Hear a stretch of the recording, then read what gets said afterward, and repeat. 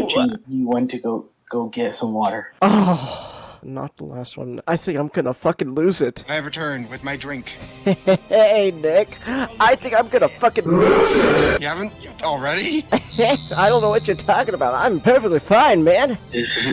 Ever since you came back, Nick. Oh my gosh. See if you can make it through here, Sonic.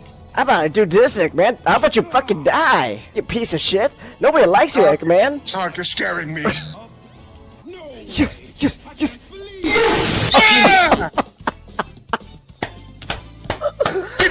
Alright, Sonic's story is done! Yeah! Golly, I've been waiting to tell you this.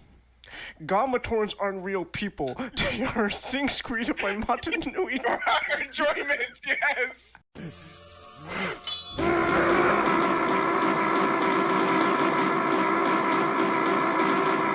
That's enough. I am alive, and in your debt, my sister. Tahoe, are you okay? I'm no longer sexist. There's all the links and all that in the about section. If you're watching on the replays on YouTube, all the links in the description. Look at that! Hey, did you see that? The fucking cat just spun into a little ball there. Let's go! Hey! 808! Hey, who's a good kitty? Who's a good kitty? Oh, look at that! He's playing patty cake with a cat. Oh, oh, there's a little robot doggy. Hey, boy, hey. Hey, who's a good boy? No, come back, doggy. I want to pet the robot dog. So, Nakai, what brings you to this place? Is your problem inside? I don't think it's anything in your head. The problem must be in your pants. What are you saying? Hey, what are you laughing at? Don't you laugh at it! Sorry, I was right. There is something wrong with your tackle, isn't there? I have a hard problem, arrhythmia. It's not small, damn it! She's shuffling about relentlessly, constantly swinging one leg over the other knee and then back again. She has a very irritated look on her face. Something wrong? Yes? No? Yes? She closes her eyes and draws in a deep breath. Hisao, you might not want to hear this, or maybe you do. I'm having my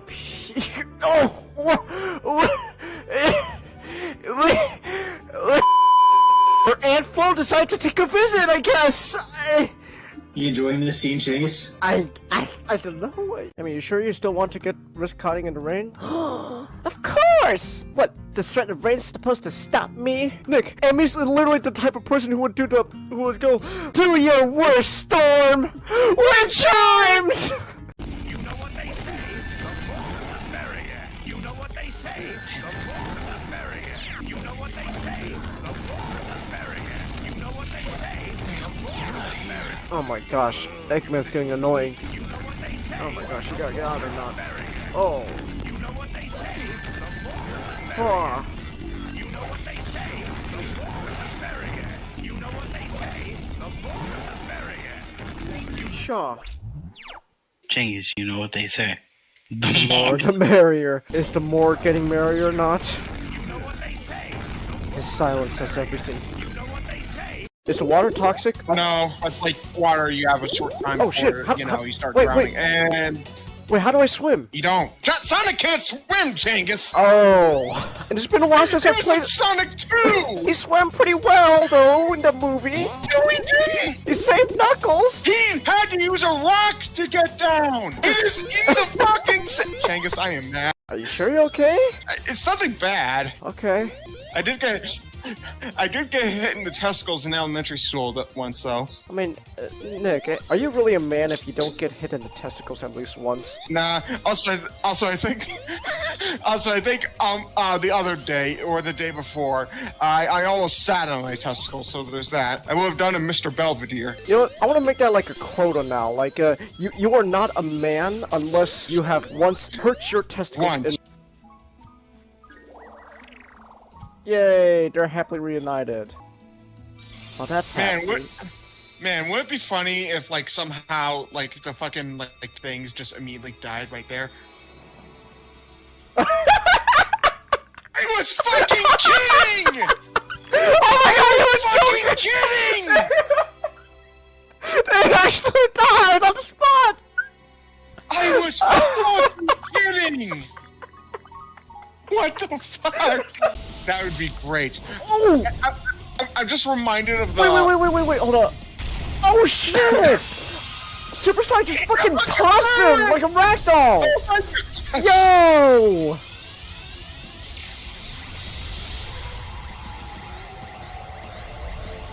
Oh man, these Super Sonic fights are so fucking hype. I love it. I love this series, Jenkins. Oh, this is amazing. Oh my god, are we gonna do what I think we're gonna do? Are we gonna? Yes, we're gonna fucking use the big sword. Oh my gosh! We're gonna use his own fucking. Wait. We're gonna use his own fucking sword to kill him. Oh shit! Yo! Oh my gosh! Oh! Shit! Oh! Yo!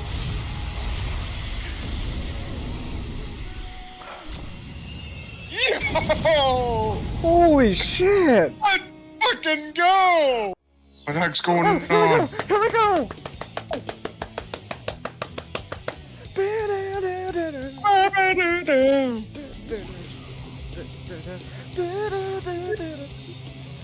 I'll remember the chorus to the song. Live and love. Live and love. Oh, here we go. Yeah, till tomorrow. Works of yesterday. They probably dodged a bullet with, naming off the way he did. The way they, Nemesis the way they did. There we go! Yes! God, this level's so fucking annoying when it comes to S ranking. I have to use the restroom. Yeah. I'll be back. I gotta go find my phone.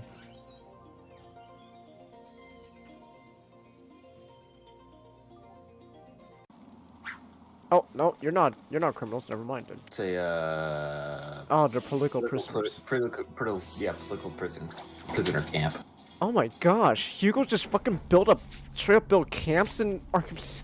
What the fuck? Dude, no. They built it to keep away from the other prisoners. Oh, they're homeless camps. Oh my gosh, Genius. When you said camps, my mind went to, oh my god, Hugo built those fucking camps in Arkham? They're like my mind went to fucking World War II Germany camps. Strange put not only dangerous thugs behind those walls, but also folks he doesn't want talking about him. Okay, well hold on. Actually, I have to ask Nick. So, he didn't build those camps, but I have to ask, would Hugo build those camps? Legitimate question, by the way. Well, what do we I have don't here? know. Weird out-of-place plans, That- check. Mindless hypnotized That answer henchmen, honestly terrifies check. me even more. The oh-so-subtle odor of That honestly terrifies me even more. It's just, Looks like I found the entrance to Nick, Ivy's lair. you pretty much just went. You just pretty much. I was like, wait, so Nick, would Hugo Strange build like, the fucking Nazi camps? And your answer's just, eh?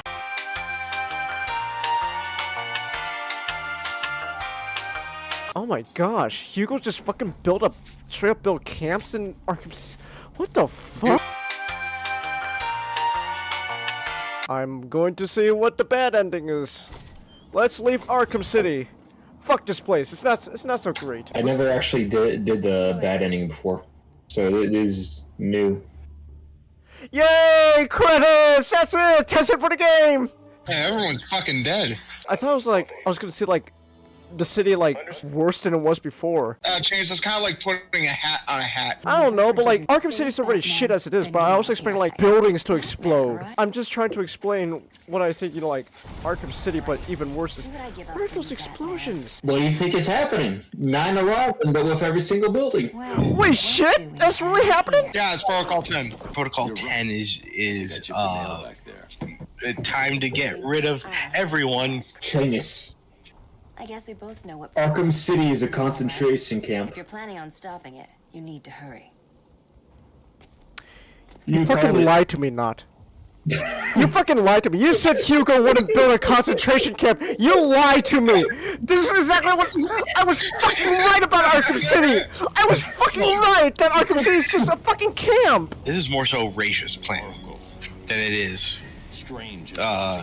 Hugo's? He doesn't know. No, I was able to like put two and two together. Like, oh my gosh, who's able to fund all of Hugo's batshit ideas? Like, oh, it's probably Raish. You have become the Batman, I've become the Batman. and now you're Batman in one giant concentration camp. Oh my gosh, it's fucking hot where I am. You know what? I'm just gonna wait till my parents just fall asleep, and then turn the AC back on so I don't have to hear them complain about it. Mashnik, how cold is your house right now? I put my basement on 69. God, what I wouldn't give for 69. Please clip that on the cut. Oh, Jazz. No! No! Just a quick reminder that I do have stream elements. You can tip, donate, etc., whatever you want to call it. You do not have to if you don't want to.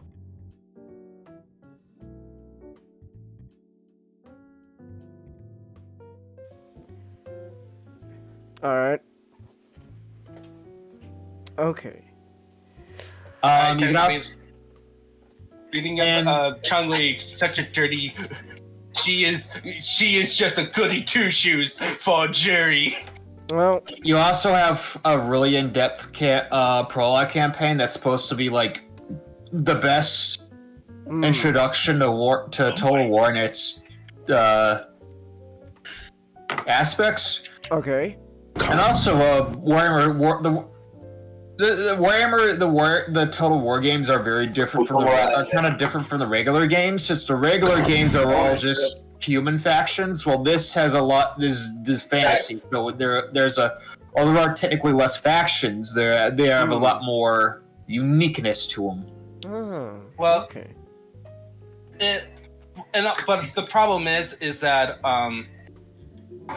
with the older games, you're able to know the general thing of what everyone can do, but not in fantasy, because of they use fantasy creatures for their whole thing. Okay. So it's a good, it's a give and a take. You get cool shit, but you can get surprised by cool shit. Hmm. Okay. Yeah. Also, Warhammer 3 has there's all the games are able to buy Bretonia and Warriors of Chaos are free from the beginning. But Warhammer 3 also has 7 other factions compared to the 1 and 2's 1 and 2. Ah, okay. You get all the demons. You get Khorne, Zeech, Slanesh, and Nurgle. And then the Chaos Undivided. You also get Kislev, which is like Poland to Russia, European nations.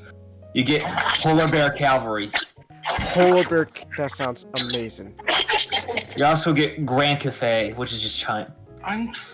Huh. That is so annoying. What, it's just fantasy China? Yes. Yes. There's fantasy because that's so the Warhammer setting is we just make a fantasy version of whatever culture we like. You have to see the map. The map is it's basically Earth, but like a couple times bigger. Alright. Also, Earth you're 12 times bigger with a donut. Alright. There's the thing is that you're also able to play against these factions in a game mode called Immortal Empires.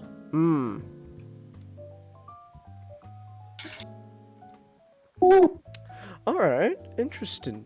But you're not able to play as these factions, the 1 and 2 factions, unless you actually buy their games. But you don't have to download their games to play it on 3. You just have to own it. Okay. Alright then. It's so green, Chelsea. Well, yeah. I have. Okay, here. I have jungle fever. Here's a map of. Alright. Oh, that's. As you can tell, it's just. That's a lot of land. It's just. As you can tell, it's just the world. Hmm. Go with like Atlantis right there. Oh. I hear a dog. Is that? I hear a dog barking. Whose dog? Yeah, I heard that too, Chelsea. Yeah, I heard the dog. I was like, oh, there's a dog barking. Don't. Neighbor's dog. Ah. Calm down, boy. It's okay. It's not gonna hurt you. He's not a scary Mexican man.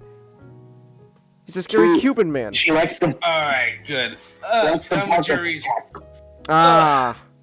He likes to bark at cats. jury's done, so that's leaving to Luke, Chungling, and Ryu. Okay. How many more are you gonna be playing? Yeah, here's Well, China.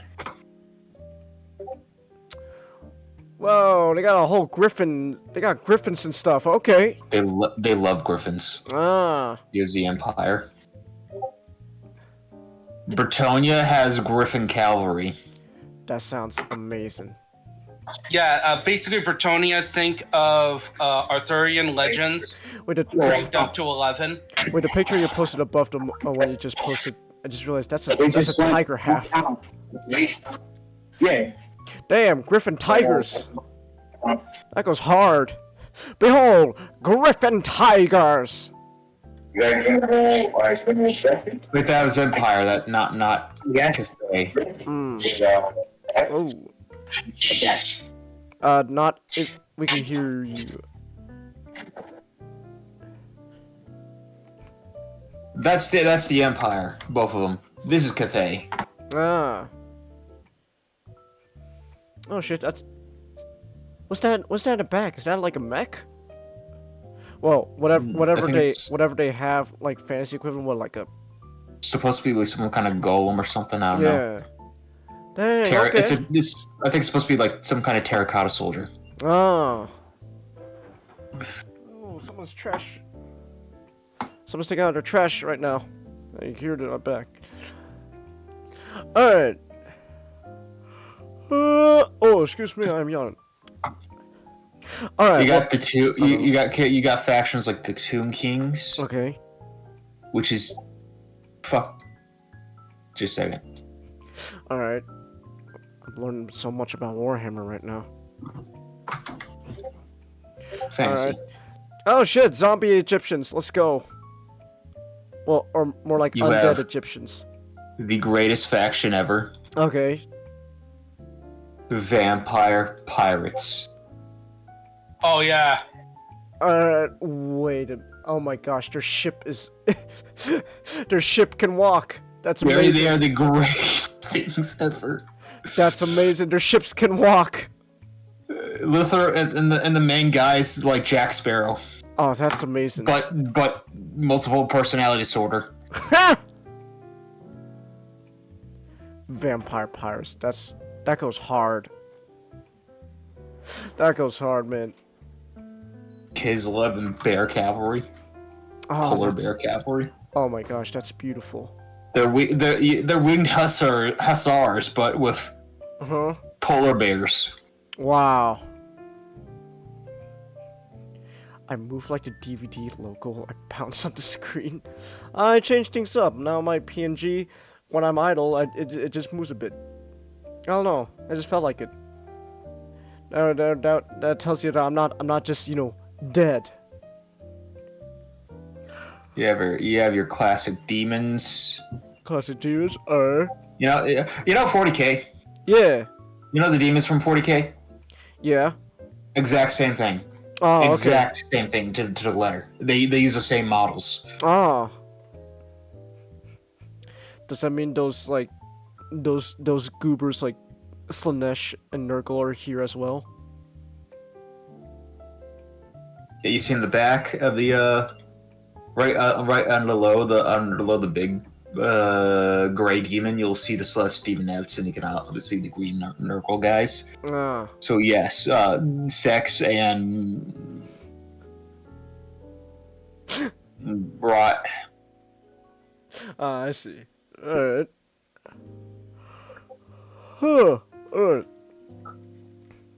You got Vikings with woolly mammoths. Oh my gosh, that's amazing. Is that a dragon too? I think that is a dragon. So they got dragons and war mammoths. That's beautiful. You have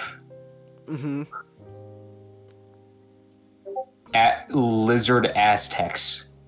Oh my gosh, the Aztecs have dinosaurs. Yeah, basic. Oh, and they're from space. Dinosaur Aztecs, okay. No, and from space. Alright. You got giant rat people. Oh yes, they're my favorites. They're one of my favorites. Think of every single trope involving Ratman mixed with World War One. Alright. Master Splinter. Alright. There's a whole faction of evil Master Splinters, and they're so evil they backstab each other. It's like a whole nation of Starscreams. Alright.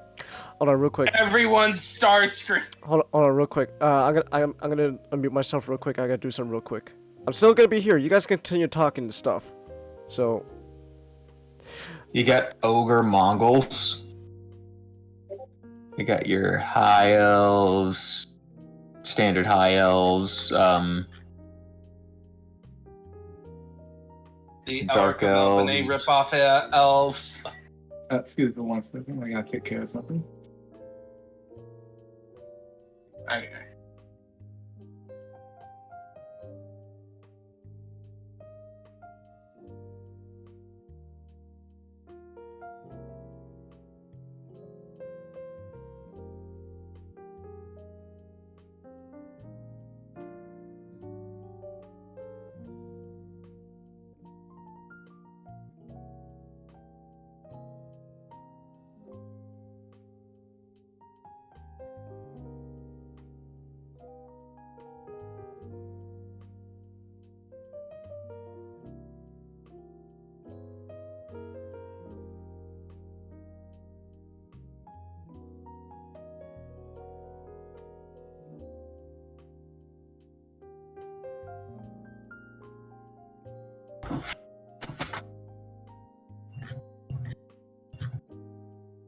I really want.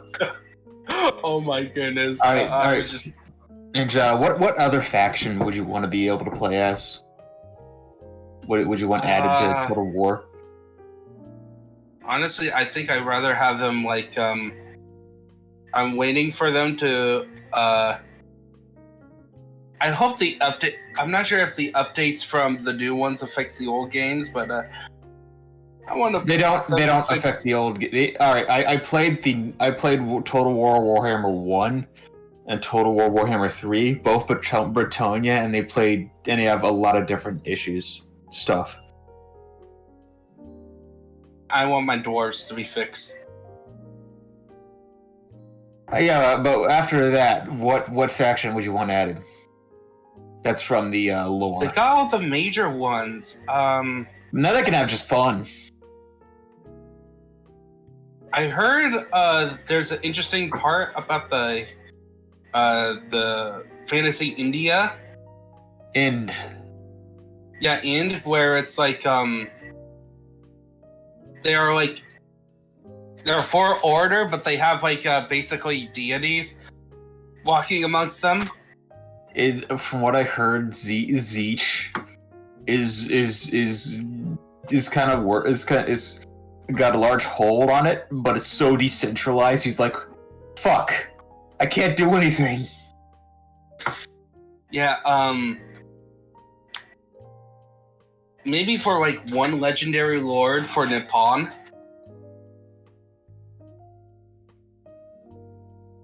I want to see the Arabians. Yeah, that's the problem with the Warhammer world right now, is that there's not a lot of only recently we got Kislev and Grand Cathay getting developed, and they're supposed to be the major powers of order that was alongside the Empire. You still got a lot of. Well, if you want a good, if they're planning on making a Warhammer 4, or just doing a whole bunch of DLCs, and just doing DLCs for the rest of the time. Japan, Nippon, it's a good place.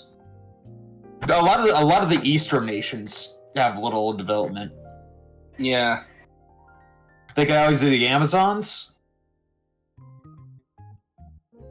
That seems more like I could imagine them do like as an update to like the Lizardmen, like a legendary award for the Lizardmen. Or like I feel like it could start out as a legendary lord for the Lizardmen before spinning it off to its own faction. Yeah, I like so there's a channel I watch called Great Book of Grudges, who covers like fantasy, Total War stuff. And he points out that I think it's a Great Book of Grudges, probably another channel, where some of these factions, there's just not enough information. That's what happened, but they no, like his idea is like, okay, they don't have like big impact of the world. They don't have a lot of lore behind them. They are perfect for a legendary lore slot, like a mini pack. Instead of like, we need to come up with 3 and possibly more legendary wars, you know, for your main characters. Just make like 1. And then it's like, okay, that's it for this faction, because it's a minor faction in the grand scheme of things. It's like a halfway between a DLC, but also its own thing, so that you can still have the flavor of the original of the faction. Not a lot of time. What are we talking about? We're talking about what new factions. Oh, okay. Do we want to be added?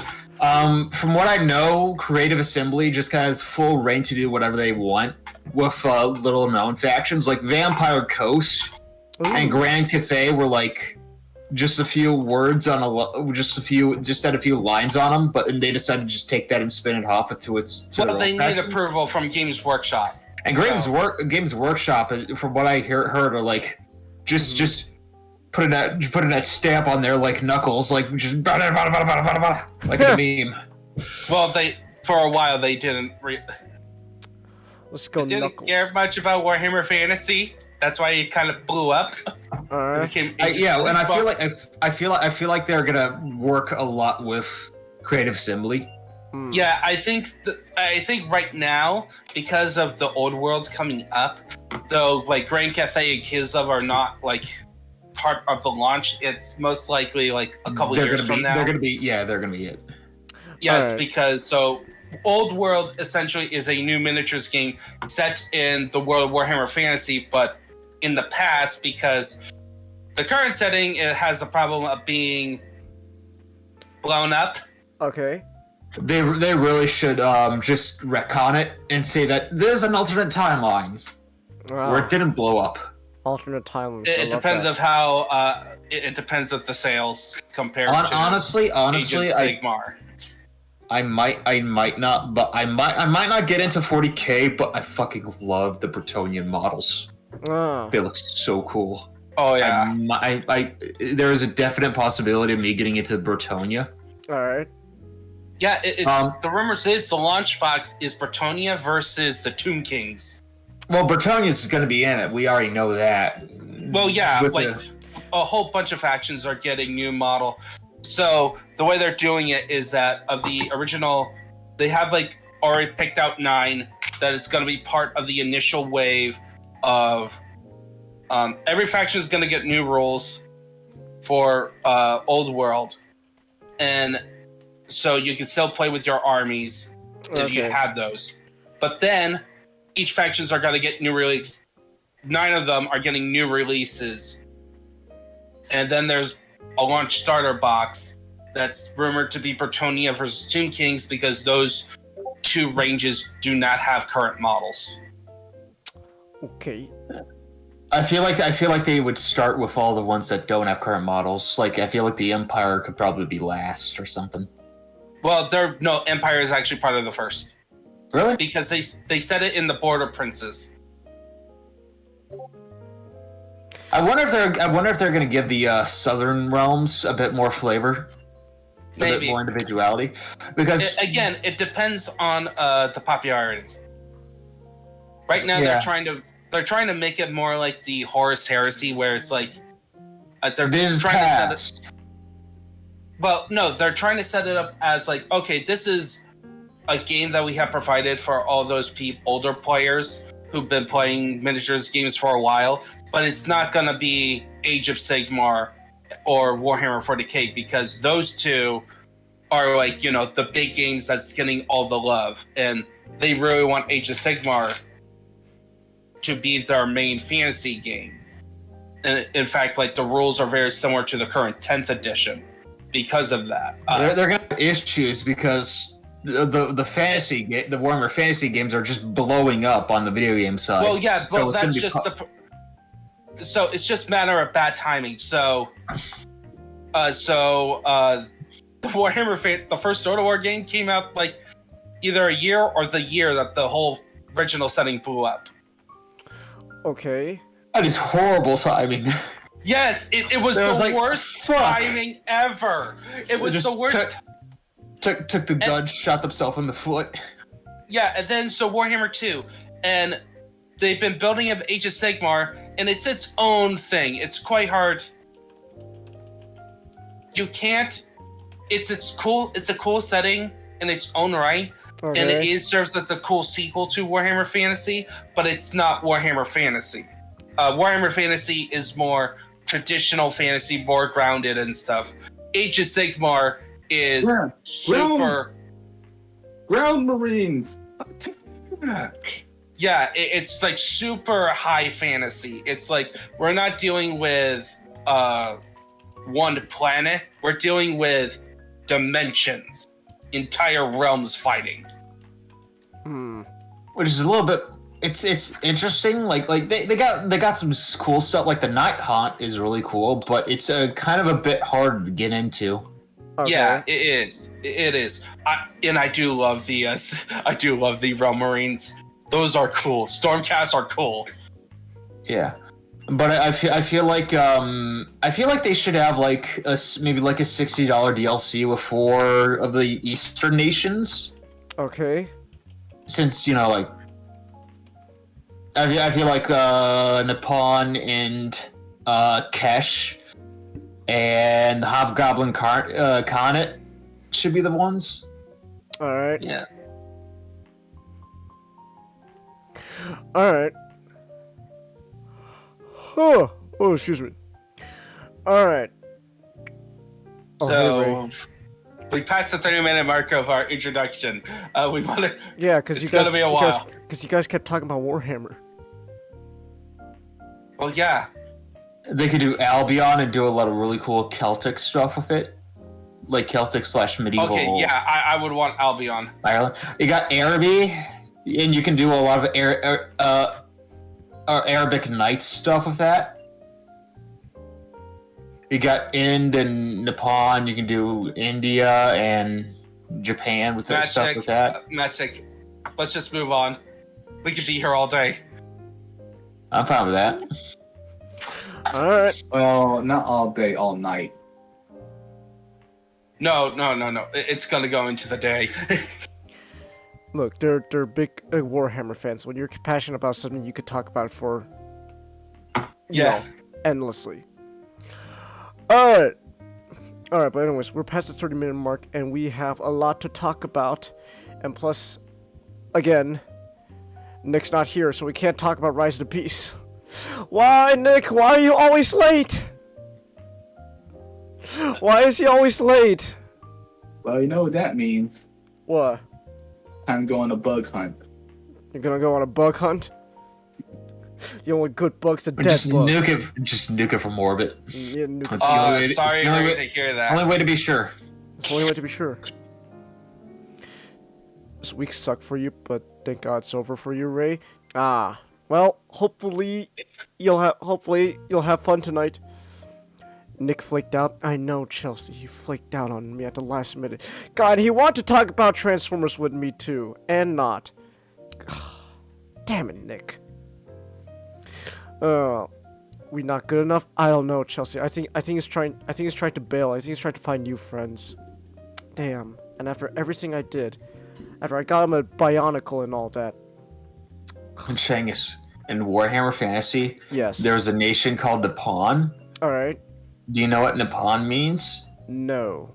It's literally the Japanese version of how to say Japan. Huh. And it's literally just Japan. Nippon steel. So Nippon. Nippon. They literally just have samurai and shogun. Uh-huh. What you were saying, not? Nippon, land of sun. Yes. Nippon. Yes, I know their language. Konnichiwa. I don't know. Yamete. Alright. I remember. I'm just remembered. There was like this one meme. It was like it's like those memes like Pornhub comments. It's like, oh man, this girl. She's I don't know what she's saying, but I like it. She's repeatedly saying, "Stop it, stop it." Oh, well now I feel bad. Frieza no Yamete. Nick going to flake out on tomorrow too, Chelsea? I don't know. I'm not sure, Chelsea. Again, reading Sonic comics was his idea too, so if he flakes out, then... Oh, man. I don't know what else to say. I don't know what else to do. Alright. Oh, excuse me. I'm yawning again. Alright. The Arabians have, like... Oh my gosh. Such fun stuff. They have, like... They have camel... Camels? They have camel cavalry. Camel cavalry? They also have, like, what was it called? Flying carpet cavalry. Arabian Nights. I shall show you the world. All right. Shining. All right, I'm gonna have to be the one who has to try.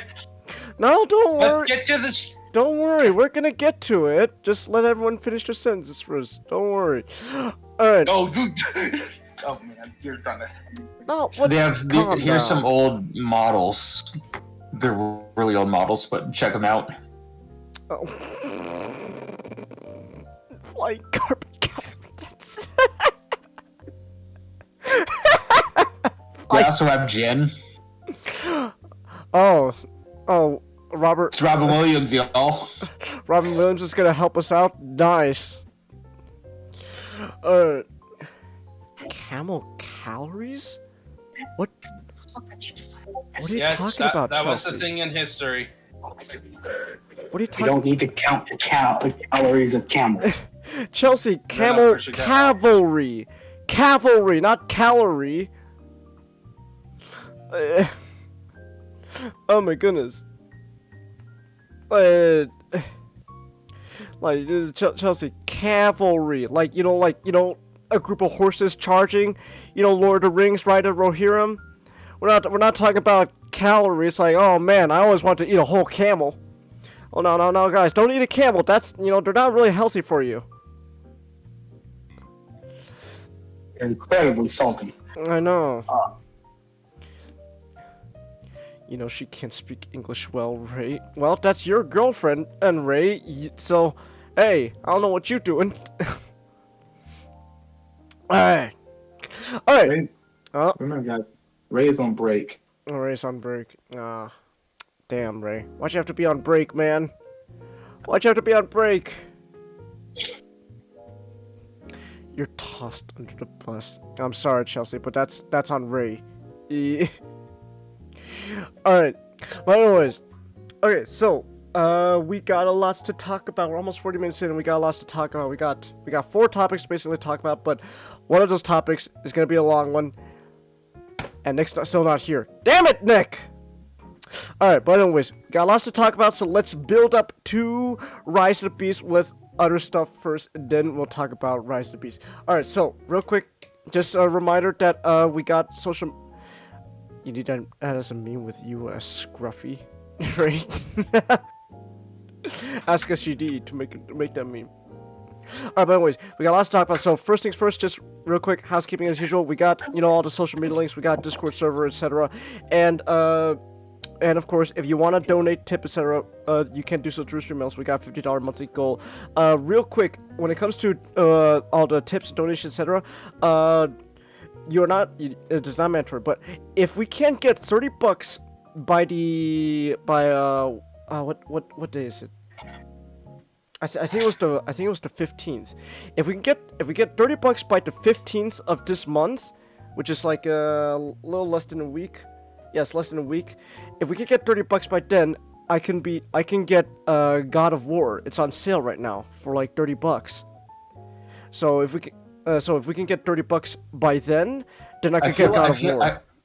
I feel like you should probably wait on your money until like the Steam summer sale. When is that? Like next month, I think. Next month?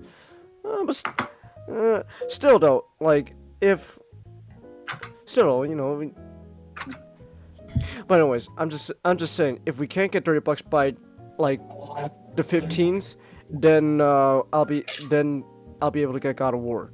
Okay, it starts on the 29th, so that's like the 29th. About over 2 weeks away. All right, but anyways, so with that all said, then we can go on to all our topics before Rise of the Beast. We're gonna build up to Transformers. All right. So first, it's another hot topic of the week. Everyone's jiving about it. It's Street Fighter. Just a quick reminder that I do have stream elements. You can tip, donate, etc., whatever you want to call it. You do not have to if you don't want to. It works. You all right? I'm just like looking at the stream just to see. Okay. No, I was talking to Kami. He was. No, my stream is like probably I was talking to Comet. Okay. I was asking if he's all right. He was saying something.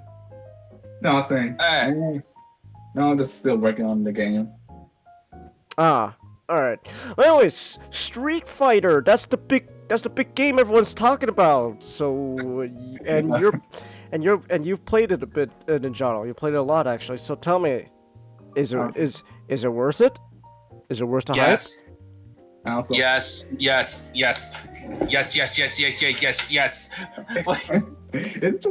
That's quick side note. It's just me on the cover of Street Fighter look like Luke doing his best Popeye expression. Yeah. Luke, eat your spinach.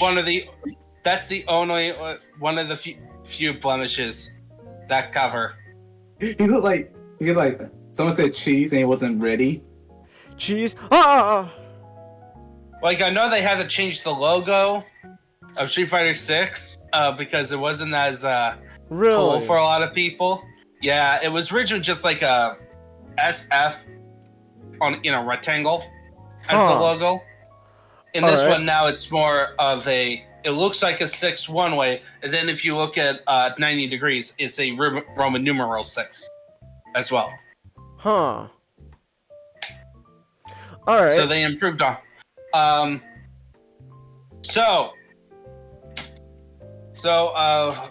much do you remember about the history of Capcom fighting games when the last time I talked about it? Not much, other than that they didn't really do a good job when it comes to treating their games.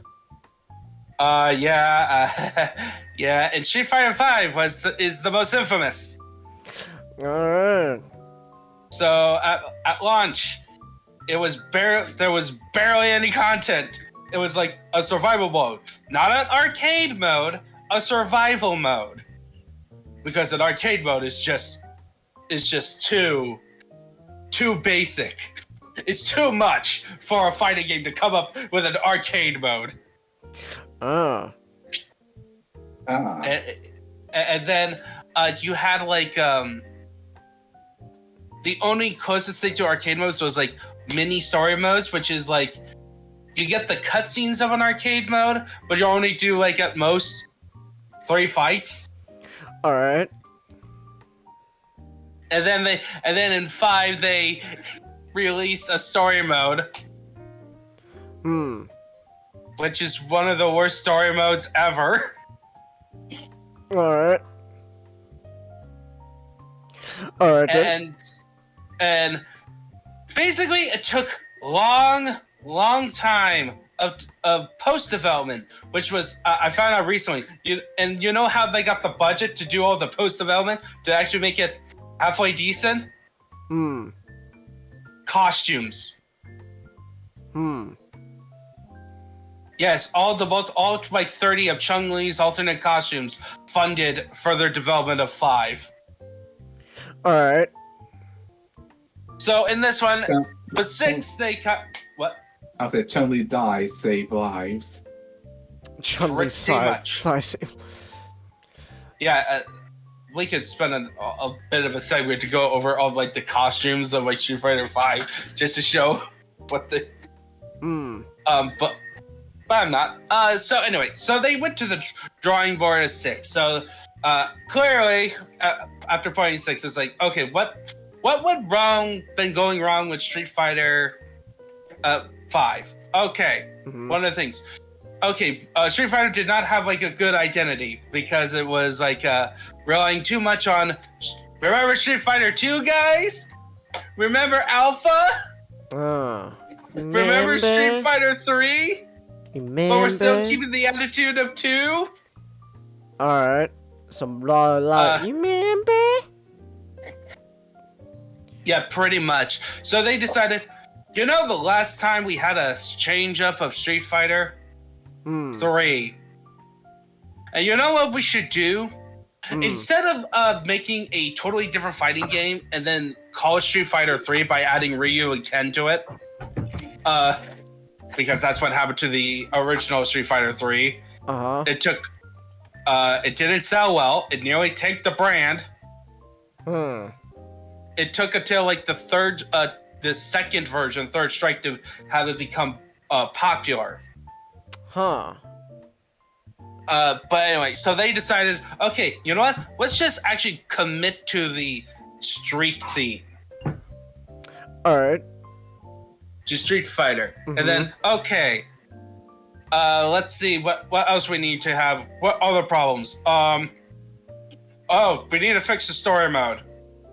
We need to actually have an arcade mode. We actually need to have a lot more modes to fighting. So you get Extreme Battle, you get great online, all that stuff. But anyway, so then they added, we need a good entry point. That was one of the problems we had with Street Fighter 5, is that we were trying to make it into a good entry point, but also an entry point to make people into competitive players. We should just make a good casual mode that is also conveniently give them the skills to maybe go on to play online. So let's do that. Okay, let's do World Tour mode. All right, so in between Street Fighter 5, which is in terms of the chronology of Street Fighter games, it actually gets confusing because 3 exists. 3, 4, and so you got Street Fighter 1, right? Alright. Followed by Street Fighter 2 in release. But there's a prequel series that was developed after Street Fighter 2 called Street Fighter Alpha. And there's 3 games in that series that takes place before Street Fighter 1. Or Street Fighter 1 is one of the games in there, okay? Alright. You think that's simple. Then Street Fighter 3 takes place in the future. Okay. Where all the characters are older and I can see the future! Yeah. But then 4 takes place immediately after 2. Alright. And then 5 takes place after 4, but also some of it takes place after 3.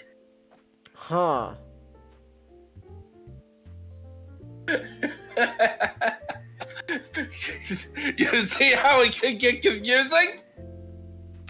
So anyway, so 6 is takes place in the latest game in the timeline, okay?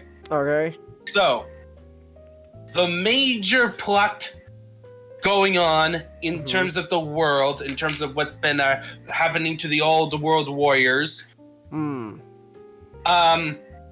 Ryu, who's the main character of the series, his journey to conquer the Hado, which is like a special power that if you indulge it too much, you become Akuma, which is this raging demon thing. Okay. He has achieved perfection. Now he is like the master.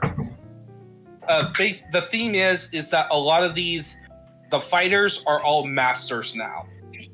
They're at a different place in their life before being like world warriors, being like Avengers. And then Chun-Li retires from being an Interpol agent and is now in Chinatown, Metro City, training people how to fight about all the glories of Kung Fu. And Ryu is just hanging out in the temple. Zangief got misread somebody requesting a tag team partner. Okay. It was actually but that person meant partner, real life, like partner for life. Huh. That was Marissa, by the way. Ah, Comet's waifu. Yes, Comet's waifu. Alright. Yeah, so that was fun. E Honda has now a Japanese restaurant that has a sumo ring in it. Okay. And also, I kid you not, as people who work there have to learn how to do the sumo headbutt, but in order to fly. Okay. Yes, in this world, martial arts moves can have you fly. Awesome. Like you drag a... Well, shit. Well, I wanna learn to fly. Yeah, so you can do it multiple ways. You can spin your legs around while you're upside down, like Chun-Li, or you could do the Dark Hado method, like Ryu and Ken, or you could do the sumo headbutt, where you just launch yourself like a bullet, straight on.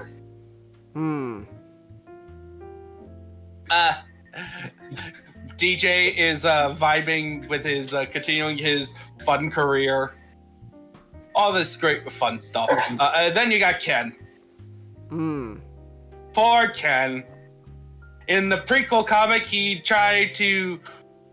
became a victim due to some very stupid decisions involving trying to help this tiny nation called Narshal get on its feet by hosting a tournament and using all forms of money laundering schemes, including crypto. Oh no, crypto! Changus, just do your whole crypto bit because I know you're gonna do it. What crypto bit? Oh, Zoid Scoob! Crypto! What are you talking about? Yeah, you keep like every time there was a time where every time you mentioned crypto, you kept on repeating like the whole Zoink Scoob. I don't remember that. I think it was just a one-time thing. I think just because we were just making fun of, I think it was because like the maybe at least twice. It was like you did it multiple times in a row. What? I don't know. I don't know. Maybe it was when we were talking about like the FNAF trailer, because you know, because I think it was like during the FNAF trailer when we were talking about that, like Zoink Scoob, I was the man behind the slaughter. Yeah. Okay. So it all ended up with Ken being accused of being a terrorist, which he wasn't. Huh. And he was proven innocent, so he is cleared, but he is so shaken. He suffered emotional damage so hard that he just like can't even go back to his wife and son. So he decided to become a construction worker, leading into Guile's arcade mode, where he's just going around the world looking for Ken, beating up all the fighters just to look to Ken so that he can scold him about leaving his wife and son. You left them for a crypto Ponzi scheme. By the way, I just love it how people originally thought it was Ken's wife leaving him, taking the kids. They took In fact, it's the opposite. Took the kids, Ryu. She took the kids. But now it's like, oh, the reality is, oh no, he's just so emotionally damaged that he's refusing to come back to the wife and kids Alright. because he lost the will to. He doesn't understand what to fight for. Anyway, so that's all the background stuff. That a lot of it is actually covered in the arcade mode. Huh. Which is that, like, the whole point of the arcade mode is to set up little arcs to either explain who the new fighters are, and who are new fighter ready. Yeah, and what have the old fighters been doing? And but that's not like so. The whole story mode is about your main character, your created character. So you can make whatever monstrosity you can make, all that fun stuff. Huh. And you are under Luke, who is the character on the cover. Right? And you're being trained by Luke just to be a great martial artist. Like, your motivation given to you by the game for your character is to find the meaning of strength. So your base, the idea is your character is trying to learn what it means to be strong. And during your first tutorial level, when you're trying to learn the game, you get a rival named Bosch, who is later revealed to be a person working for the resistance movement in Nashal because of shady stuff going on in Nashal and, independent developing country. Which, spoiler, it will become the center of a martial arts tournament run by JP. And you know what that means in any fighting game. What? Usually tournaments are not done on the upside. There's always something nefarious going on. In fact, it makes it... Yeah, usually the tournament organizer is having an evil scheme involving the tournament. It actually becomes an important point in another series called King of Fighters. When they rebooted it with King of Fighters 14, they made it a point that the guy who ran the tournament actually was doing it legitimately.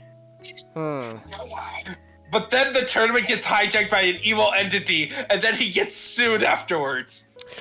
Okay. Because everyone thought that this was all on purpose.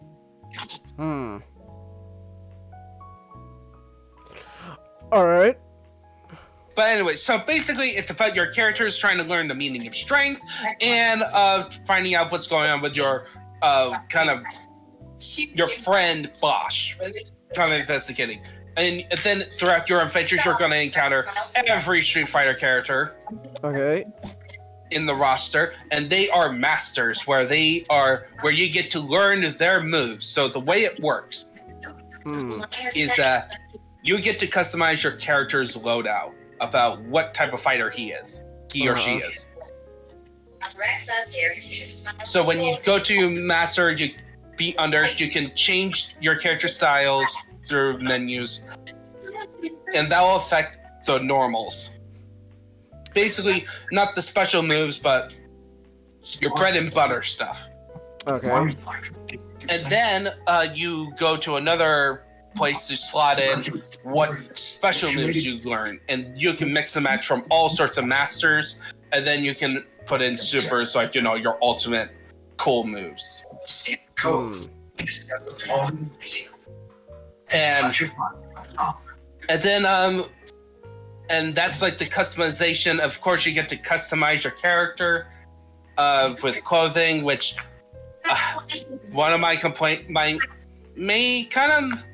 biggest complaint in the World Tour is that in order to find the cool stuff, you have to beat people up and perform certain requirements.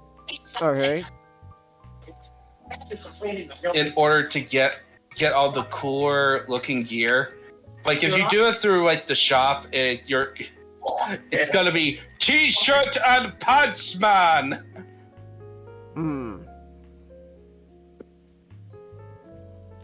Okay. Like, not really a on the more generic stuff, not the cool stuff. Alright.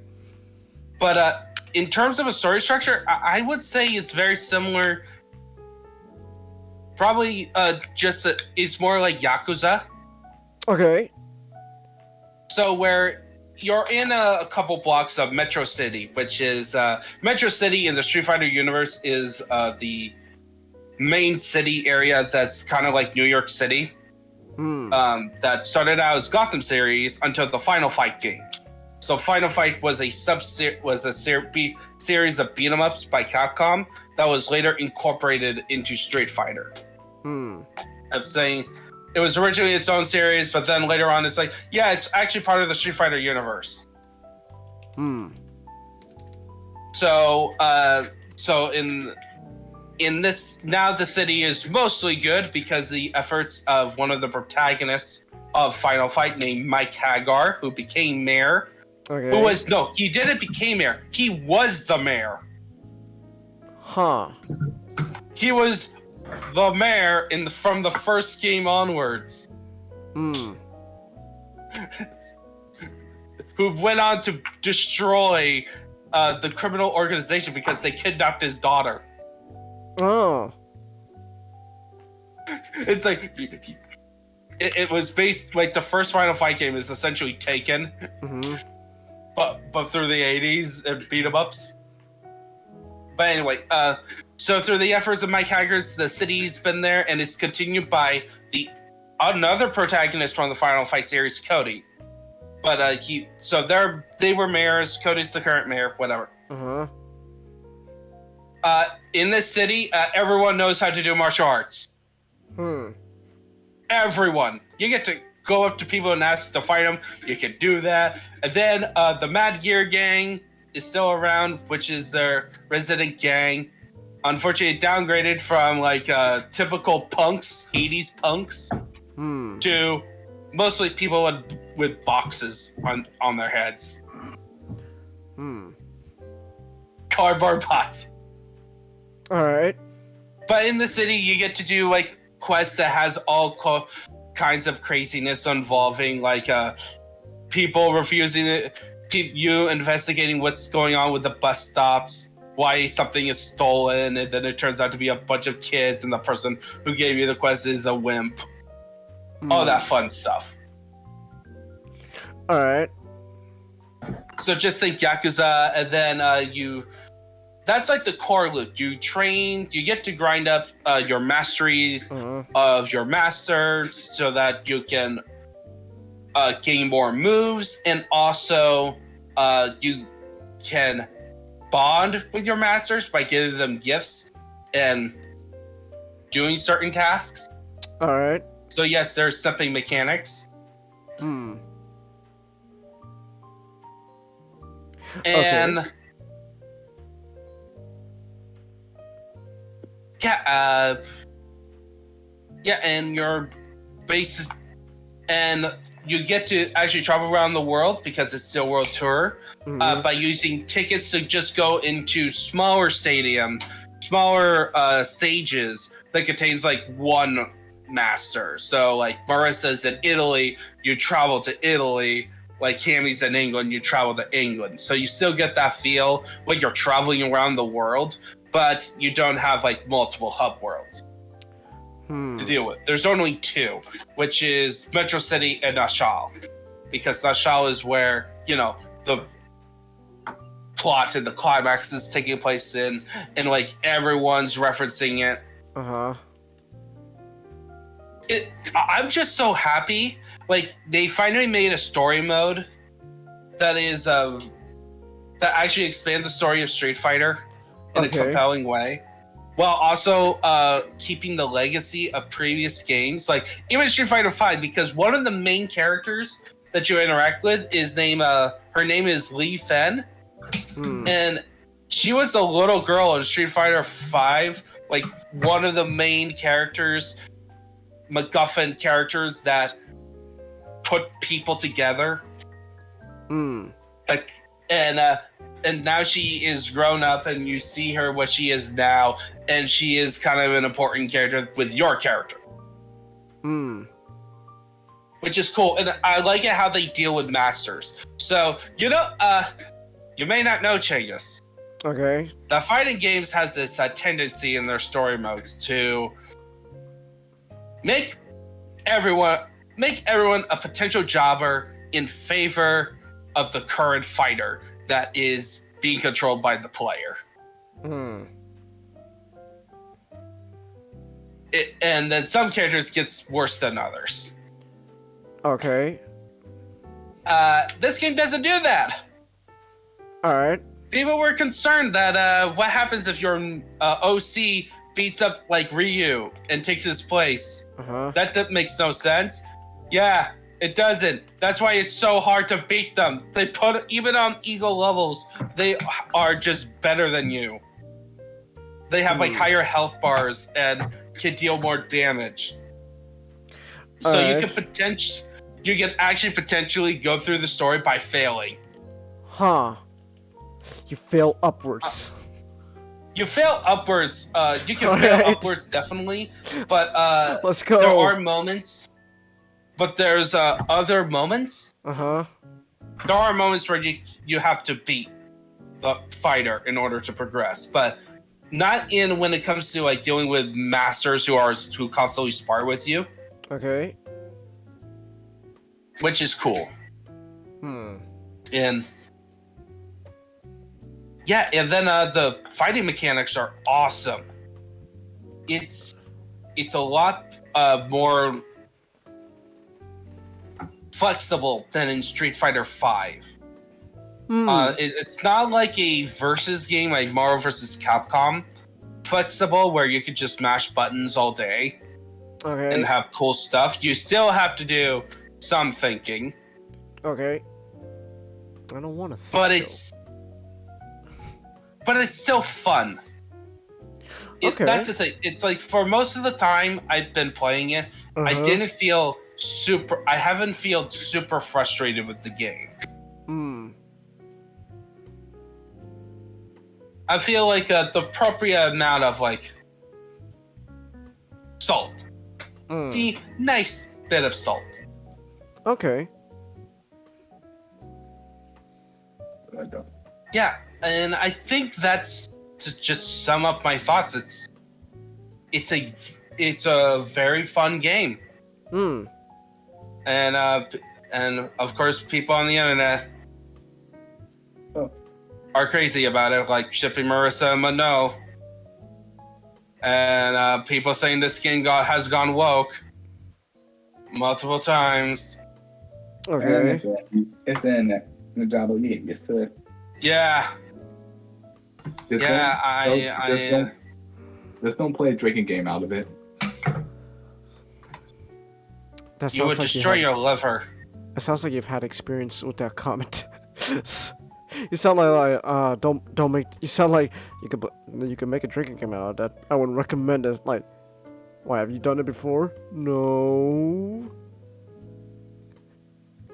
Like lately today, I learned it's like, oh yeah, Capcom employees see that they changed something called like the ESG policy, which is like seems like a score that's connected to companies and politics stuff. Or environmental stuff. Okay. It's like stands for like environmental, social, and government. Okay. What does that have to do with the game, though? Exactly. They just say like the company's gone woke. Has it? Well, it's not the same as. It's much like any other company. It's not the same as like the 2000s. And they don't do Capcom, a lot of right. Yeah, and it's like based on Resident Evil, they tone down some things like they're not really interested. Yeah, they're not really interested in sexiness in some parts. Or toning that down, but aside from that, it's that's all right. Like if you look at the Street Fighter characters, they don't mind putting a Cammy back in her original leotard, showing her butt, and they put efforts into animating characters' butt animations when they do a kick. Woo! I mean, Let's go jiggle physics. Yeah, even though like it's so far away because it's a fighting game, but people notice. People notice. It's kind of funny. I saw there was this YouTube video, and they were showing Jiggle Fist, and they even gave E Honda a jiggle. Huh? They gave him like belly jiggle. Belly jiggle. My question is, how do people notice this stuff? Never underestimate what people with a lot of free time can do on the internet. Mm-hmm. Then again. Oh yeah, the game also. There's probably a chick that noticed it. Just saying. Highlight you get to when you hang out with your masters, you get to learn more about them. Like I learned that Chun-Li loves guns. Based. Guns.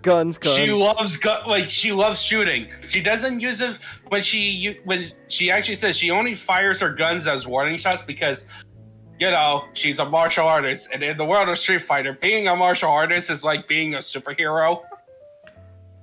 Guns. Like guns are completely useless in this setting, but she loves shooting them at targets. Guns.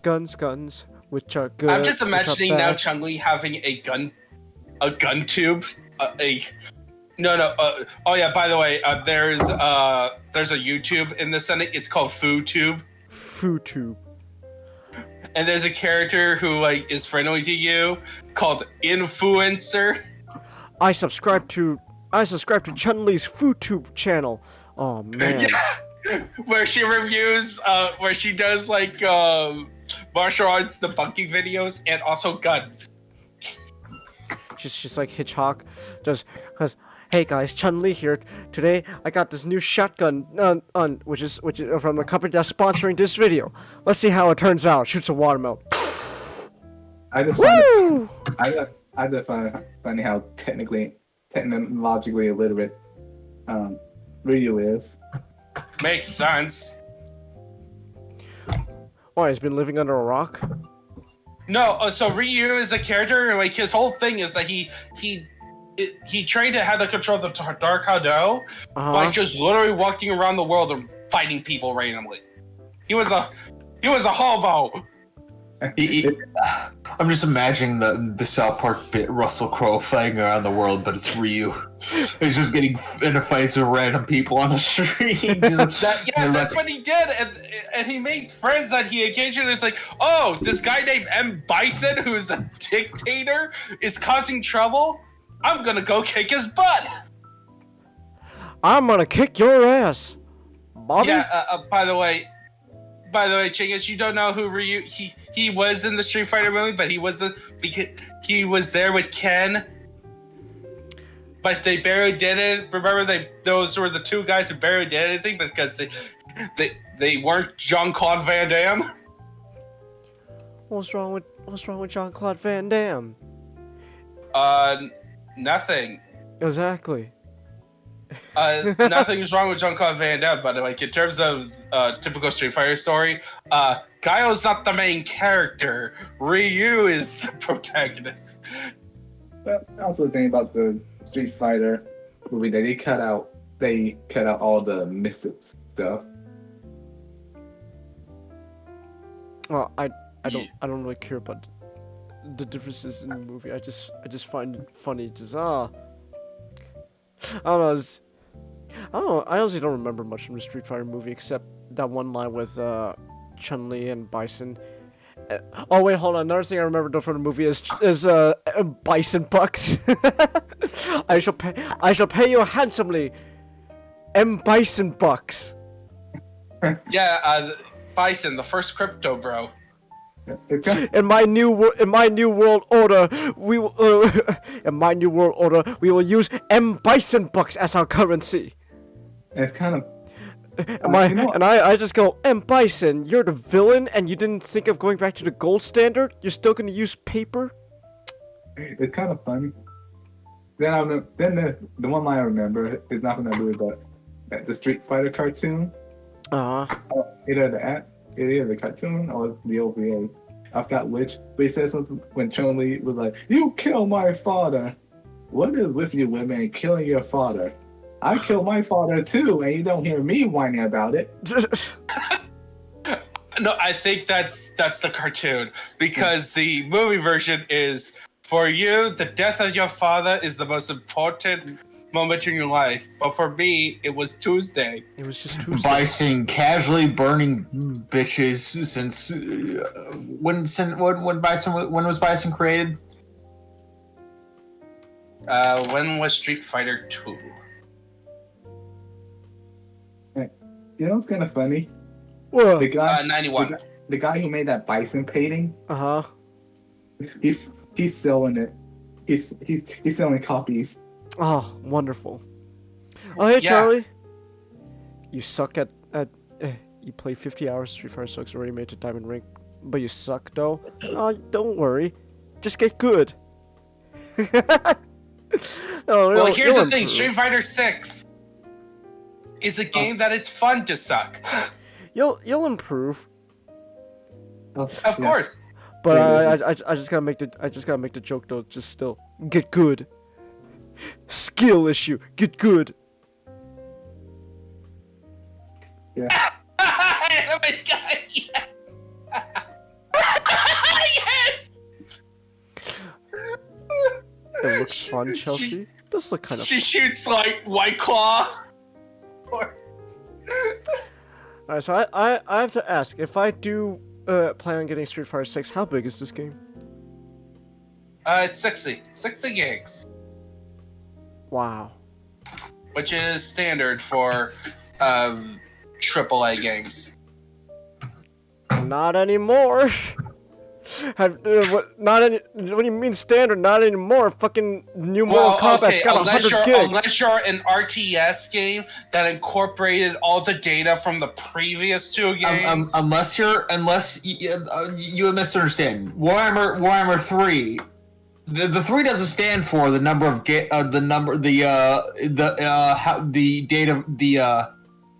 it's been the third game in the series. It stands for how many games is in this game.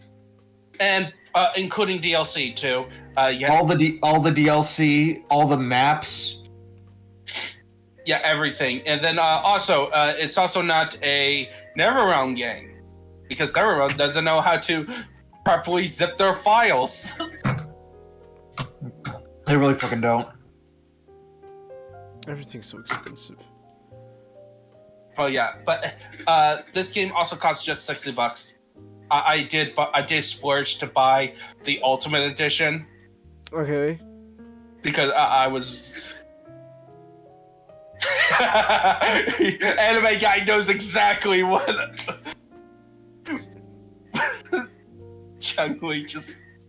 But also, Cammy, she would actually be a cat person.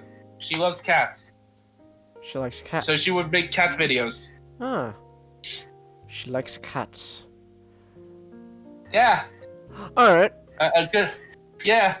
But, and Marissa loves jewelry. So, but oh my. And Jerry is a special case. Alright. Alright. Anything else though you want to say about Streets of Fighter?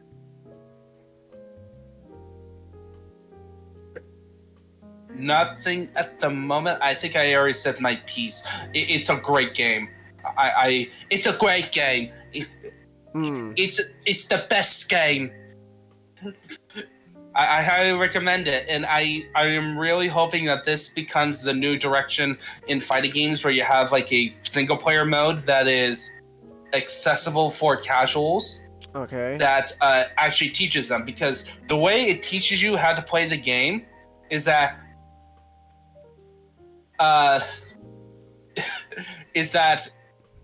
while the game has modern controls, which is not makes a 6-button fighting system plus an additional buttons for additional mechanics to a 4-button system. Okay. That is closer to Smash Brothers. So if you play any Smash Brothers you're kind of know what type of controls you're dealing with. But they have special side missions called part-time jobs, where the whole goal of those, in order to do them well, is to use the mechanics of a typical fighting game, including special moves. Okay. So that's how they teach you. All right. They teach you by having fun. Yay, fun. Drugs, drugs, drugs. But yeah, I would say this is a good spot for beginners. All right. And plus, it's honestly the best introduction to the Street Fighter world, too. Okay. Because Street Fighter is a series that didn't really explore its world. But Alright. you had OVAs they made. Like that's the closest thing to a story of the world of Street Fighter. Hmm. They did have arcade endings, but that's about it. Like compared to like Mortal Kombat and NetherRealm, Street Fighter had always been like very minimal. But then again, they rarely retcon stuff. Okay.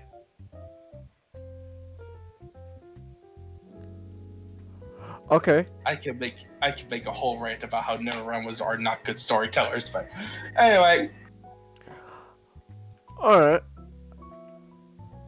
Huh. Alright. Well, guess if that's it then we can move on then.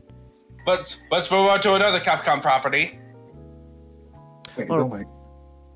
Wait, hold on, real quick, just real quick, little quick tangent. What do you mean the mass-produced Zeta and Double Zeta can't transform? Come, what's the fucking point of creating a mass-produced versions of them if they can't transform? Good frame. Oh, But the To make a problem strong is that- tech replacement. Well, the problem is like the transformation gimmick is too expensive. That's why they are. That's why they are prototype models. Wow. also, it's kind of funny. Here's a response. They don't transform. Then what's the damn point of calling it Zeta? Yeah, what's the point? Well, technically, if you want, they could have a RWS system. They could allow for a rudimentary transformation, but Alright. outside of that, like just by itself, that is just a lot of parts you're gonna need to replace. Huh.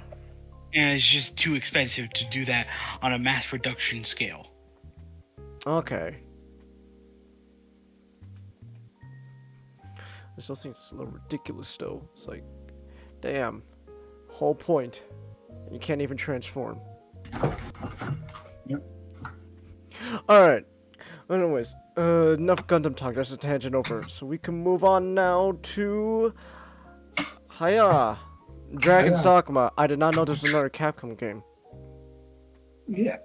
This time I talk about the main game. Last time I'll talk about the DLC in honor of the announcement of Dragon Dogma 2, which Alright. which everybody been waiting for since let's see what year this.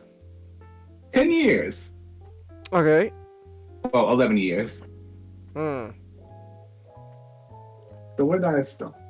What's this? Now, when Dragon Dogma 2 it came out with DLC called Dark Arisen, Mm-hmm. which is like this series of well, essentially is this in the town of Cassandra, the town you start out in. Okay. If you wait till night, you'll see this boat. You'll see this mysterious lady on the harbor that landed that only you can see since you're the Arisen. Now, for those who don't know, the Arisens are every cycle or something. A dragon comes, causes some destruction, and it find that one special person it plucks it. It takes your heart, Okay. eats it, and say, "Yeah, come find me and fight me, and you'll get your heart back." Now, and now, until you get your heart back, you can't age. You can die, Okay. but you don't age. Hmm. You know, pretty much you're immortal as long as you don't get like stabbed, hit with a rock, crushed by a rock, All right. and as long, but like I said, and you know, and they with the help you get these homoculi things called pawns Okay. who only there to serve the arisen. So with that explained, way in the main town at night, you see this mysterious girl, this lady, and you go and she takes you to this bitter black isle. Okay.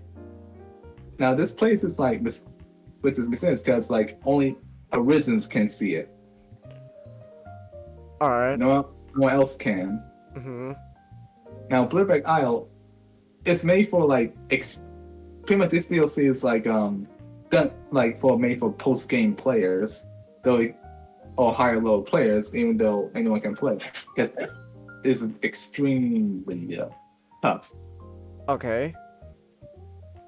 Like when I mean tough, I mean you better bring your best gear because you're gonna be hit by a lot of status. All Status, like poison, being wet. Okay. Petrification. All right. If you don't get cured right away, it's instant death. Okay. As you get turned to stone. And such and such. Now, what I like about this game is that it expands the story. This DLC that expands the story further of the cycle of the dragon and such and such. Mm-hmm. The story is simple. This character, the lady who brought you here, I think I can't pronounce that name. Okay, man. Olra. Okay. To tell you, go explore this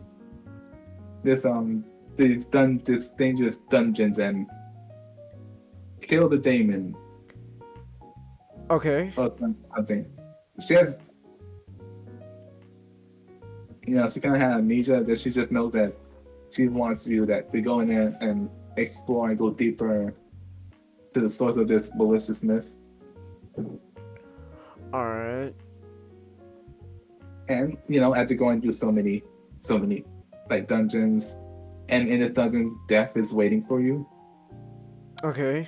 Like the Grim Reaper death, which if you get hit by his scythe, is an instant kill. All right.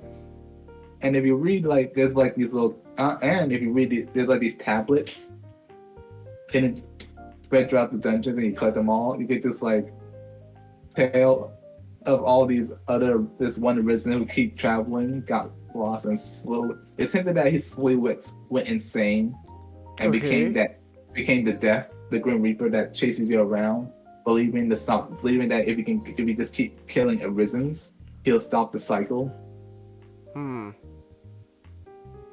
Yeah, and along the way, also, you find these corpses of I think previous arisens or pawns.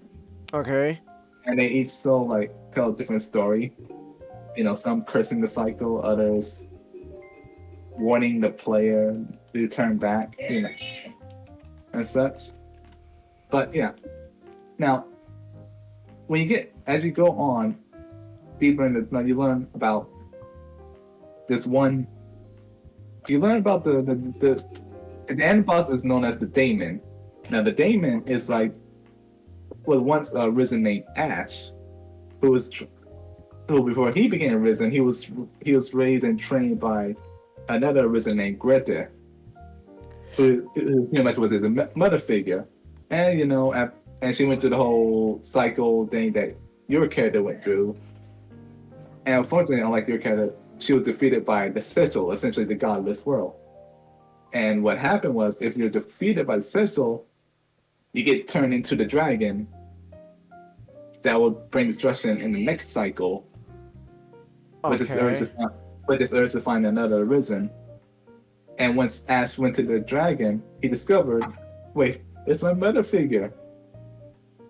And now, here's the thing.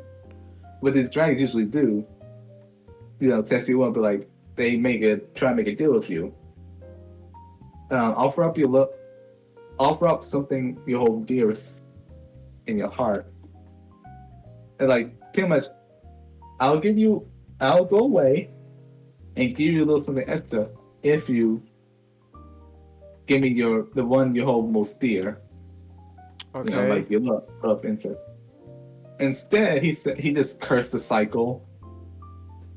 Pretty much he just, lack of a better term, rage against God and just curse it all. And essentially inadvertently wish for the power to rip it asunder. Okay. And the dragon took that wish to heart. Well, took it literally and like, okay, and killed his loved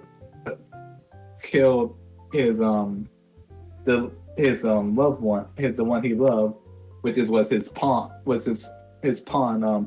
was the, dang it, how it's explain that her name is also Olera, but she's from another world. Is like, but essentially it's possession. Essentially, the aura we know is possessed by aura from the previous cycle, because reincarnation and all that junk. All right. Yeah, but overall, and like I say, of course, you eventually defeat the daemon, and free his soul, and all that. But what I really like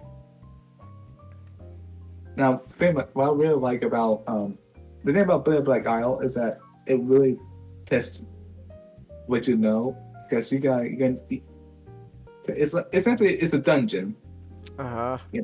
You explore, you find gear, and the higher level you get, the tougher it becomes. Like, you end up facing like 2 like cyclopses. It's called Gore cyclopses, which are like 10 times like really like huge. All right. Yeah, like one thing Dragon Dawn was known for that is fighting huge enemies that you literally have to climb up to get to the weak point.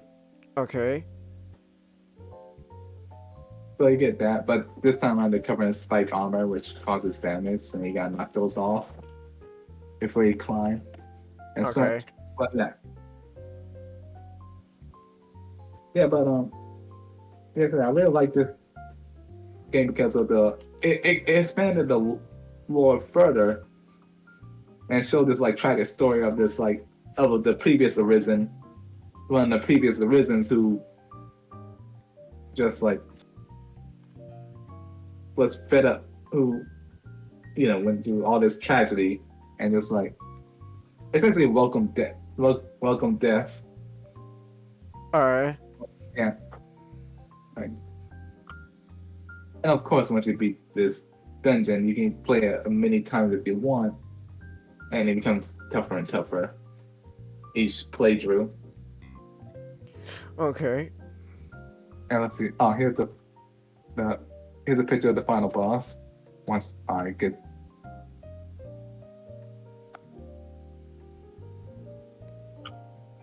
Look at that guy.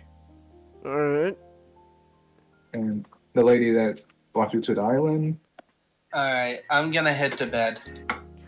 Oh, okay. Have a good night. Have a good night. Have a good night.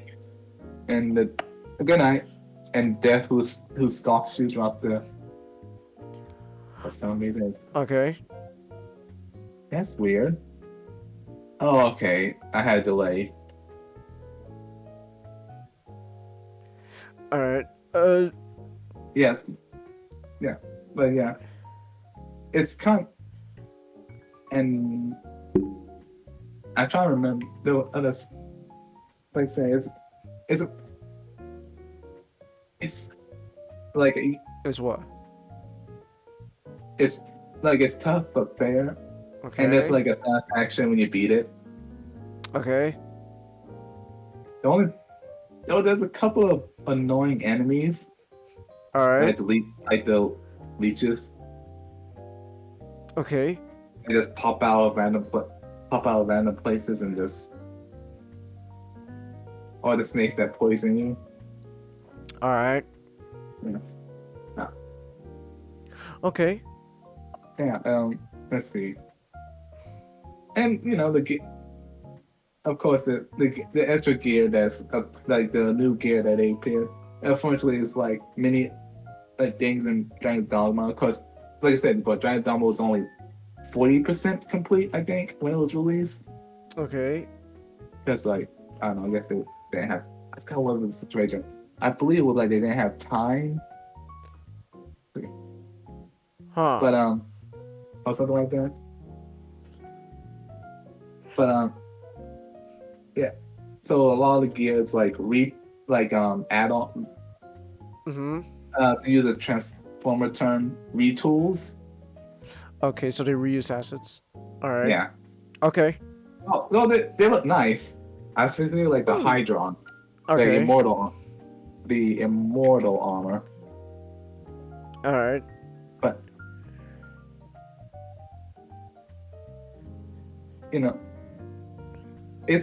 let's say it's a nice little extra DLC to already great game. Don't the one thing I kind of the one thing you what? Kind of wish is that such characters didn't like weigh so much. Okay. Because in this game, like your height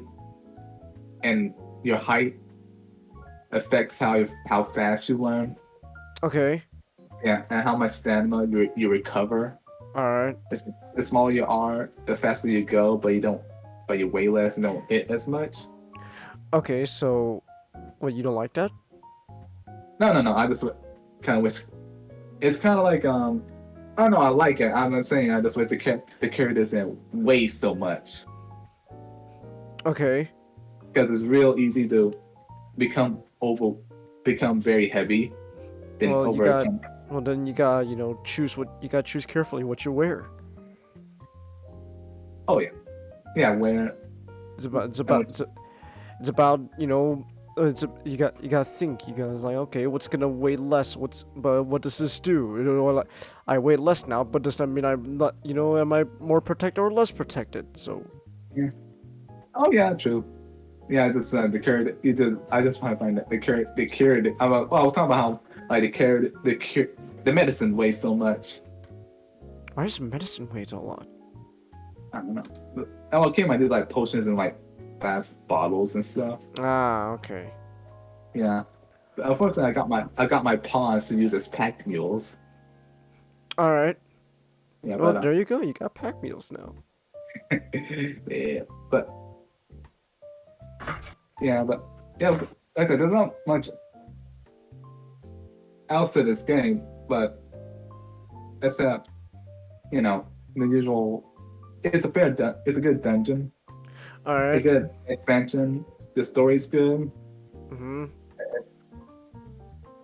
I just kind of can't wait for Dragon's Dogma 2 to come out. Okay. If this was 40%, looks like I want to see the full 100. All right. Nice.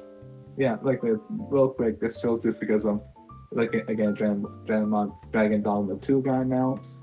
Because originally in this game there were options in those character setting, but originally they were going to add elves and dwarves and such. Mm-hmm. But they didn't have time and couldn't. And though that's an option in the those options. The options are available in the character creation. Okay. Yeah. Of course, character creation in this game is very in depth.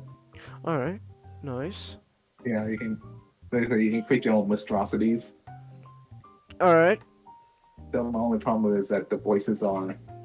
Is it the same? I think it's the same two voice actors. They just use the change the pitch. Okay.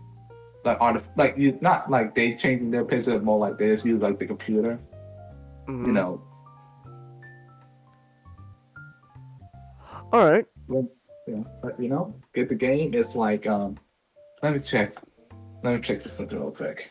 Mm-hmm. I believe with the announcement of Dragon Dogma 2, Dark Arisen is on sale.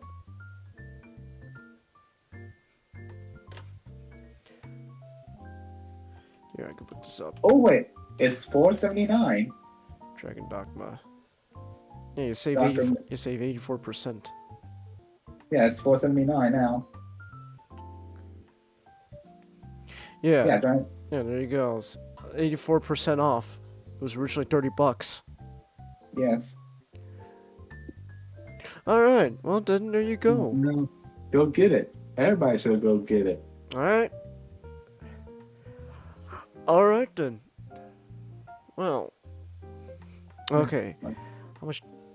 How are we doing on time? We are about a little about an hour and 40 minutes in. All right, and we're at the halfway point of the show, and Nick's still not here. Ah, Nick, where did you go? Nick, where are you? We need you. Oh my goodness. And speaking from it. Alright, well, in that case, then we will be going on. We're gonna have to move on then. And if Nick's not here by the time we're done with Master's topic, then we're just gonna have to start without him. Shame on him for being late. Wait, so we No, have a Chelsea, shame Nick's button? not forgetting. He's just running late. Wait, what was that? So we have a shame button? No. I don't really care about shame buttons. We'll just shame him live. We'll just say, Nick, how could you? How could you forget? Oh gosh, no, he didn't forget, Chelsea. He's just running. He's just running late. Nick is avoiding the federal government. He's got taxes. He doesn't want to pay that child support.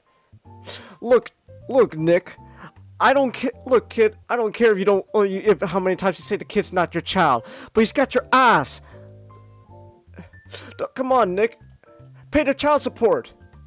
Don't you know the lyrics to Billie Jean? Nick being AI voice Nick being singing Billie Jean. I gotta use this real quick. Oh, alright. Well then in that case we'll wait for Mystic. Where's Nick though? We got he doesn't want to pay that child support. I showed him a photo of my baby. He cried his eyes and niggas were crying and like, oh my gosh, his eyes are like mine. Oh no! Come on, Nick. Don't you remember? Because we danced on the floor in the round, baby. Yeah. Check it. You should try Dragon's Dogma. Maybe.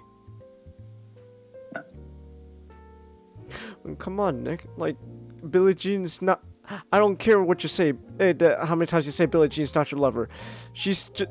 Or, how you say, oh, she's just a girl who claims that you're the one. Or, the kid's not your son. I don't care, Nick. Pay the child support.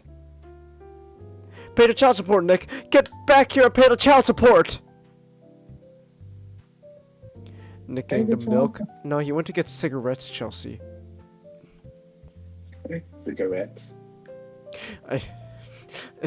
I'm reminded now of I think it was TikTok. There was a meme of it's oh, I think it was when your stepdad's beating you, but then your real dad comes back. It's like the stepdad's beating you, all of a sudden, like Avengers music is playing, and then the real dad who came back after getting the milk. Oh my gosh, my real dad's here. Dun dun dun dun dun dun dun. Alright. Yeah.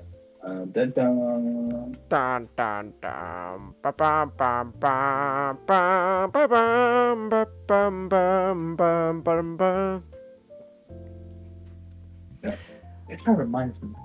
What? I saw some. What'd you see? It's one of the. It'll come back to me. It's like Kamen Rider related. Kamen Rider M rated? No, related. Kamen Rider related? Okay. I remember seeing something. Who's the wife, Chelsea? Billie Jean! Chelsea, obviously. Billie Jean! Oh, by the way, have y'all seen like the Penny Parker, like before and after? I haven't. Oh, yeah, I saw those memes on Twitter. I still have not seen Spider-Verse. Penny went through her end of Evangelion moment. Yeah. It's gonna be all like Evangelion up in this shit.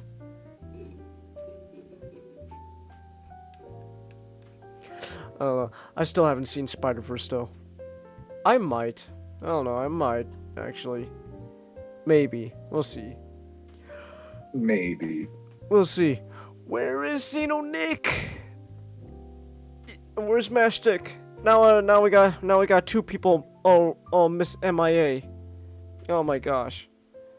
We're gonna do. Oh, there we go. He's back. Now Nick's still the one remaining MIA. Where are you, Nick? Pay the child support. Billie Jean isn't your lover. She is the girl who says you're the one. All right. Well, anyways, while we wait for Nick to come here while he's running late, we can move on to our second to last topic of the night. So we're gonna talk about a little more video games before we get to Rise of the Beast. I know it's taking so long to get to Rise of the Beast, but that's because Nick's running damn late. I fucking swear. I'm gonna eviscerate his ass. Speaking of Rise of the Beast, look at streaming back room Chengiz. What the fuck is? Who thought? Why is that a comparison? And why does it fit? Wait, hold on. If Optimus Primal's minion, then who's Megamind? Optimus Prime? Is Optimus Prime Megamind then? Who's Megamind in this comparison comment? Now can someone make an image macro of Optimus Prime with the subtitle "No bitches"?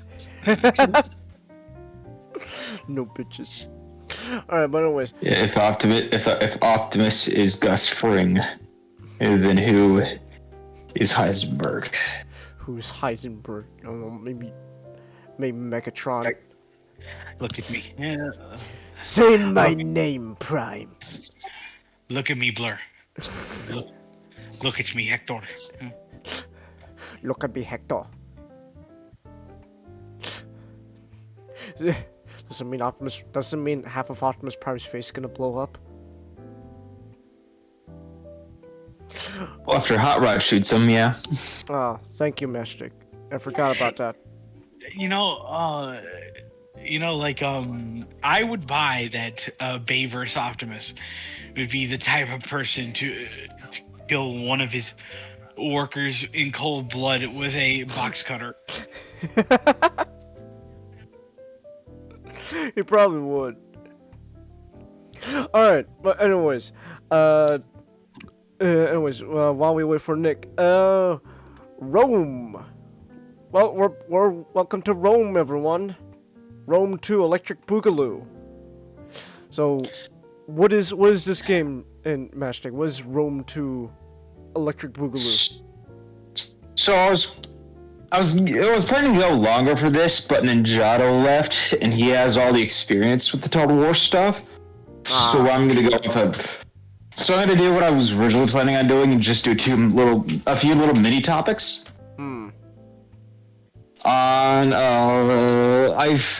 This past week has been a little mini Rome kick. I played from last Saturday to Thursday about 30 hours of Total War Rome 2. Alright. I finished I've been kind of lounging on this for a while now, but I decided to just put it in and finish up a novel called Catalina's Riddle, which takes place in Rome. And I also listen to one of Dan Carlin's podcast episodes, titled Celtic Holocaust, and it takes place, and it revolves around, yes, Rome, but Julius Caesar, in the Gallic Wars. Oh. So I was on a little bit of a mini Rome kick this week, and I'll probably do a few little mini topics. First off, Dan Carlin's Celtic Holocaust episode. It's Dan Carlin, one of the best podcasters ever. The episode is free. It's 6 hours long. It's about the Gallic Wars. Go watch it. Go listen to it. All right. Put it in the background. It's, I'm not kidding. Dan Carlin is one of the best podcasters out there.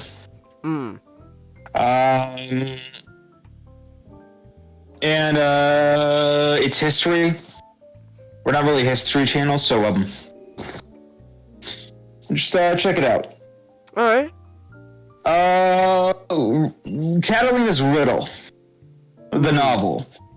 Catalina's Riddle. So it's book. Depending if you want to take the short stories collections involved, it is either book 3 or book 5.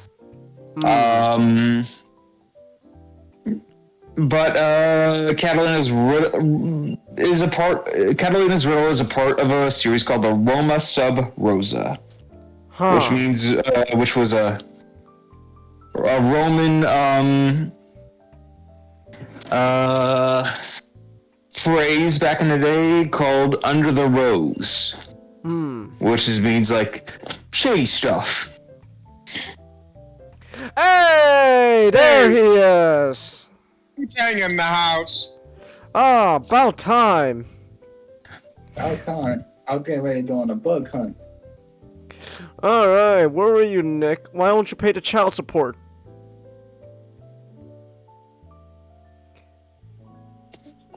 No! Alright.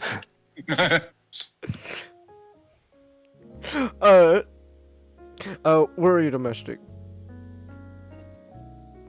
So, Roma Sub Rosa is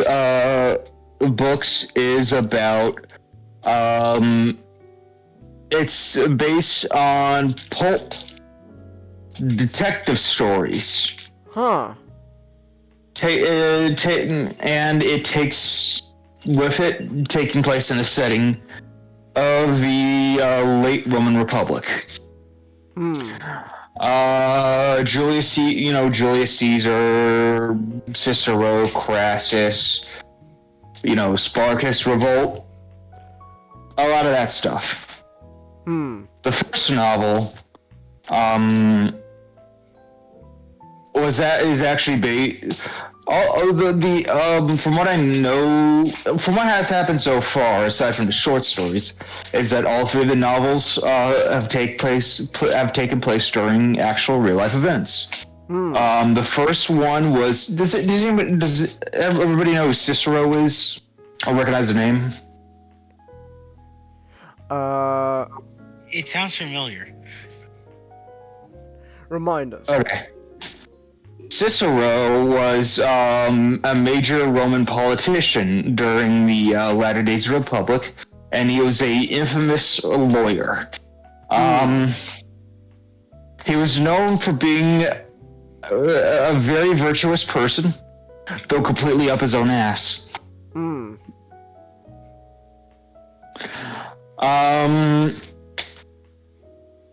He back during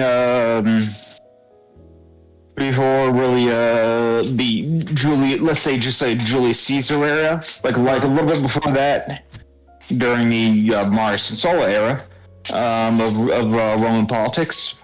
He actually did do a murder trial. He was the defending lawyer for a murder trial. And So the writer, Steven Saylor, used this as a basis for his first novel. His main character is called Gordanius the Finder, and he is a private investigator, which Cicero then hires to, find the murder case, and so save the day. It's the mysteries of this series is quite well put together, but I really think, and the characters are charismatic and they're not incredibly flavorful, but they do the job and you like them. But I feel like the real strength of this is the atmosphere. You really feel like this is ancient Rome, and it's the spot. But you have a few short stories. But the next book, book 2, takes place during the Spartacus Revolt. But there's a long period of time between book 1 and book 2. So he filled it in with two short story collections. And right now I've just finished book 3, or the Catalina's Riddle, which takes place during a event called a Catiline Conspiracy. I'm gonna spoil the book a little bit because this is history. Okay. There's not really any spoilers in history. Alright. So the events surrounding it is this was this massive a populace named Catalina.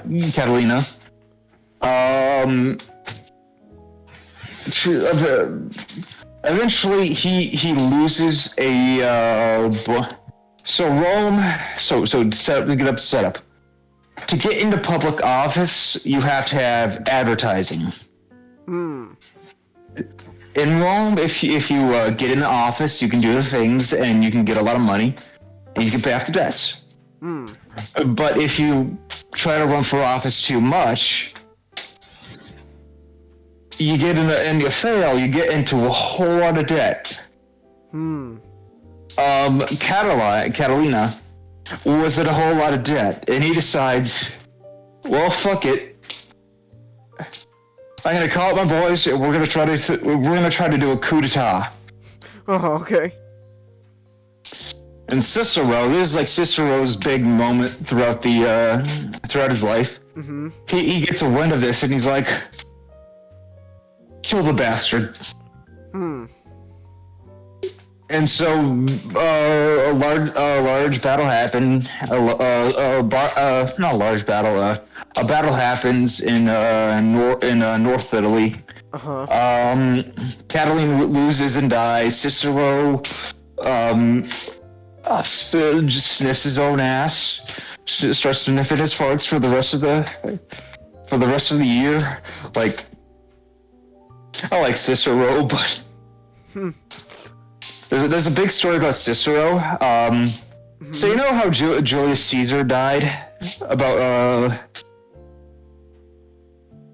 the conspirators were getting the whole lot of the Senate involved, and they're going to go up there and stab him to death, right? They were considering to do Cicero, but they decided against it because they thought he would spill the beans by bragging. Which I just find funny.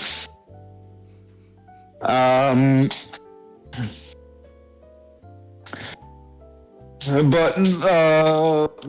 that's sort of the framework, the Catalan Conspiracy. Okay. It's kind of one of those events where, since it's take place so long ago, although the late Republican period is a very large, well documented piece of history, it's still a long time ago. And this has you can just take one look at this thing and you go like, There is so much about this that we don't know, and it is just so shady. A lot of this event is so shady. It's kind of like the Kennedy assassination, a little bit. Huh. But that's the sort of the setup and framework. But we get to Gordanius, and this is he's a little bit older. He has some kids, and he's inherited a farm from a friend from a wealthy family. Okay. I say wealthy family. It's a bit of an understatement. The group he inherits from is the Claudii, which is a basically think of like they are part of the aristocracy. Like this family was like a nation unto themselves, kind of thing. All right. Like Rome had like really powerful families like that. And so it's a large farm, and suddenly one day, he finds a person in his barn with no head. Okay. And that's sort of the mystery.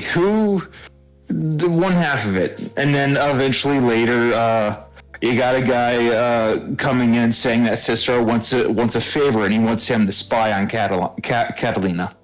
And that's sort of the setup for the framework.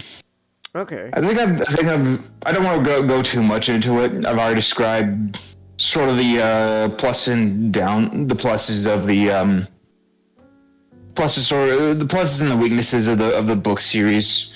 But it's a good book, and you guys should check it out. Okay. If you're interested, Roman Blood. The first book is called Roman Blood. It's standalone. It's a long series, but all of these are kind of by the book books. There's not like any overarching story except I guess the death throes of the Republic. But if you're interested. Okay. And the third and final Roman thing I've done this week was Rome Total War.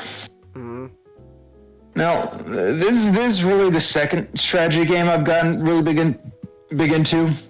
The first, well, technically third, but the first two was Halo Wars 1 and 2.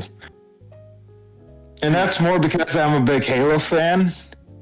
Rather than actually being a big into the strategy side of it. But I decided, you know what, Rome Total War. The trailers look fun. I'll try it out. And it kind of took me a bit to get into it. For most of it, I kind of skipped out of the actual individual battles. So how Total War plays is that there's a macro country-wide level and then the individual battles. The big country-wide level is it's turn-based. You have a city, you get your guys over there, you take over the city, you can build some you can choose some buildings that help you and help get food into your country or help level up your warriors, stuff like that. You can trade with other powers. You can culture. You can do a lot of cool stuff. And then when you actually go into the battles, you can either auto resolve it. Or you can actually have your forces, you can go into it, and you can have a real-time little mini battle.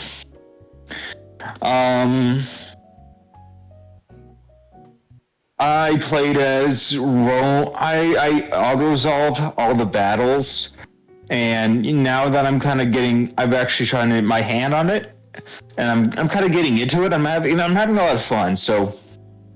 You can always just go in and do it over again, or have some little quick custom battles. But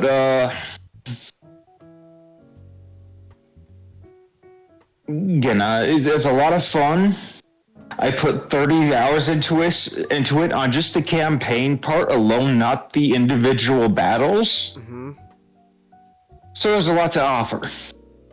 And for like the Total War series, they have like a fantasy side with Total War Warhammer. They got some Chinese, Japanese, Rome, medieval Europe. They got sort of 1800 empires. I got a whole flavor full of different settings. And they got a new one coming up called Pharaoh, which takes place during the Bronze Age. So that should be fun. But check it out. I'd recommend checking out, one of the Total War games. Maybe one of the. They do like to keep their prices up there, but it should be fun. Just try it out. Okay. And those are Roman topics. Hello there. Oh, what's that? Hi. Oh, Butter! Oh Hi. shit! Hi. Oh, Sorry, fuck, I've been waiting. I was waiting for Matchstick to stop talking, so I didn't interrupt him. Hold on. Where's your damn PNG? Oh my gosh. You saved a seat for me, right? Here, you could take Ninja's seat, I guess. Oh my Woo! gosh. I didn't see you coming, man. Oh my gosh. Oh my goodness. Okay, let me see. Let's gotta show up. All right. Surprise from Butter. Woo! Hi, woo! I've already tweeted about it. Nice. All right. Decepticons crash book. My bad. I was sending you a tweet. I was sending a tweet. Alright. Well. Alright. That was C56. Optus gets rammed by a car. I'm so sorry. I was sending a text message. Optus's phone gets pinged. Bing! I'ma crash into you. I'ma crash into you. Look in the streaming back room. Well, why? Why'd you put it there? Oh, is that your character? No, that you didn't look familiar. I'm somewhat of a fighter myself. Oh, someone recreated Willem Dafoe in Street Fighter. Okay. Yeah, that's fine. I don't find it funny. Is that? Huh. I just had to funny. Like, Also, give me 1 sec. Oh, come on, Nick! No! I have to use the bathroom! Wow! Oh my gosh, he just got here and he has to fucking leave. Oh my goodness. Well, in that case, then I'm gonna use the restroom myself, since I've been holding. And unlike Nick, I have a valid reason to use the restroom. I've been sitting here on my ass for like 2 hours now, so I'm gonna use the restroom myself. So, we're gonna. So here we go. Here, give me 1 second here on the stream OBS. All right. We're gonna take a quick bathroom break, everyone, and when we come back, unless Nick's gonna take longer, we're gonna talk about Rise of the Beast. I was almost gonna say Revenge of the Fallen. Oh my god! I was about to say, Revenge of the Beasts. Were you saying? Exactly, Revenge of the Beast. We'll talk. When we quick bathroom break, and when we come back, Revenge of the Beasts. Just a quick reminder that I do have stream elements. You can tip, donate, etc., whatever you want to call it. You do not have to if you don't want to. Oh! Oh my gosh, we gotta shoot down the helicopter now? Are you shitting me? Oh my god! Holy shit! This is insane. What the hell? Hold on. Should I push her or should I pull her back? Push her? Yeah, you should push her. I mean, that kills her, but yeah. What?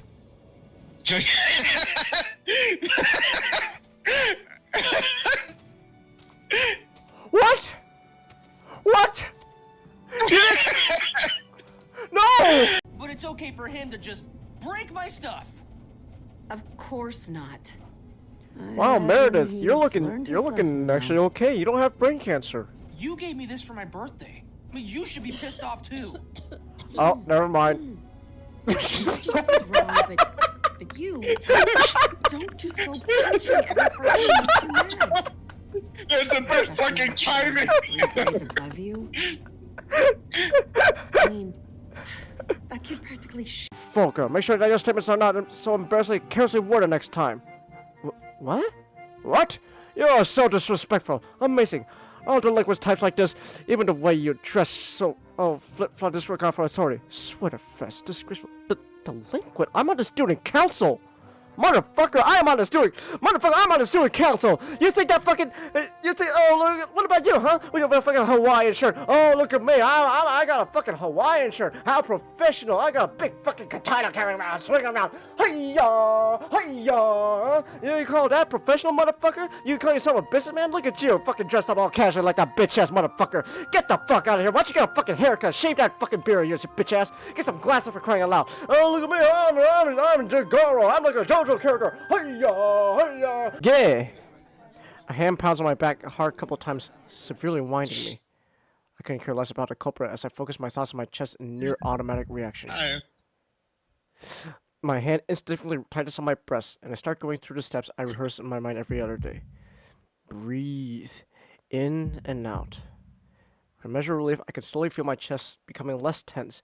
By the time I look up, my face is covered in sweat from the experience. No!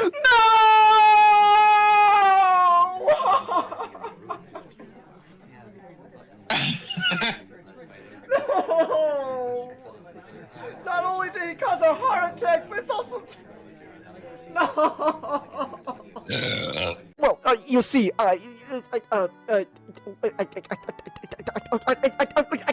Man, that impression of Shia LaBeouf in college is fantastic. Oh god, you know what? I gotta look up now real quick. His fucking freak out in Dark of the Moon. You know what I'm talking? You know when he's in the car? Yeah. Yeah. Let's go. Oh, that guy's just. Look at this guy. He's just he's just hanging there. Look at this. This guy's just hanging here. It can allow them to stay on the map, but these are dumb as shit, ladies and gentlemen. Oh, that guy was just fucking hanging there. Come on! As he punches in the boss's head. Family. That's right. Yeah, come on, bitch. The power of family. Yes. Come on, power of family. Okay, there we go. Come on. That's it.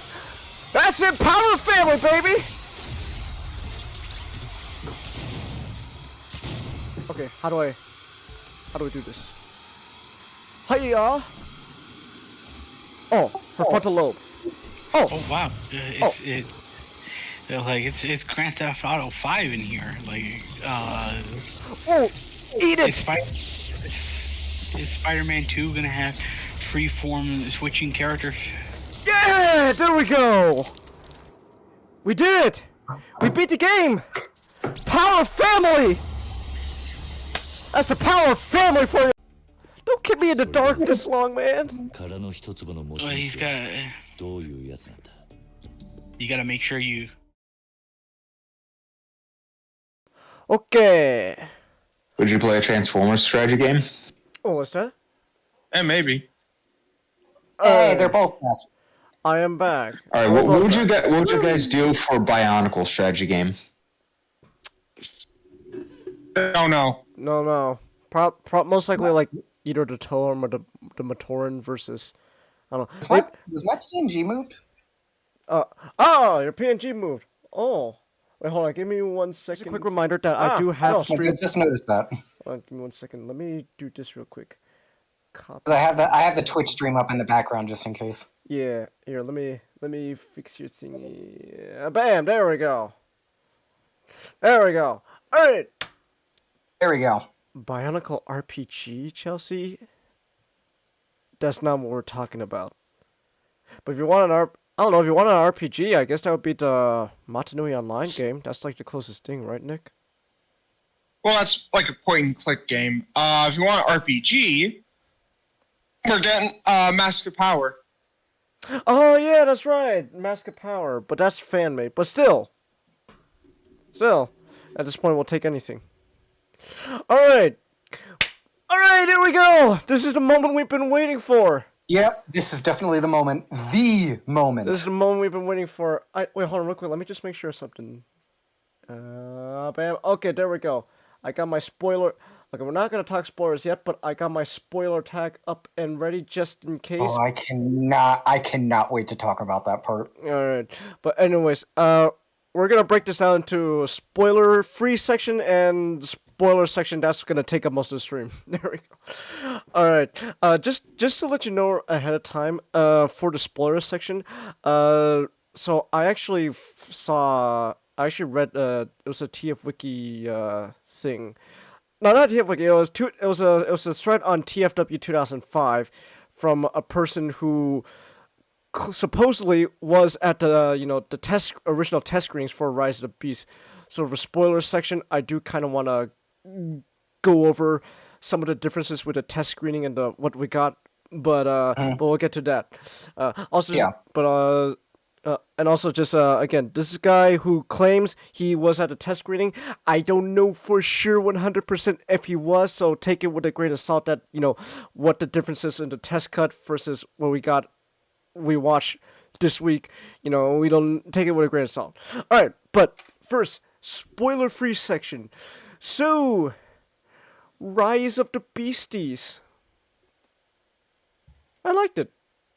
Yeah. I liked it too. I thought it was a great movie. Yeah. I think it definitely serves as a good sequel to Bumblebee.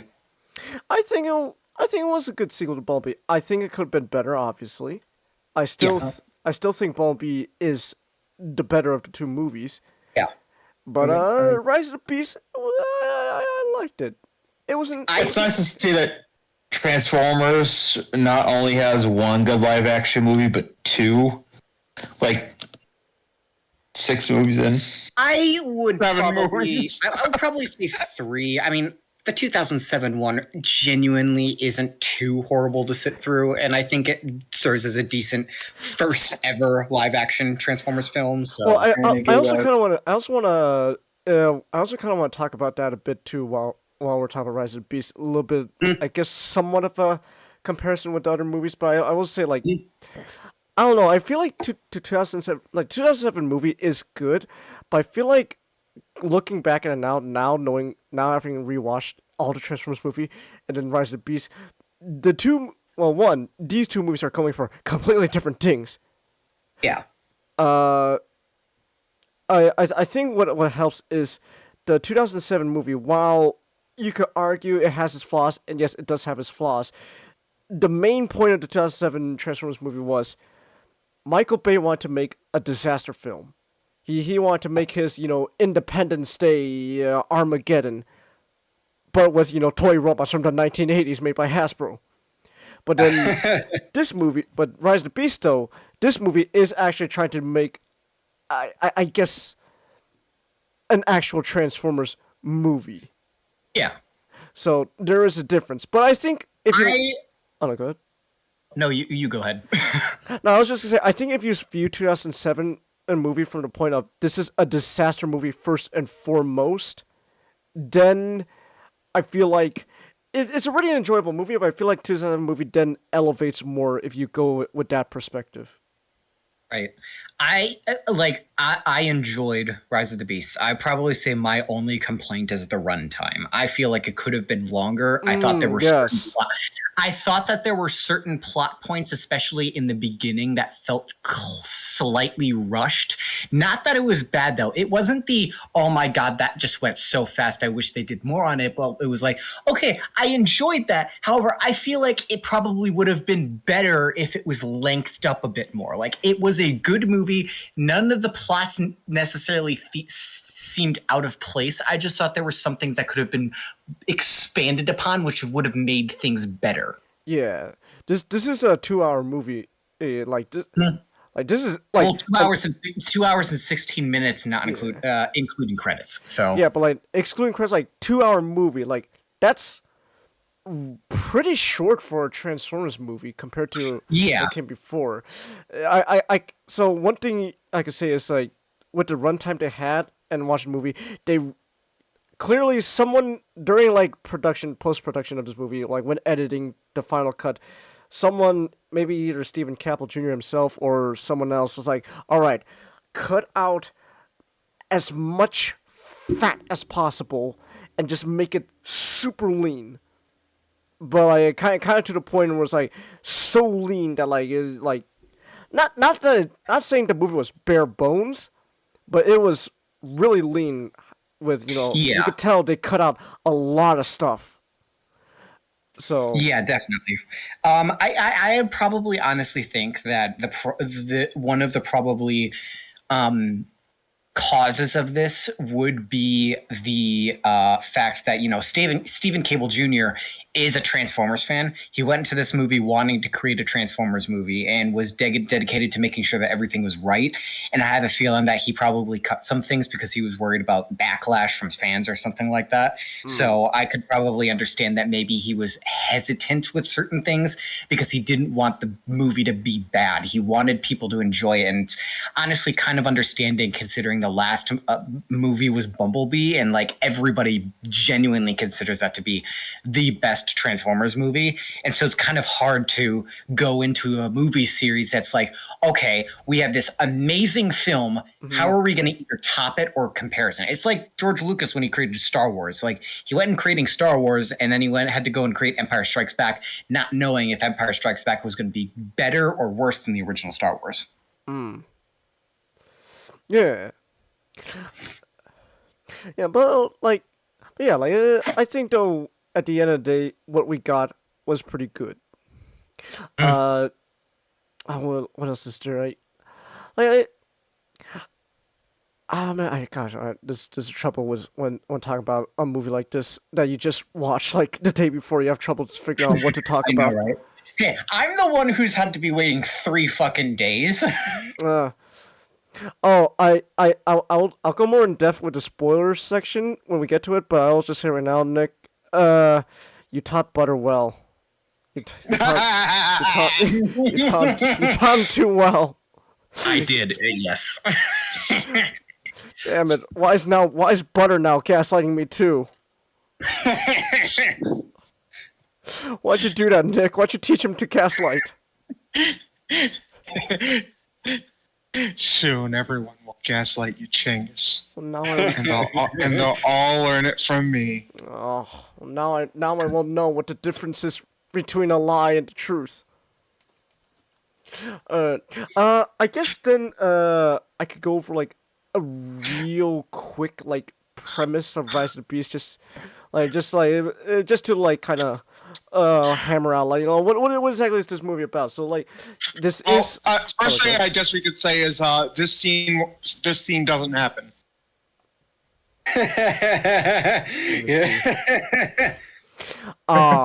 Yeah, I know. What a disappointment. You know what? That's another problem with Rise of the Beast. They didn't have the 2 best Maximals. Yeah, they left out some Maximals, which I was kind of disappointed in, and at the same time, I'm not disappointed in the Maximals they included. I actually wasn't fine with it, but I will say that there were some Maximals I felt could have had more screen time and or lines. Oh, yeah. Take out two of the characters, and you could still have the same movie. Yeah. But so I guess a real quick premise. Long story short, Rise of the Beast is a standalone sequel to Bumblebee. Basically, it is a sequel to the Bumblebee movie, but at the same time, the movie.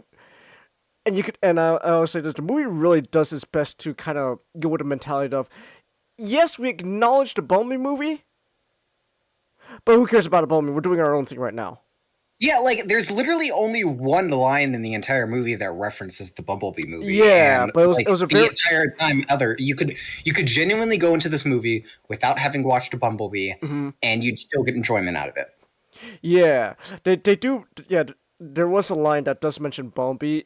Well, it's 2 lines, I think. Like it was about like maximum 2 lines that references Bumblebee, and I'm glad they exist. But at the same time, it was very like hand wavy. Like yes, this does reference Bumblebee, but at the same time, it's just like a throwaway line. Okay, there we go. Let's move on. Yeah. So there is that, but it is a standalone sequel to Bumblebee, and I guess by all things considered, Rise of the Beast is pretty much considered, at least in Hasbro and Paramount size, this is like the true start of a fresh reboot of Transformers live action films. Despite the fact that people in Hasbro continuously try to say it's not a reboot and it takes place in the same fucking universe. Well, you could thank Thanks, Lorenzo. Yeah, you could thank Lorenzo for Seriously, that. what the fuck is Lorenzo on that he could like literally like it isn't even a spoil. It isn't even a spoiler to say that Unicron is in the movie because I mean it's in the trailers. Yeah, it's in the trailer. Like literally in the Michael Bay movies, Unicron's he is the Earth. And in Rise of the Beasts, he's not in the Earth. He's a giant fucking planet.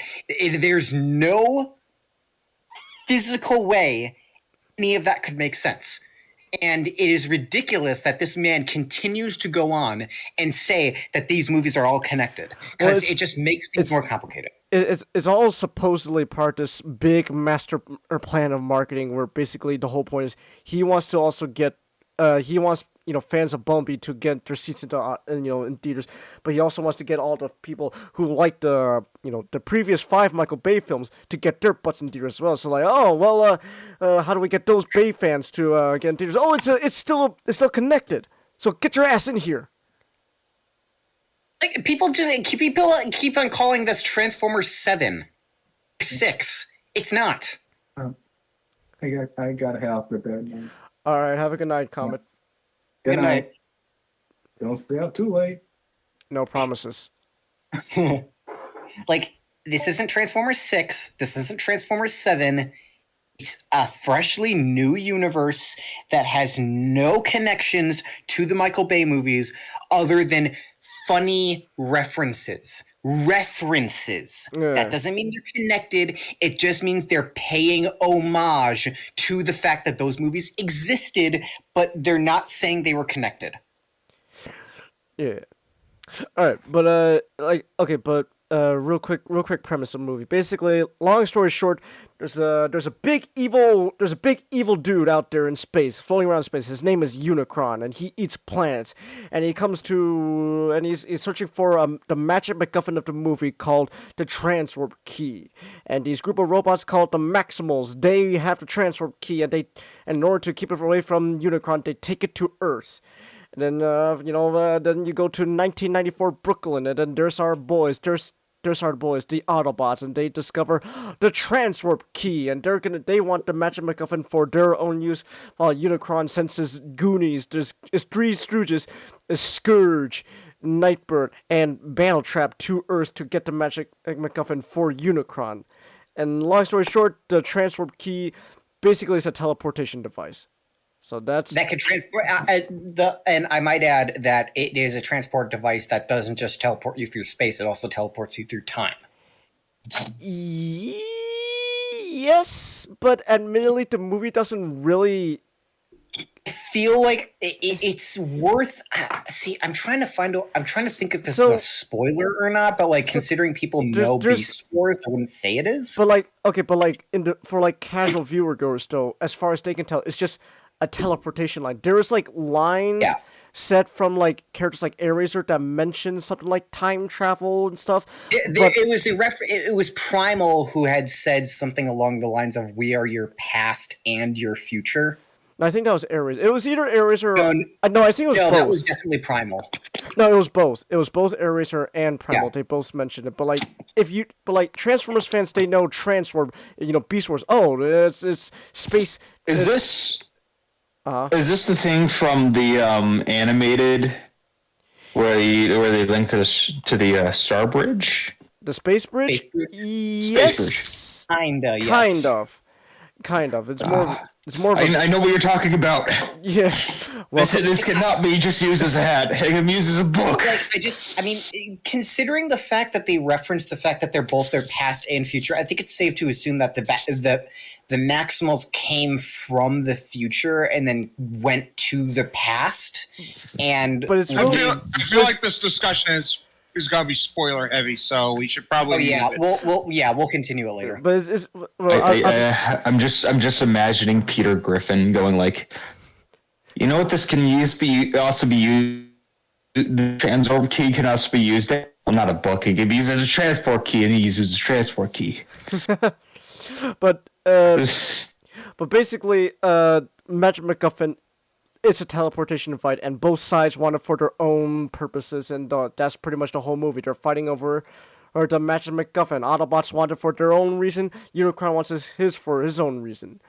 And then long story short, obviously the Autobots are gonna win. They beat Unicron and his Three Stooges violently. I'll say that violently. May I have a question? Sure, ask away. Does, a little bit unrelated, but does Unicron show up in animated? No. Oh. I like the idea of Unicron. Okay, real quick tangent. I don't mind the idea of Unicron. It's just, at least for me, I don't know how to put it. I feel Unicron's been used so much in media now. Too much? Yeah, a little too much. I feel like let's take a. It oversaturates him. Yeah, I'm not saying get rid of him. It waters him down. Yeah, don't get rid of him. Use him sparingly. Yeah, use him sparingly. Don't store him away. Just store him away for like a little bit, like maybe like a movie or two or like a couple shows, and then bam, Unicron's back, and now he's a big deal again. So you're annoyed that he's basically being Megatron 2.0. Pretty much. I have much to say about that. We have thoughts. But basically, they Autobots saved the day violently. They beat the evil Unicron back into space and all that, and they get the teleportation key. Kind of, we'll get to that. And then, long story short, they saved. And then there's a little teaser for we'll get into it. We'll get into that. Yeah. What else? I think also while we're still talking about spoiler free, I can say though, we'll go more into the characters when we talk about spoilers, but I do want to mention a bit of the characters. One of the biggest fears I had going into this movie was the idea of Optimus just hates humans. He's gotta learn to like the humans. It's not in the movie. It's not so much he hates humans; he just doesn't trust them. He has a philosophy that humans are beings much like their own, where they're more quicker to trust their own than the alien force. So his kind of really brings. Sorry. No, it's fine. Here. If we come in, we will destabilize the geopolitics. No, that only happens in the IDW comics. I mean, I feel like the fact that Optimus doesn't trust humans, but still wants to save them, kind of really does bring a whole new retrospective of freedom is the life of all sentient beings. Well, is that right? Well, Optimus. Freedom is the right. Sorry. Yeah. Well, Optimus kinda doesn't. Okay, at the beginning, Optimus kinda doesn't really. It's not so much he doesn't want to save the humans. He's just focusing more on saving his own people. Saving humans is like a second priority. His first priority though is saving himself and the Autobots. If they save the humans, yay, that's another win. If they don't, oh well, sucks to be them. But hey, at least we win. I don't think it's much like that. I think it's just, it seems more here than even in the Bay films. They're treating Optimus as if he is the captain of a squadron, because they mention a lot. Even RC mentions this, and like other characters mention this, where Prime more than anything, his anger just comes from the fact that his people's, like the Autobots are relying on him, and he keeps thinking he's failing them. And so it's not necessarily just, well, like if they die, they die. It doesn't matter to me. It's just, well, like I am responsible for my people here. It almost seems like he got mad at Noah, not because of oh you didn't do your job correctly. It's almost like he just got mad at Noah because the plan blew up. The thing happened. We're not in spoilers yet. I know. Well, he's being very vague about it. It's like the plan happened, the thing happened, and it blew up in Prime's face. It wasn't just you human, you were dumb, you didn't do what you did. It's that it's almost like he's blaming himself through Noah. Just like I shouldn't have let this happen. Like like I should have told Mirage to come up with a better plan. So necessarily it's not him being dismissive. It's more just him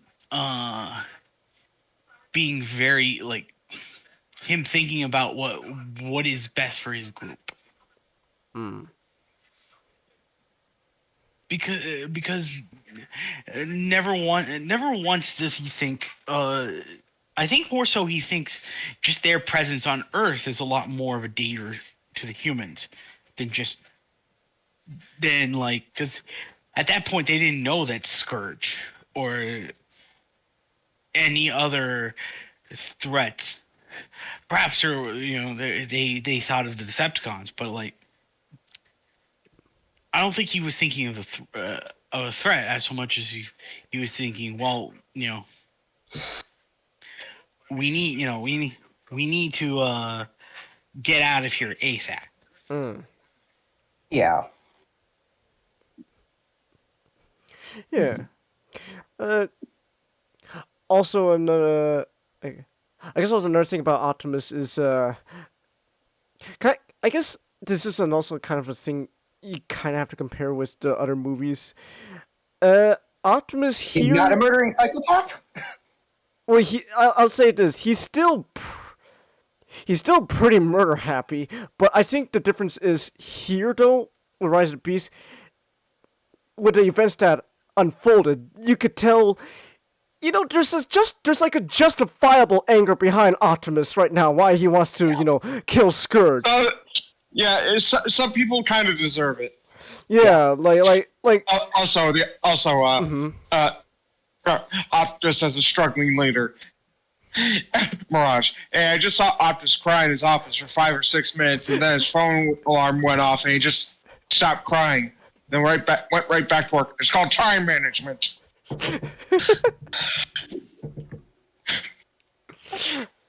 Freedom is the right of all sentient beings, unless they piss me off.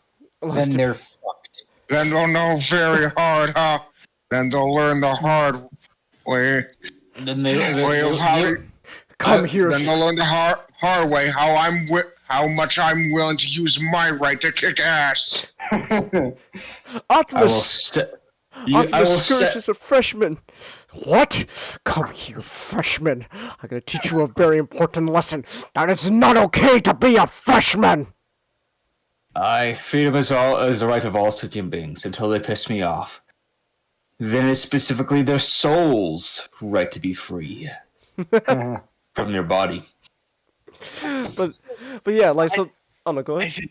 I think the problem. I think the issue with Optimus comes more so with a discussion of direction versus the screenplay. because you really get the sense that a lot of the writers are thinking too much in the past, whether or not it is a suggestion by Lorenzo Darling.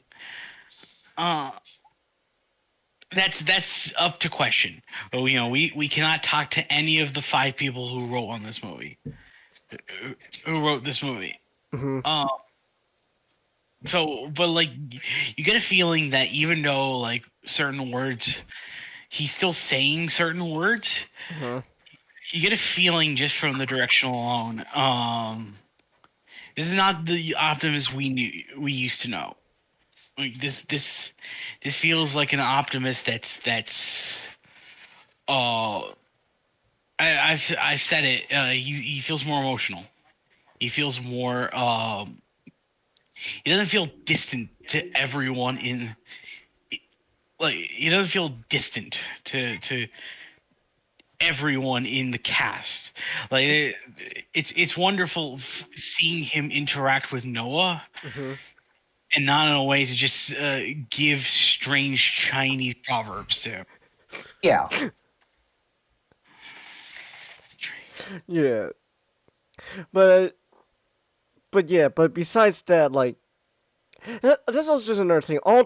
That's actually that's like the one of the I cannot talk. I am stuttering. What the shit? One of the biggest strengths with this movie is when it comes to like our robots, our Autobot buddies and stuff. There is an actual attempt to make make them actual characters instead of just backdrops. I feel, but at the same time though, it's, I don't know how to describe this. The characters in this movie, they're fine, but it's this interesting case where I don't know how to describe it. They want to make. It seems like they want to make yes, all these robots have such unique personalities and stuff. Like they want to do that, but at the same time, the way this movie is like paced and edited, and how much it has to juggle in such a short runtime, I feel like it's like we want to make these characters more than just background characters, and they succeed sort of halfway. Like because of how many characters they have to juggle with this movie, there are ultimately going to be characters that going to have to be shafted. I think the main robots they were able to really focus on to go along with the human cast is Optimus, Mirage, Optimus Primal, Air Razor, and maybe Bumblebee.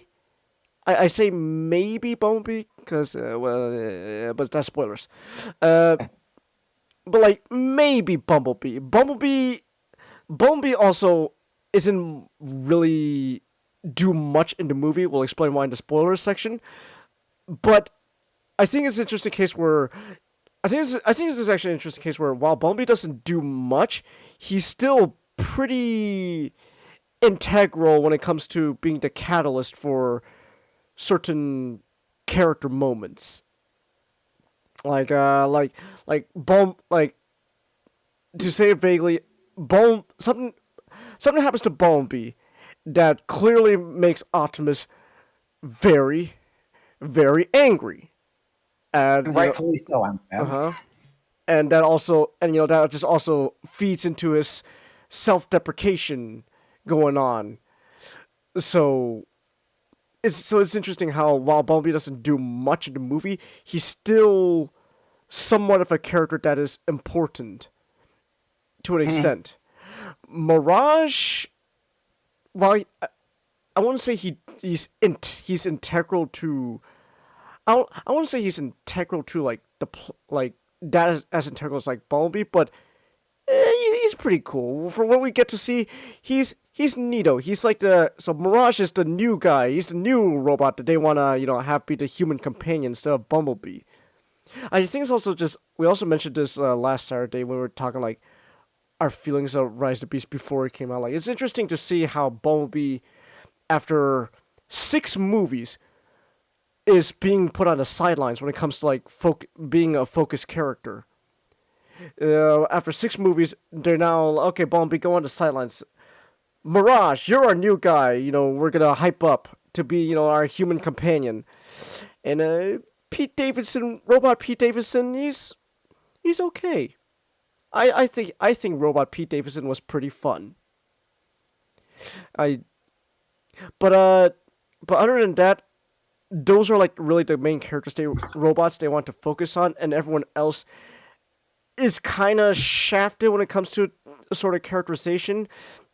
I would argue there's not even I would actually argue that this is actually something I think Age of Extinction and The Last Night kinda does better when it comes to the robots, is that while the robots in those movies are background characters and, you know, they're shafted for Marky Mark and the Funky Bunch to do their thing as the focus, there's still moments where you could tell who these robots are.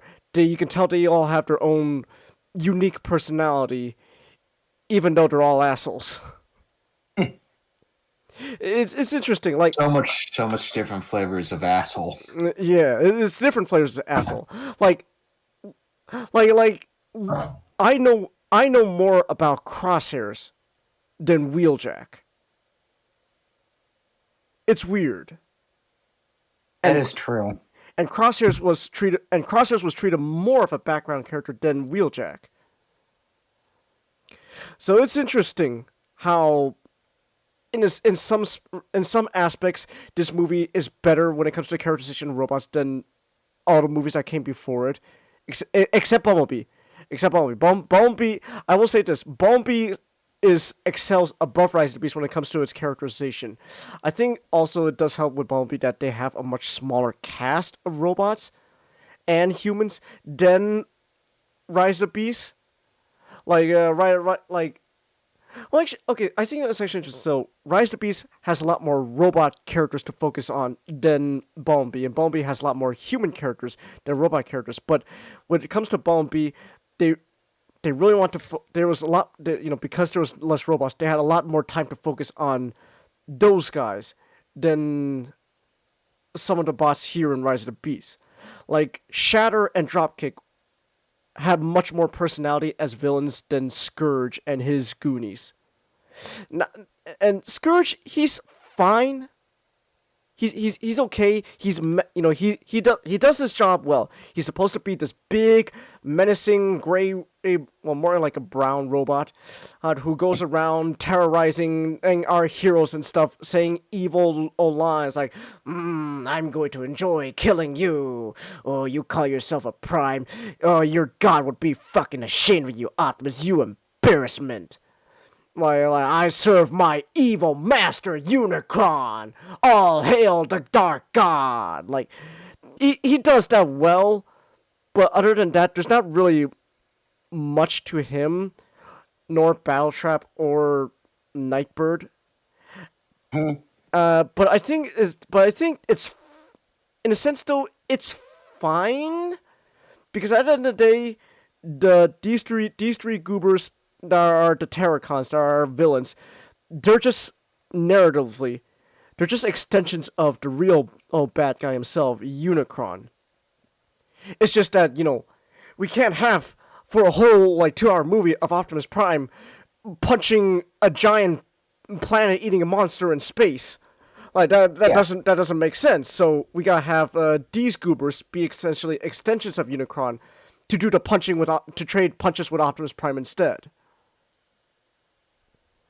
But so when you think, so I guess that's fine. But at the same time though, Scourge and the other guys, not really much to them. So but other than that, they're fine, I guess. I don't know. I feel like they could have done more. Despite Starscream not having much screen time in these movies, in the previous movies, I know so much about Starscream because, while yes, a lot of his characterization is mostly just surface level, you can still at least get something off of that. Like Scourge, Nightbird, and Battletrap. They're just big. They're just at the end of the day big jobbers to beat up, and trade blows with it. But with Starscream, you can tell, well, not only is he a jobber, but he's a cowardly jobber. You know, he's always going, no, please, no, don't kill me, Megatron, please, no. Or, you know, like when Sam, you know, fucking poked his eyes, oh, I can't see, oh gosh, oh no, what's gonna happen to me, oh no. So, with Starscream, even though there wasn't much with him... Kenny's comedy series, I just want someone to spray Starscream with Pansy spray. Oh my god, Starscream, are you crying? Yes, I can't see! That's pretty funny. Spray him again! So, it's interesting, like, Megatron and Starscream relationship in, like, 2007 to Dark and Moon, there was more to them than what was going on with, like, Scourge and his Goonies. But I guess at the end of the day, though, it's fine with what we got, and I understand why Scourge and the Terracons are the way they are. They're just evil for the sake of evil, but because they're just, at the end of the day, they're just there to trade punches with Optimus Prime and his Autobots in Unicron's place instead, because, again, you can't have Optimus punching a giant planet for, like, 2 hours, so... there is that. But then, like, everyone else, though, they're kind of, you know, and they're kind of just there. RC is just there. Wheeljack is just there. Cheetor and Rhinox is just there. Rhinox doesn't even say a single line. Yeah. So I remember, back when they were, like, announcing, like, voice casts, there was the rumor that, oh, David Soboff is going to be Rhinox, but I think they got that wrong, because it turns out, no, David Soboff was voicing, I guess, somewhat of a spoiler, a seventh Maximal. Change. I can explain this. Most likely, Rhinox was gonna say something, but they changed it. So, well, that's what we changed it after test screenings. Yeah, we know from, like, the rumored test screenings that, yeah, like, Rhinox at least said, like, one line, but then... David Soboff definitely did Battle Trap. He did do Battle Trap, but then he was also, you know, wait, how many Maximals were there again? Optimus Primal, Air Razor, Cheetor, Rhinox. There was I guess, a secret fifth Maximal that didn't get much marketing. That's all I'm going to say before we get into spoilers. Yeah. That David Soboff also voiced. Or was it John DiMaggio? David Soboff. David Soboff, okay. So, you know, there's that. And I guess that's it for the characterization when it comes to robots. The human cast, though.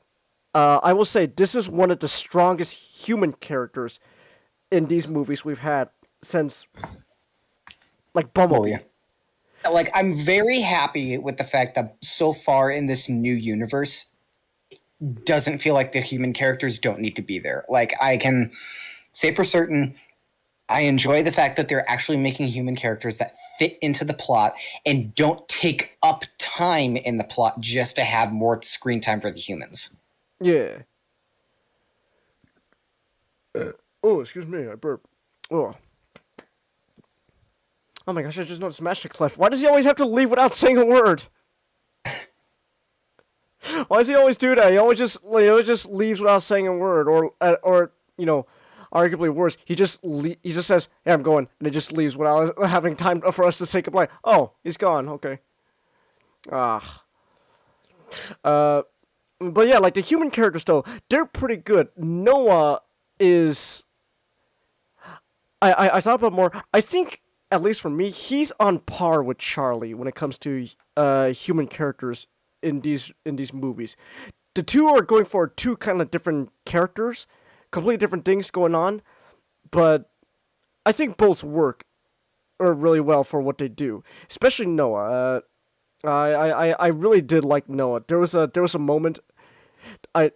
Semi-spoiler. There was a moment with Noah, and he's like he's like back talking to Optimus Prime, and he says something that I remember in theaters. I was like, oh damn, you gonna Optimus, you're gonna fucking take that from Noah? Jeez, fucking killed your ass there, boy.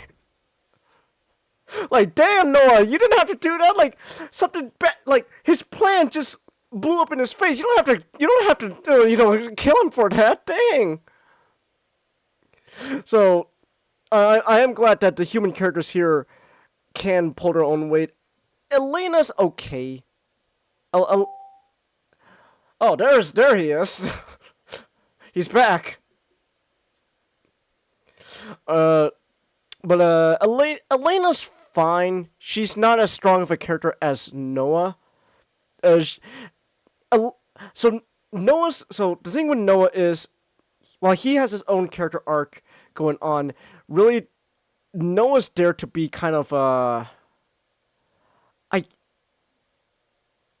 on. Okay, I'm not sure if this is the right word to use. I guess he's kind of a foil to Optimus when it comes to their characterization.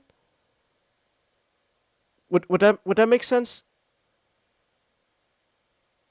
Sorry, could you repeat that? I said, would it make sense to call Noah sort of a foil to Optimus Prime's characterization? Yeah, Yeah, I'd say so. because essentially they are characters that, in terms of the plot, they both learn the same lesson. Hmm. With Noah and with Prime, they have to learn that they're not in this alone. They can rely on others. Yeah. Elena, she's fine. Really, she's just there to progress the plot. Which she's just there to help find the next piece of the MacGuffin. And that's kind of it. She has her moments. Like, there is a scene we'll get into with when she's like talking to Noah. She gets a little into her backstory, but they don't really do much with that. Yeah. Like, it's just there for her. She just spouses something about her backstory, something about like her dad, and then after that, just really the rest of the movie just treats her as just, okay, help us find the next piece of the MacGuffin. And after that, she's just kind of there for the ride. I guess she helps at the in the final act, save the day, sort of, but other than that, it's not really much to her character. But I think she's fine. I think she was fine for what we got.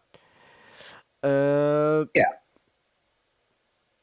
I think that's about it when it comes to like characterization. Okay.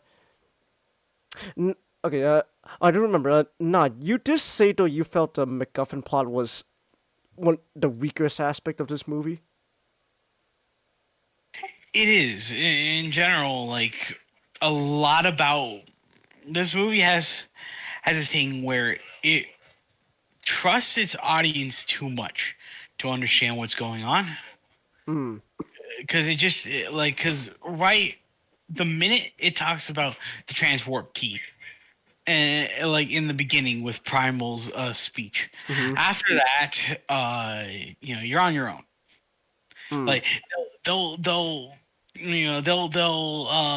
say some things about like what the transport key does, why both sides need it, who the hell the Maximals are, who Primal is, but in general, the entire movie just throws you into the water and says, yeah, you're good enough to swim. And like that, if it wasn't, if the other parts of the movie wasn't strong, this would have just been like a movie that went went A to B to C, without purpose.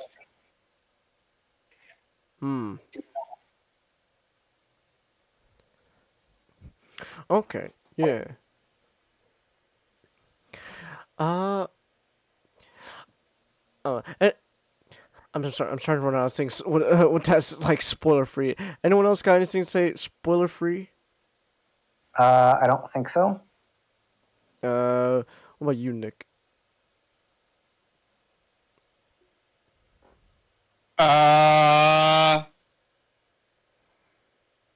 This movie has a problem with not explaining things. Yeah. What does that mean? We'll get more into it when we get into spoilers. Yeah. But there is some. Well, okay, I'll say, and I guess this also goes into Not's point as well. I think it's not so much the movie doesn't explain anything. It's more like they just sort of hand waved explanation. Like why is this a thing? Like for example, I guess we'll get more into like why are the Autobots stuck on Earth? They're just stuck on Earth. They weren't meant to be here forever, but they're stuck on Earth. Okay, let's move on.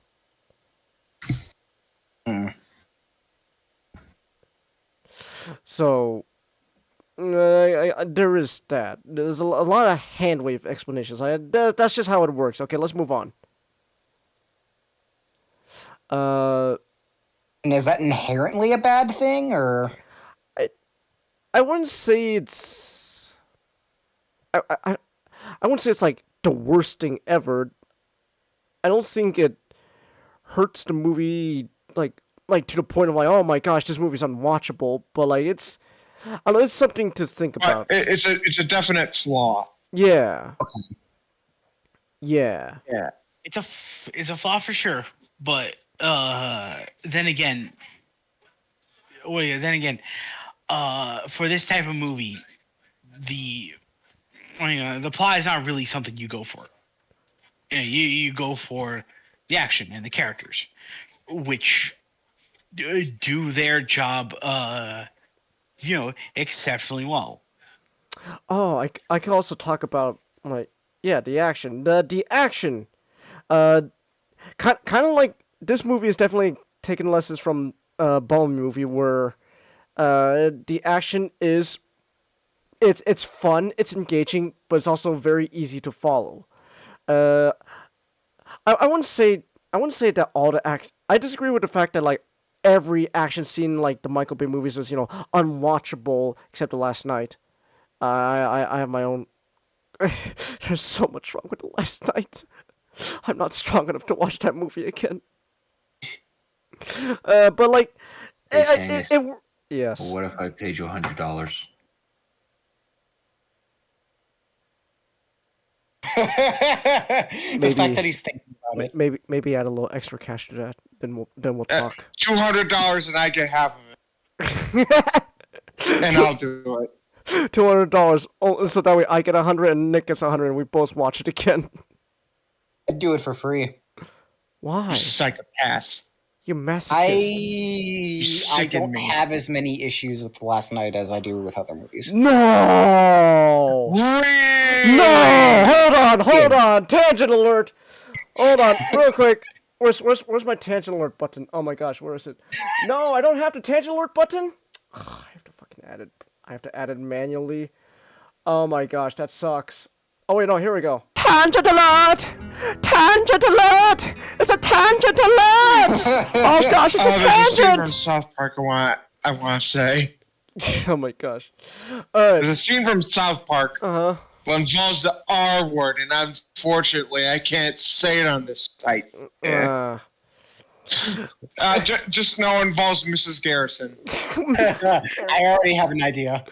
But no, hold on, real quick. Uh-oh. Blank alert. Blank alert. Oh my god. Uh-oh. Hold on, real quick, Tanner.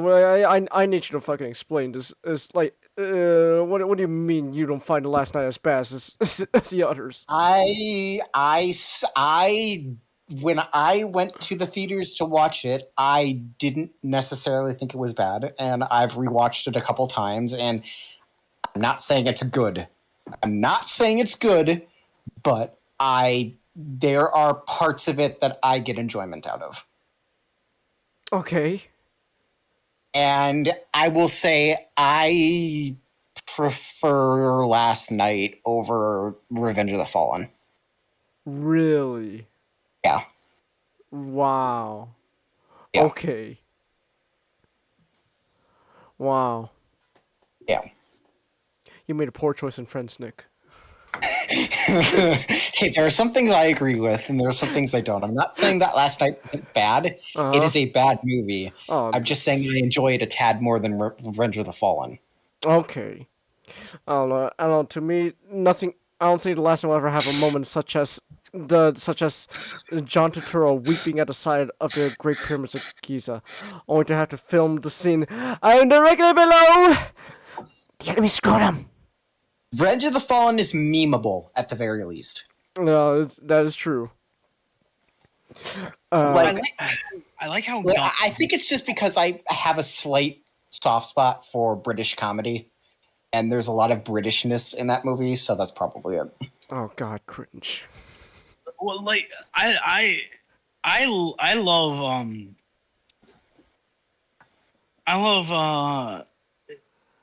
Anthony Hopkins and I forgot the actor's name.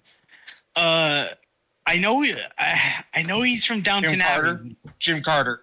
You mean the old guy? Yeah. The old guy, Anthony Hopkins, and the guy who voices Cockroach. Yeah, I enjoy Anthony Hopkins in there, and I somewhat find the robot butler a bit funny too. Right. I absolutely enjoyed their contributions to the movie, but then when I think what really kills me about it is it really feels like their part is just the vacuum to like you could just have an entire movie of them. That'd be great. I would watch that, honestly. I would too. I would watch a movie of old Anthony Hopkins walking around his manor with a fucking robot butler who beats the shit out of anybody who insults people. But no, instead we gotta follow Marky Mark. Yeah, but like I think the problem with me and with the Last Night is that it's not more of that. It's once we get away from Anthony Hopkins eating shit for an hour, eating shit for like 30 minutes, we have to get back to Marky Mark and British Woman not liking each other. Not liking each other. Oh, I hate you so much, even though we're most likely going to hook up at the end of the movie. Oh, with the scene with her fucking aunts. I gotta say it again. I turned to my dad while watching the movie and said, "I hope their characters fucking die." What, the ants? You know what, Nick? When Cybertron collided with Earth and like pieces of it were scraping up like continents, they probably died. I take solace in that. What, you mean the ants? Yeah, you remember the scene from Last Night where they're tearing up British woman's dad's office, and like the aunts are downstairs thinking they're having like super hot rough sex. Like, oh my gosh, I thought that was kind of funny. I hated that scene so much. I thought it was funny. I thought it was funny. I have a weird sense of comedy. One could almost call it bad comedy.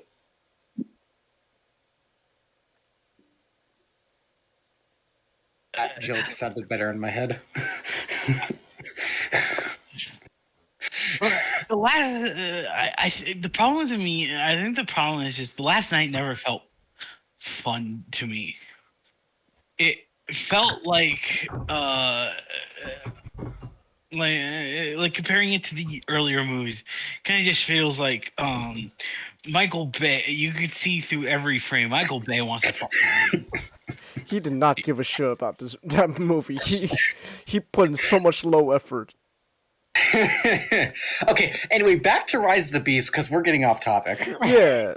But I was saying though, like, but hold on, actually, real quick, is someone related to the other movies, but it's still related to Rise of the Beast. I was talking about the action, how I was saying I don't necessarily agree with the idea that like, oh, all the action scenes in the Michael Bay movies are terrible. You can't follow what's happening. Like, I don't agree with that completely. I think, like, for example, the 2007 movie, like, oh, why is there so much shaky cam and all that? Like, well, the whole point is, again, you have to view it like this is like a disaster movie, and like your protagonist, this is like a Roland Emmerich disaster movie, and your protagonist is, you know, Shia LaBeouf. So all the shaky cam going on is supposed to give this effect of, oh my gosh, there's all this chaos just happening around Shia LaBeouf, and he's just panicking while he's trying to get the Magic MacGuffin out of the city. Like, oh my goodness, that's a big robot with helicopter blades on his hands. Ah, like he's running. Oh my gosh, that's a jet. Oh no, it's Starscream. Oh Jeebus. And like, oh my gosh, he's literally right on top of me. Oh gosh. So it really helps to add like that. Shaky cam works when you're trying to add to like effect like panic, like a sense of chaos. Like, oh my gosh, what is happening?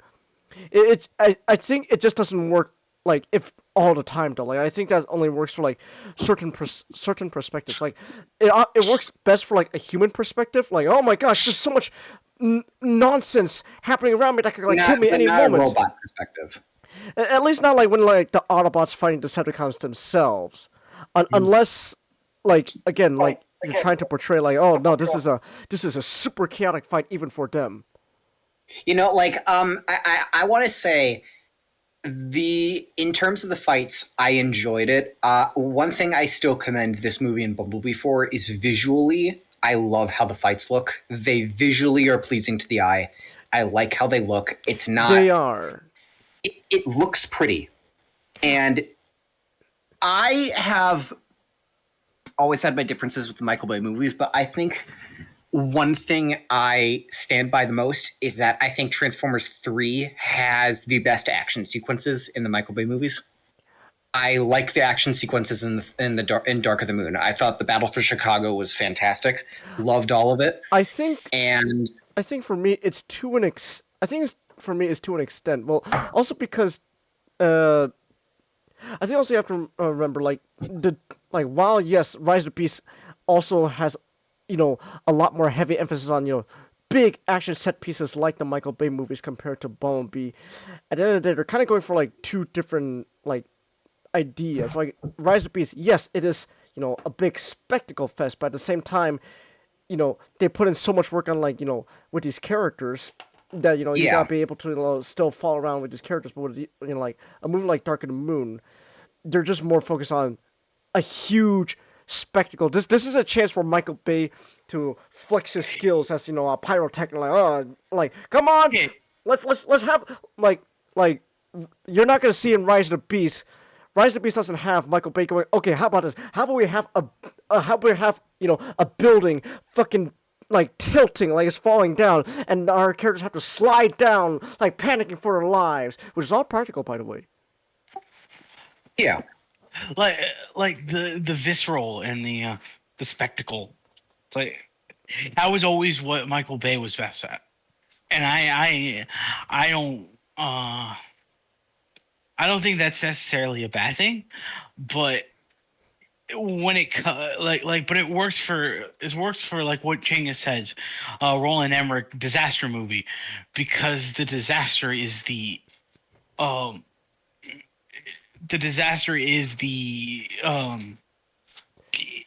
know, the force of nature is what we are here for. When it comes to the robots, it's like you know, like the robots themselves is the showcase. Yeah. 2007 movie was really good at that because I really like that moment when Sam is just walking in the trenches around Prime, around like Optimus and Megatron.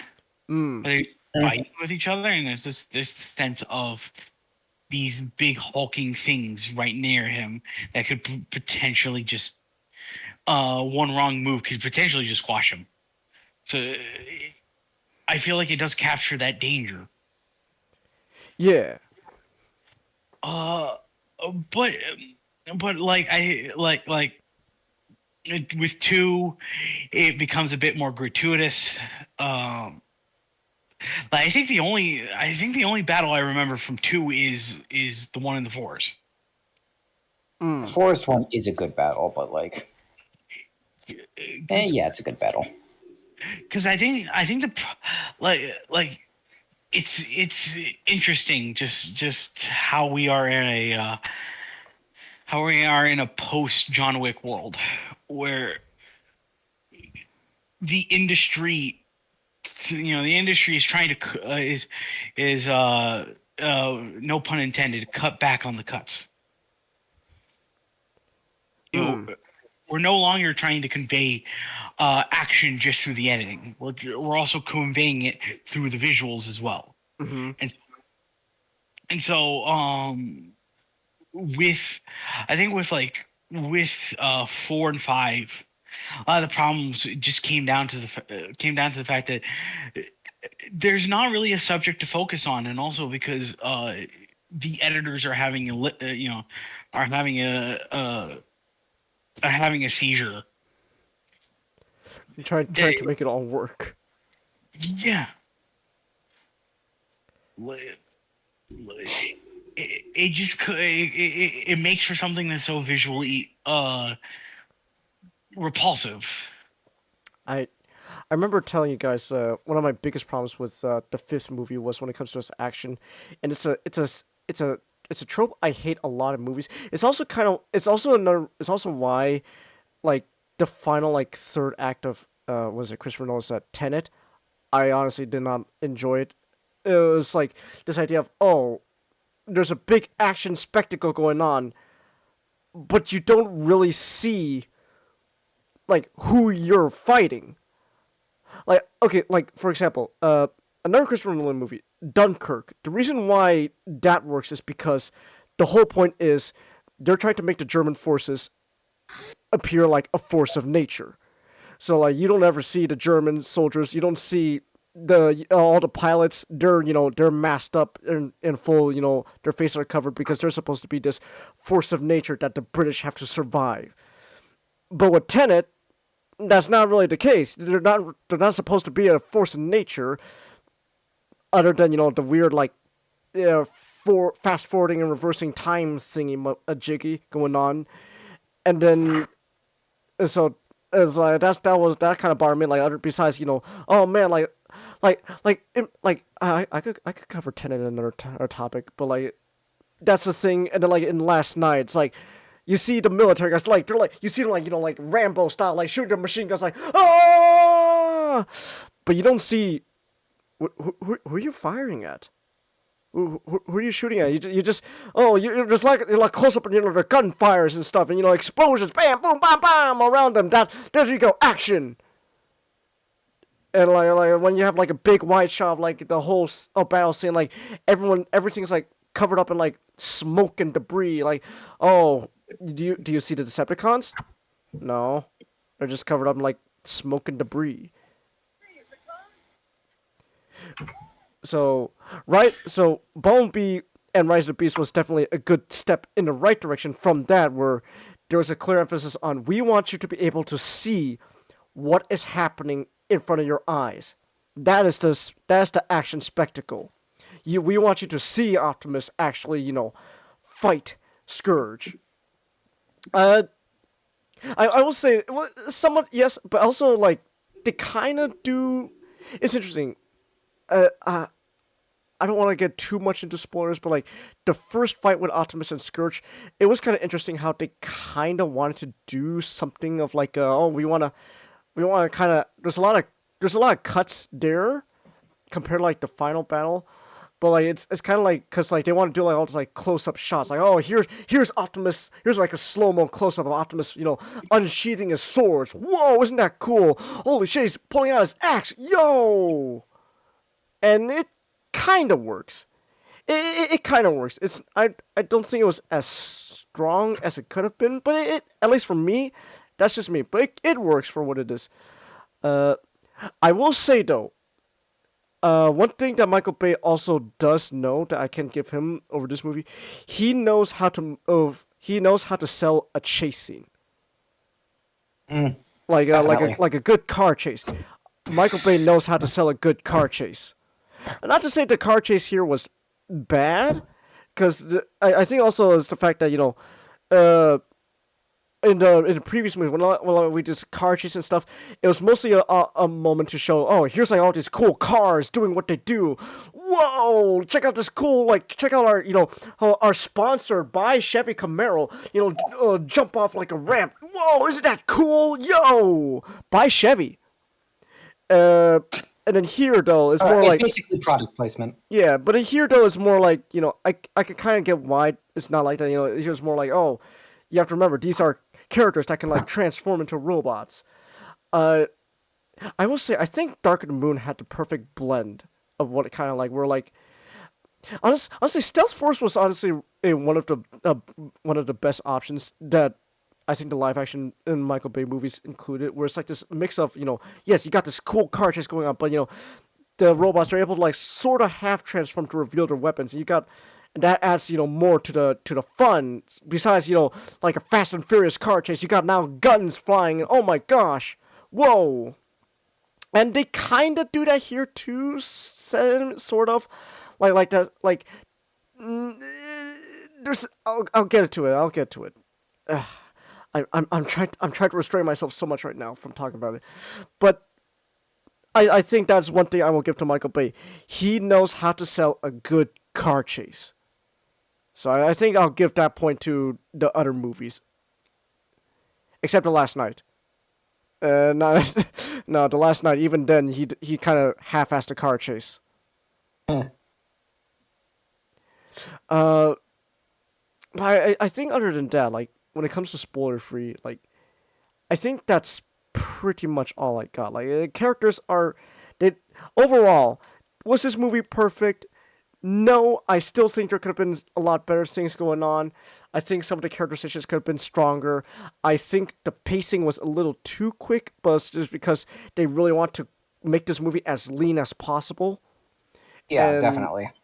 I'm not saying that's a bad thing, but I'm saying you don't want to make it too lean, and you definitely don't want to bare bones. So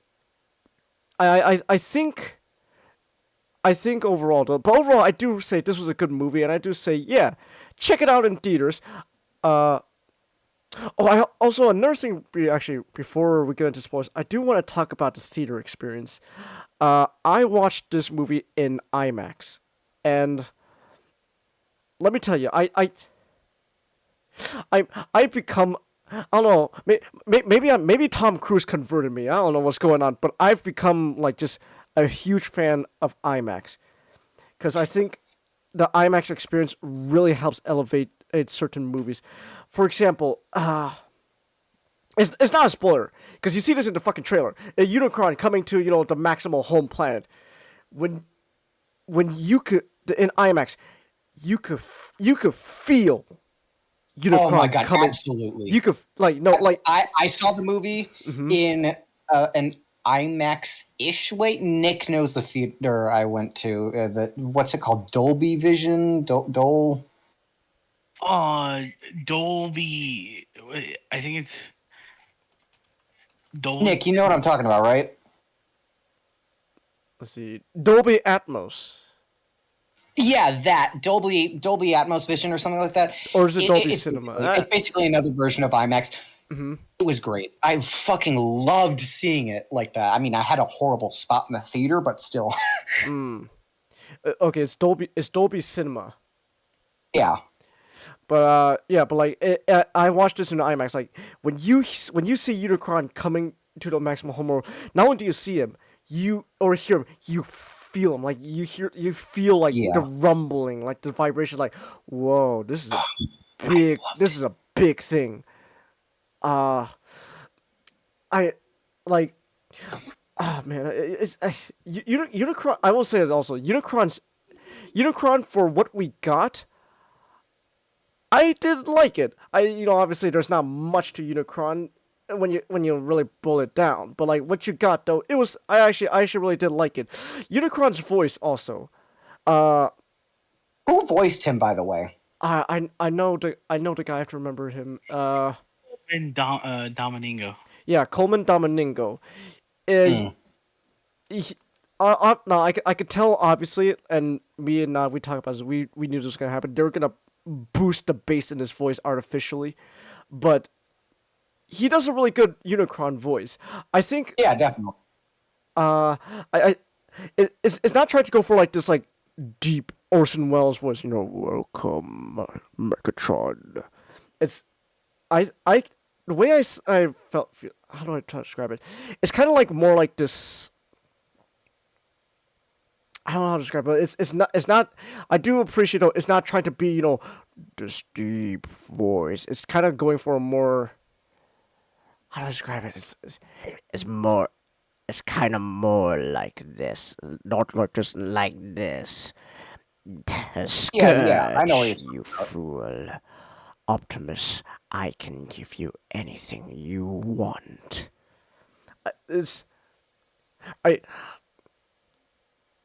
Okay, this is gonna maybe this will sound weird. I think for me. Okay, my mic's working. Oh, you good? Yeah, I'm just weird with my mic. Okay. I don't know. There's just something about Unicron's voice I like. So. I agree. I liked Unicron's voice too. Yeah. But again, like the theater experience though, it was a good time. For the most part. Kids will be kids. Oh, kids will be kids. All right. Oh my gosh. Kids will be kids. Oh my gosh. I told us last night. Someone needs to teach these kids what a trailer is, because these kids were like, "Oh my gosh, is the movie gonna start now?" And they get visibly disappointed every time. It's just, "Oh no, it's another preview." It's like, no, like, well, I'm sorry, kids. We'll get to Rise of the Beast soon. Right now, I have to see the Oppenheimer trailer for like the 10th time, so that way I can see Josh Peck help Christopher Nolan and Chris, perfectly stop. create a nuclear bomb. You don't need to nuke Japan. Chris, we know you like practicality. No, Chris, no. Yeah, that's. Yeah. I should make a movie about that. Just a movie director going all insane when it comes trying to to do practical realism effects. so far. Trying to nuke a city. Oh, also these kids like no, I'm gonna say it. They're in the movie. Like there was a mention of the Super Mario game. Like I'm gonna beat Bowser, and the kids in the back like Mario movie. It's like, oh my gosh, these kids. I know. Well, I'm glad they like them. I'm glad they like Chris Pratt as the Italian plumber. But I think that's really all I got for spoiler free. So again, like unless anyone else has something to say, spoiler free.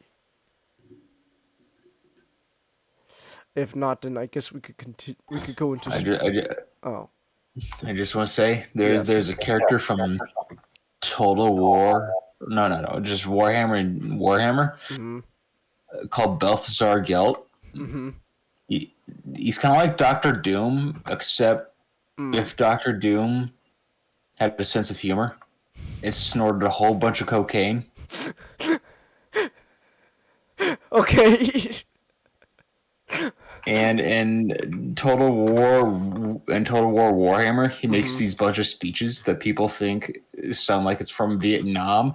So those speeches end up getting paired with Vietnam music, like Clarence Clearwater Revival in the background. They're gonna play it over Fortunate Son. Yes, it has happened. Now. I've seen an AI art, AI video of they modeled Balthazar's Guild's masks, singing "Fortunate Son," and I'll post it in just a second. All right. And like I says, you like the human character a lot, mostly because how personal the guy's backstory was for you, relatable to you because he left the military for the same reasons your dad did.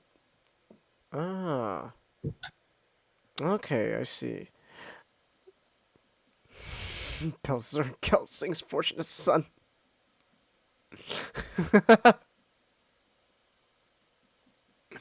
Alright. Here's another one. Oh, okay.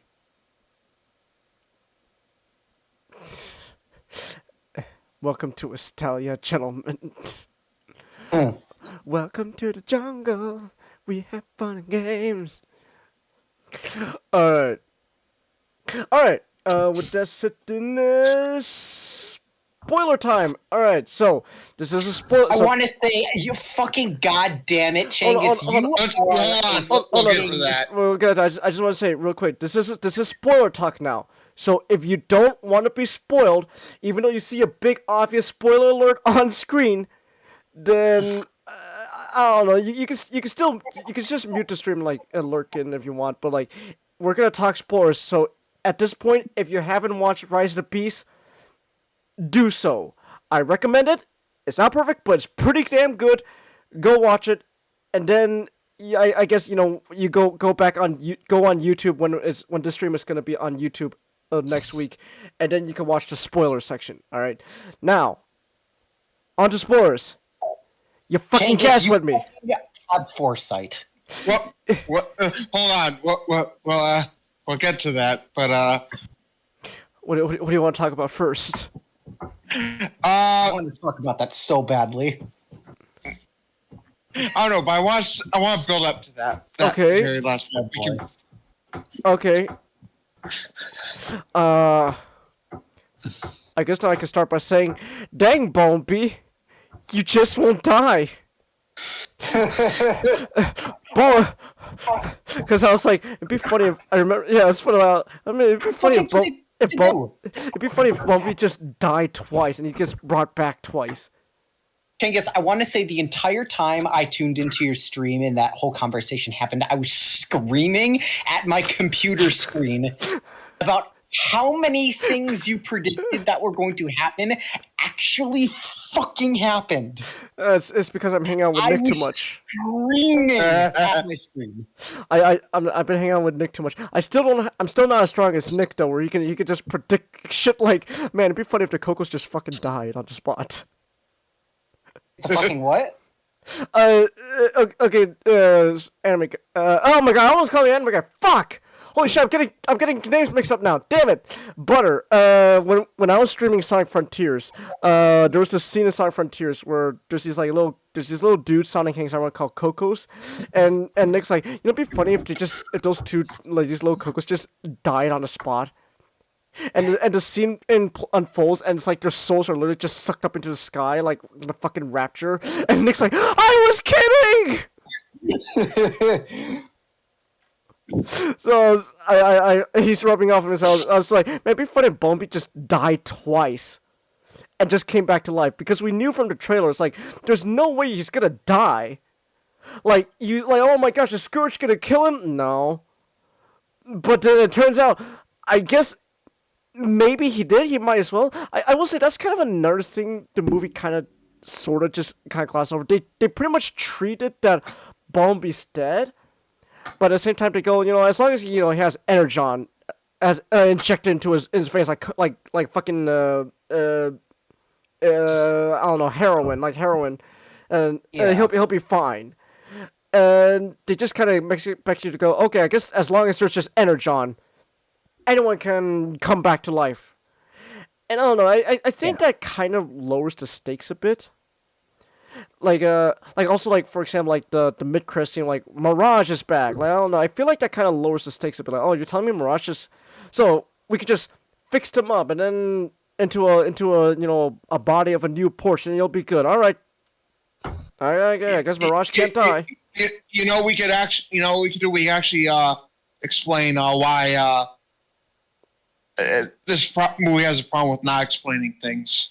Before that, I just gotta say I love the scene when Battletrap runs. It's such a goofy little run.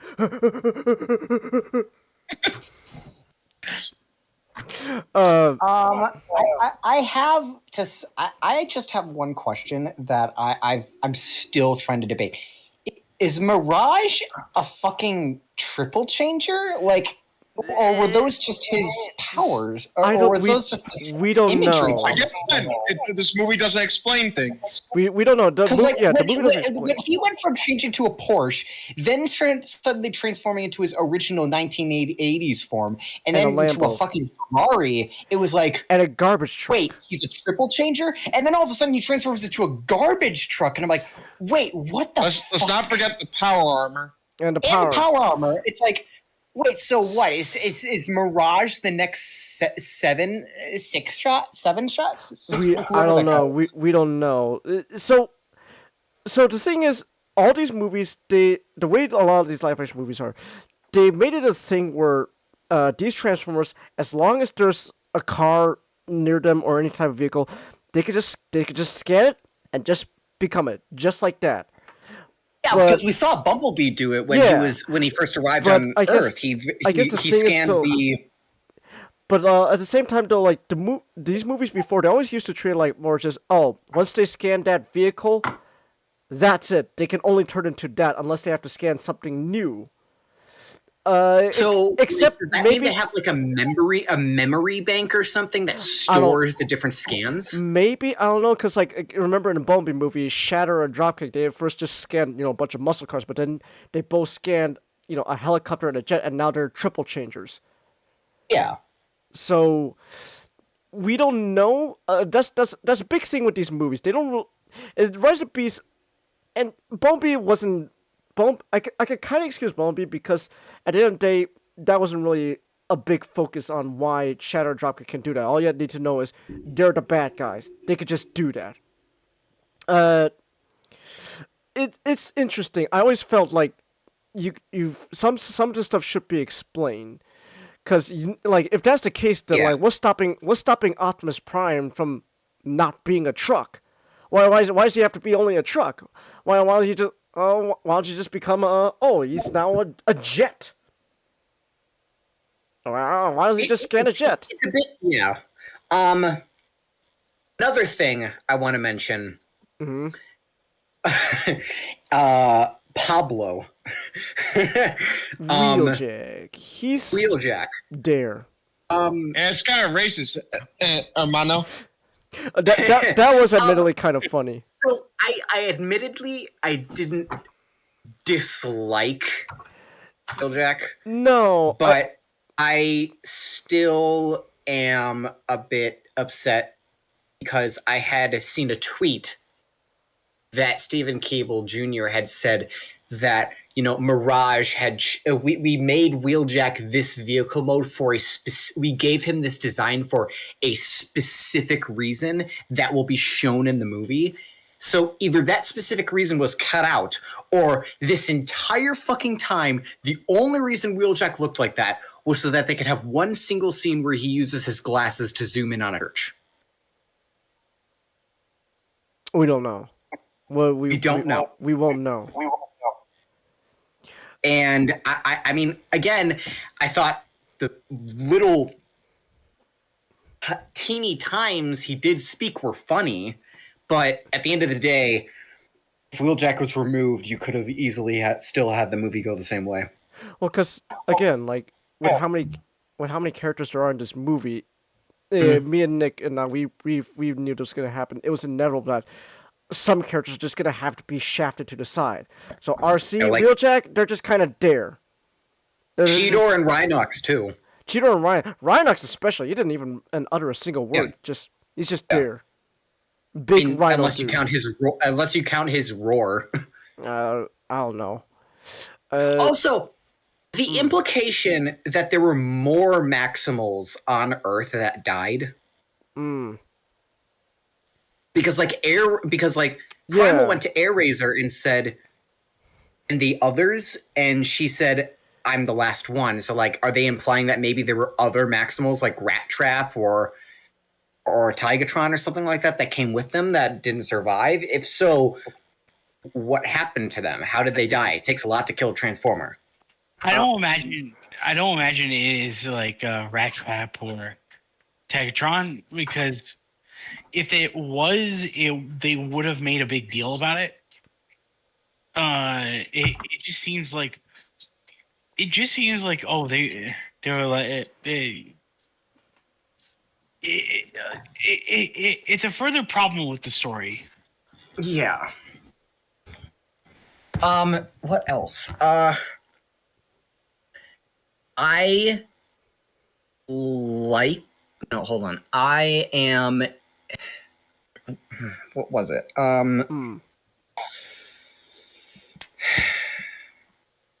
Fuck, I'm losing my train of thought. I want to say though real quick back to Wheeljack though. I think I know when Wheeljack's design was first revealed through like the toys, everyone was like, oh my gosh, this is bad. Oh goodness gracious. I think after watching the movie, I don't know.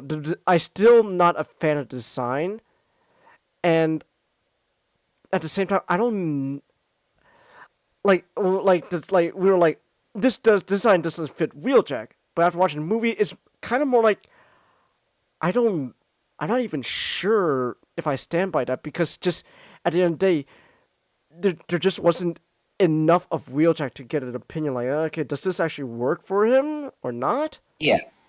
Like there's that like one line about him like saying, "Oh, I was studying butterflies to show I'm smart," and that's kind of it. We don't get much other than that. I don't know. Hey, Wheeljack. Hey, wait. Hey. Oh.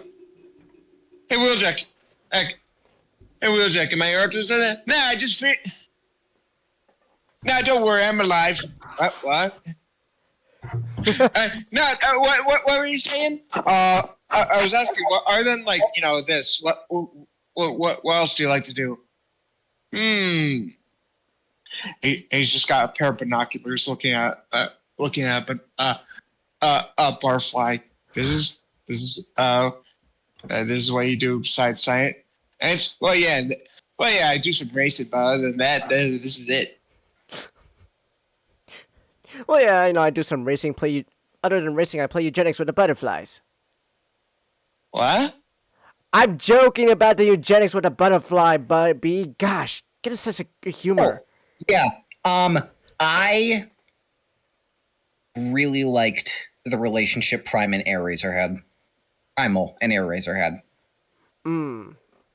I liked the character developments they had, and I honestly did feel bad for Primal when he had to kill Airazor. I don't know. I didn't feel as strongly about that as you did. I mean, it didn't make me cry, but it was more like I can't believe you had to do that. Like, oh. Yeah, that does suck, but like at the same time, I don't know. Like with me, it was more just that sucks. You had to do that, man. Anyways, because that's honestly how the movie treats it. It's like, Primal. It sucked. You had to kill Airazor. Anyways, they kill Airazor, and that was it. They didn't even reflect on stuff.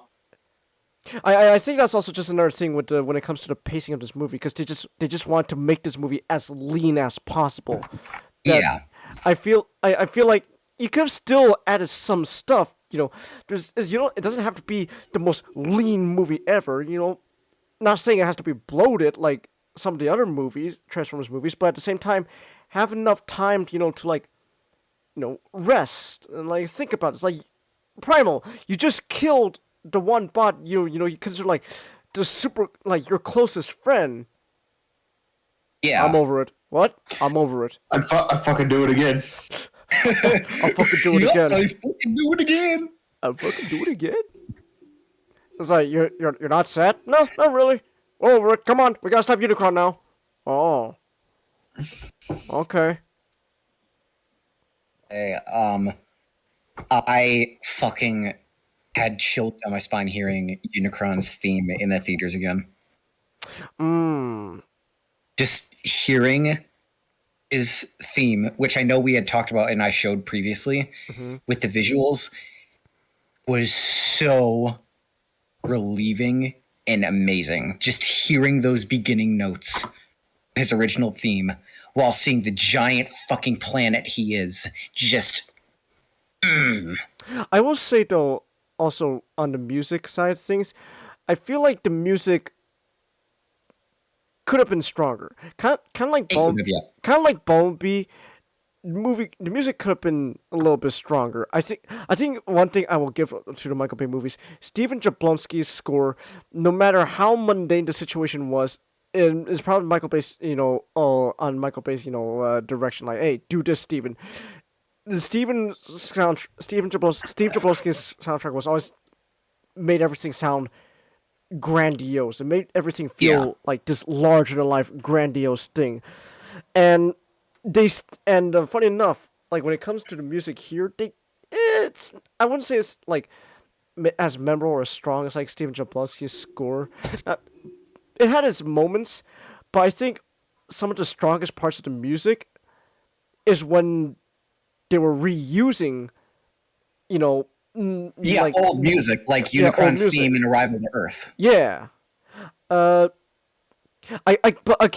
besides that though, the other time that the music was honestly the strongest was the insert, the licensed music that they used to, they input into the music, like Wu-Tang Clan. Bumblebee when he came back. That's my favorite use of it. Oh yeah, that's a great. Don't call it a comeback. Don't call it a comeback. It's like, you know what? Maybe I am a fan of the RZA, the Jizza, and the old dirty bastard. Oh no, that wasn't Wu-Tang. That was LL Cool J. Oh, that was LL Cool J. Oh damn. Yeah. No, but Nick, you just said I was talking about Wu-Tang Clan. You said, yeah, that's my favorite use when Bumblebee came back. No, I'm talking about the LL Cool J song, Changus. No, but I was talking about Wu-Tang Clan. You agreed with me when I was referring to Mama's said knock you out. That was my favorite. Because that's when you said Bumblebee came back. That's the song they used. Okay. Don't call it a comeback. I've been here for years, rocking my peers, putting suckers in fears, making their tears rain down like a monsoon. Listen to the bass go boom, explosion. I will say though, we kind of talked about this a little bit last night too. I do agree. I think Steven's direction is the strongest with the Brooklyn sections. And everything in Brooklyn, that was, really strong. Not to say like everything else after was weak, but I think that's where Steven really got to shine with the Brooklyn stuff. Well, he's a director. Like he's just a director that's good at making inner city stories. Mm-hmm. The great thing to compare this to is honestly just like when Ryan Coogler went to do Black Panther. So you take him out of his element, and like the opening to Black Panther was at least interesting. Then you take him out of his element and you put it in fake fictional country. He doesn't shine. Thankfully, with Rise of the Beasts, we have a good chunk in New York, and I think that those sections are really well done. With the whole I'm stealing. Mm-hmm. I'm gonna steal from these millionaires things. and all that stuff. It's like that's Steven playing to his strong suit. Hmm. Yeah. So, let's see. I did it. I enjoyed hearing Arrival on Earth again. I will say that. Hmm. I will say though, I'm a little disappointed that we didn't get to hear Notorious B.I.G. in the movie like we did in the trailer. Oh, I did. Hypnotize was the end was the first end credit song. Oh, it was? Oh. Yeah. Oh. Right when the movie ended, it was oh. Hey, Biggie, can't you see? Sometimes your words just hypnotize me. Oh, okay.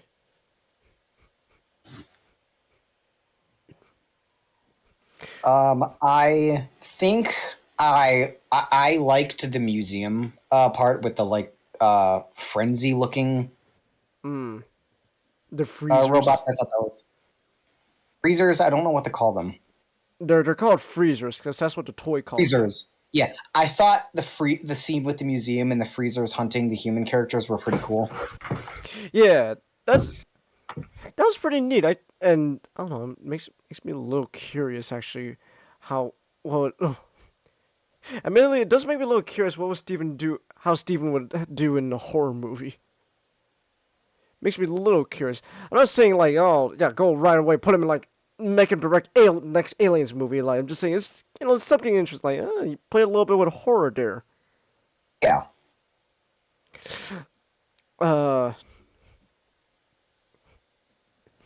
But besides that, though, like yeah, it was that was nice. Also back on the music though, I did also like the original song they made specifically for the movie by Toby was how do you pronounce his last name? Nwikwe? I just call him Reek because that's who he played in the movie. You're bringing the true Toby. McGuire comes in and he's like, all right. Wow, that is I'm gonna throw some sand. I was thinking. Not gonna lie when you said that. I'm gonna throw some sand in your eye. I'm gonna put some dirt in your eye. Dirt in your eye. Oh my gosh. What were you thinking? You don't want to know. Oh my I god. agree. I don't want to know. Who would you cast Tobey Maguire as in Transformers? Tobey Maguire. I'm not sure. He could play a Bumblebee. Maybe. But also, no, I do like the original song they used, "On My Soul." I like how it was used in the movie.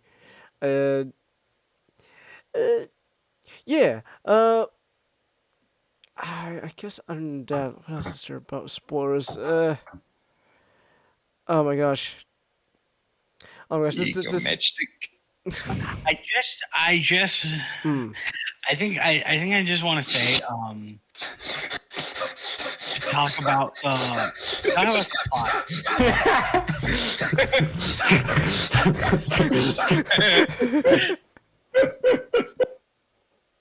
Is there referencing anything? So, in the fourth Bionicle movie, off topic, fourth Bionicle movie, goes, hey, what's that thing on your shoulder? His name is Click. And being an animal, he technically just clicks. But like, what if he like was like super intelligent? No, and like responded. And this is why I imagine his response would be. Oh my god. I wish I would have button. I wish I would have button. I wish I would have button. Where's my iconic slave role? Eric! Motherfucker! Huh? And then you get the sequel where he's like, I wish I were... Fuck. What was... I wish I were Lance Reddick. Yeah. I wish I were Lance Reddick.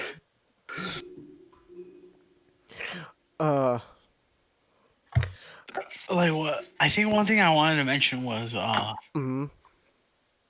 So the transport key. Mm-hmm.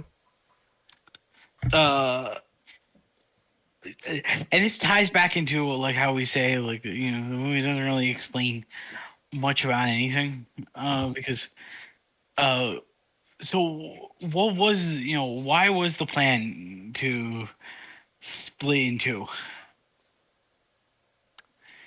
and to split up in general? I would assume just in case somebody from Cybertron, I would assume just in case Scourge finds them, that way they couldn't immediately activate it or something like But that. even then, they don't explain that. The movie just kind of makes it go, okay, I guess like you're supposed to put two and two together, like you did it so that way Scourge couldn't immediately win. I asked this because so Elena finds the first piece of the transwarp key. Well, hold on to that thought really quick, because I just remembered. One of the things I want to say is, the Maximals say, "We are war." I am like Airways says, "I am a Maximal, warriors from your past and your future," and they don't explain like, okay, what's the future part mean? We Beast Wars fans know. Wait until Transformers Rise of the Beast 2 or Electric Boogaloo. Explain what that is, but again, they don't explain that. Literally, as the second time watching, my sister literally goes, "Okay, so can someone explain that to me?" Because I don't understand. So, are they like from the past and the future, or what?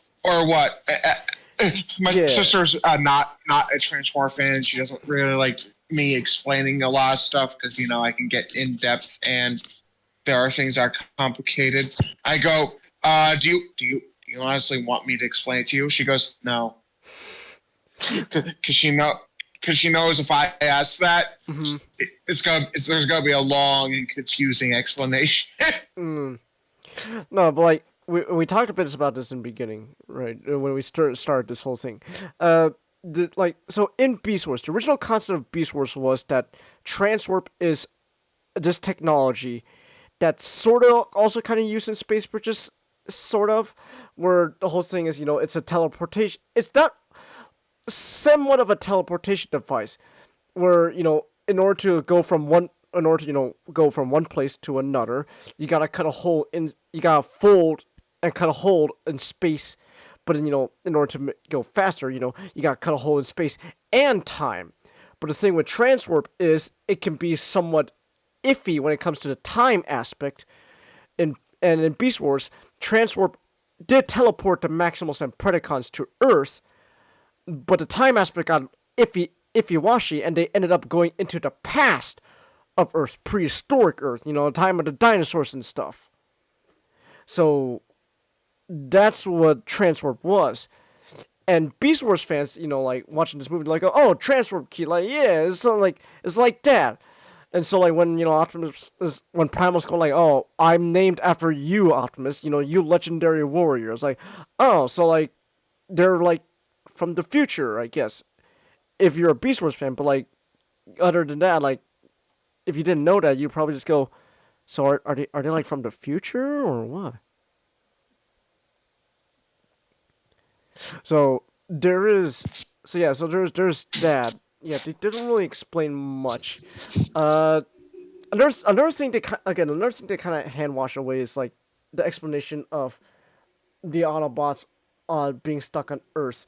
They do so this is the part where they kind of hand washy acknowledge Bumblebee, like they like Bumblebee.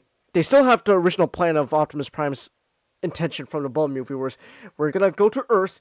We're going to regroup there, rebuild, and then eventually, when we're strong enough again, we'll go back to Cybertron and take it back from Decepticons. Yeah. And try not to destabilize any geopolitics along the way. Exactly. Here, they acknowledge it in, like, one line. Like, Mirage, like, hey, to know, look, Earth was only supposed to be a pit stop. But then, that's about it. It's like, he just says, Earth was only supposed to be a pit stop. Optimus blames himself or us being stuck here. But we And don't. now we're just Earth was supposed to be Earth was supposed to be a pit stop, and now we're just. And then it would just stay here, and stay here, and stay here, and stay here a little bit more. Yeah, and then so like, Mirage, so like they explained that, but like we don't know. Okay, but I want to know now what happened. Like what happened to that put a whole monkey wrench in Optimus Prime's plan? Like what happened to part 2? Why can't they do part 2 of their plan? Return to Cybertron. I want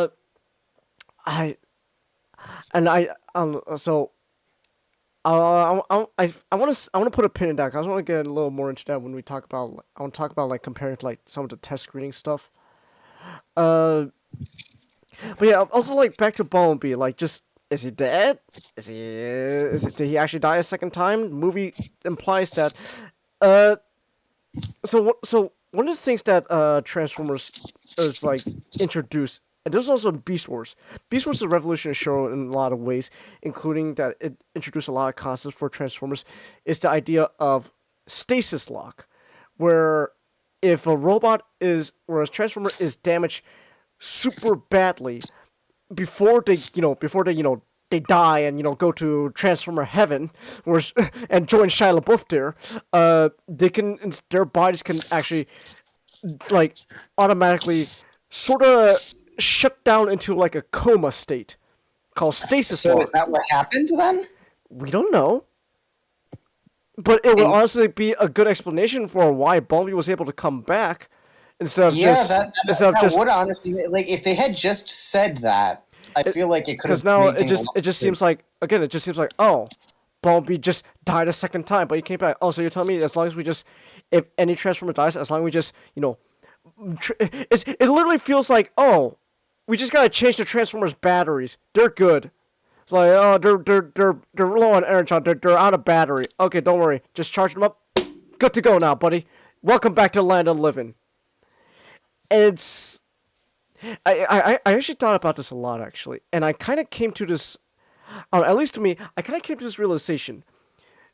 Whoever's like making these movies and writing these robots work on Saturday morning cartoon logic. Yeah. But not just any Saturday morning cartoon. I'm talking the original 1980s G1 Saturday morning Transformers cartoon logic, where back then, because Transformers were so fleshed out, they could just do whatever they want. Like, we were using the same logic. Like, based on what I saw in the movie, it's possibly arguable that if, let's say Optimus Prime gets like shot in the head, but like he survives, but like, oh no, don't worry, I'm fine. The laser beam just grazed my head, but my targeting computer is all jumbled up now. I don't know how to aim anymore. Don't worry, Optimus. Let me use my sponsored brand laptop to hack into your brain so that way I can aim for you. Thank you, human character. That's an actual. I feel like you just did you just unintentionally reference the Family Guy episode where they did the Michael Bay director thing? I am kind of referencing that, but I'm also at the same time it's also a reference to an actual thing that happened in G1. Prowl's I don't know, like combat system didn't work anymore, so Chip had to hack into Prowl's brain and pretty much control Prowl like a fucking video game player for him, so that way he could fight back against the Decepticons. Yeah, but the fact that you said the sponsor thing, I immediately flashed to the Family Guy. Yeah, that's definitely it. That's definitely according to my Microsoft Surface, the Decepticons' weakness is in the chest. Microsoft Surface. By Microsoft. Yeah, it's definitely a reference to that.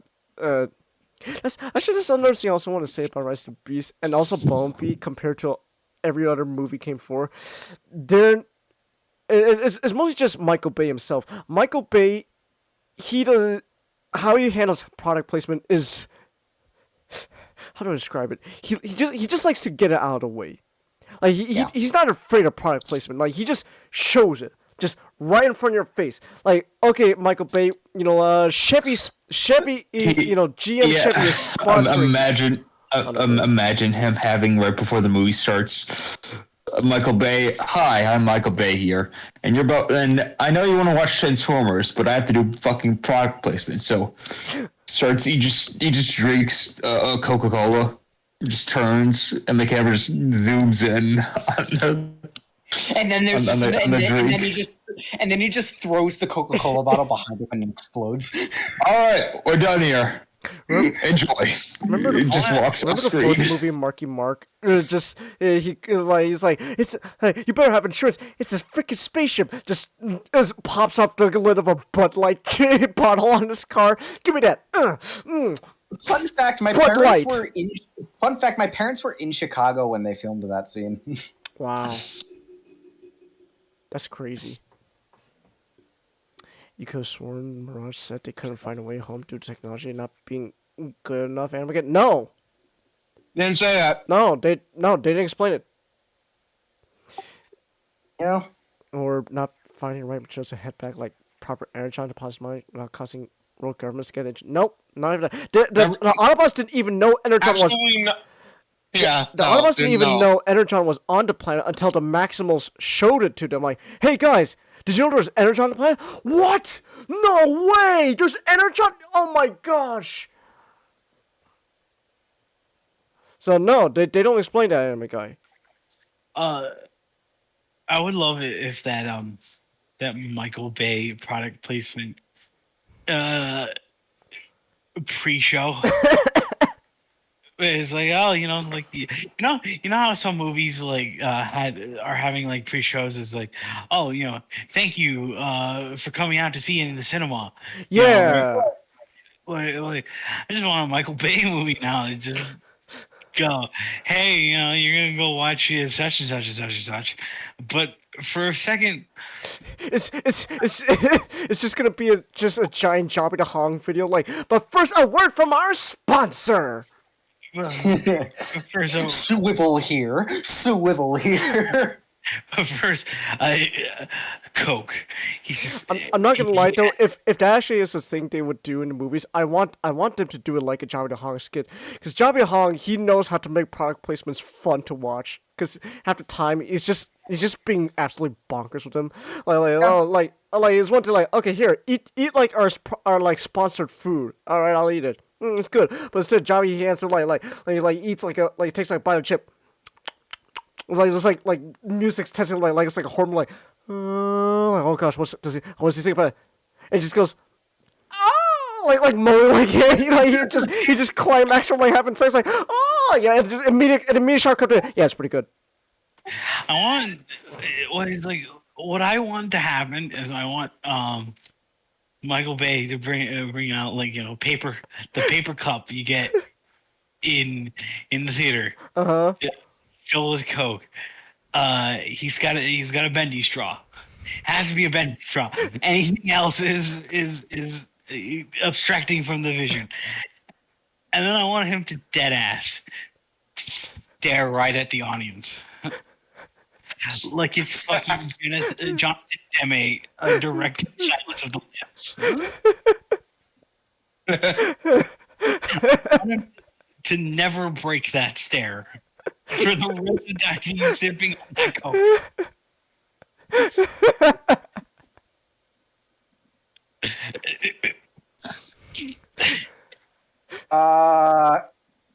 Can we talk about the thing now?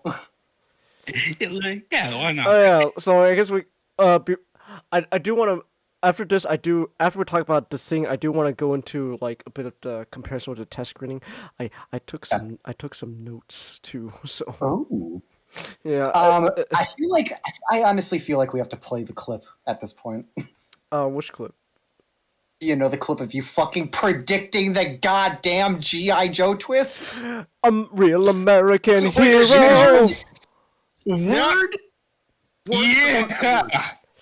Word for fucking word.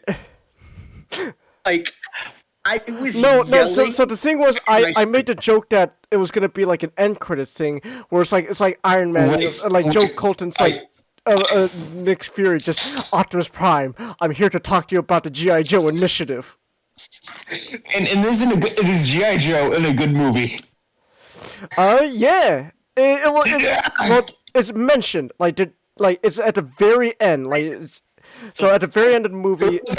Who was it? Duke? Snake Eyes? Cobra Commander?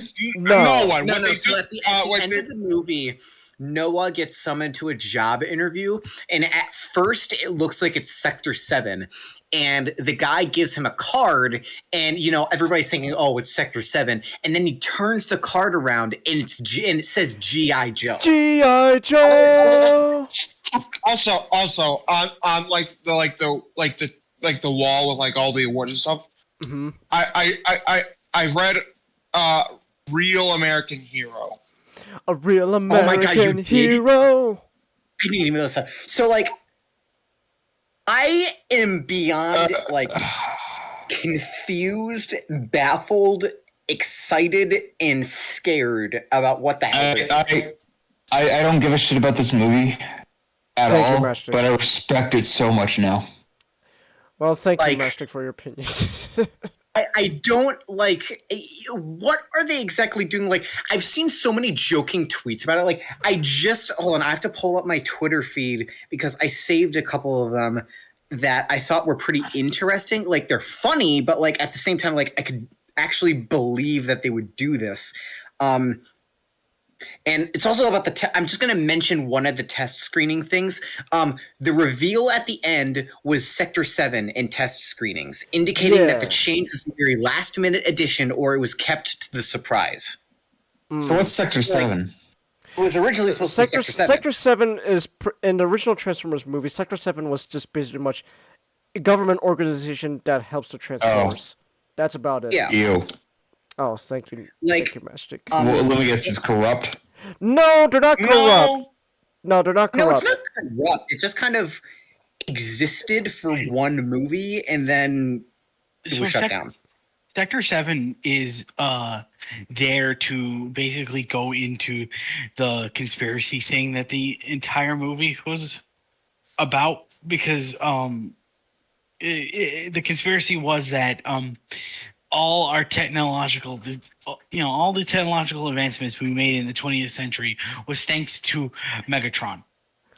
Just being solid in a block of ice along with the MacGuffin of that movie. Okay, here it is. This is just a random joke tweet. They're totally gonna bring back John Cena and make him Joe. Honestly, I feel like what they are gonna do is explain that Sector 7 evolved into G.I. Joe, and then we'll simply play the role of Sector 7 would in future films. I don't know. I don't think I would honestly like it like that. I think G.I. Joe. I'm seeing so many things that are saying, "Oh, G.I. Joe's gonna."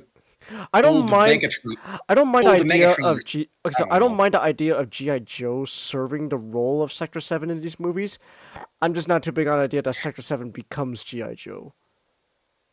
I don't know. Maybe Sector 7 was absorbed by G.I. Joe? There may be something like that. That would make more sense. Yeah, that would make more sense if G.I. Joe absorbed Sector 7 into...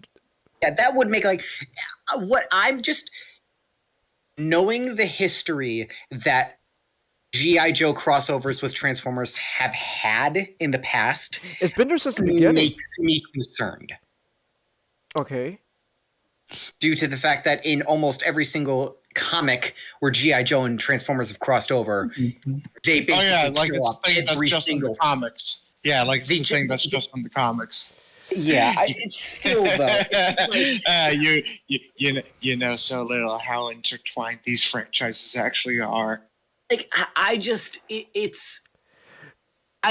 don't know how to feel, because I honestly want it to be are they gonna make a Hasbro fucking universe? Are they gonna try to do what Scoob was doing? Really what they need to do is just all they need, really, if anything, it's just gonna be a G.I. Joe Transformers thing. I mean, I hope so. Even so, it seems like they're doing a good, better job with it than something like Scoob. They're doing it the proper way. They're doing it slow and methodical, from what it seems.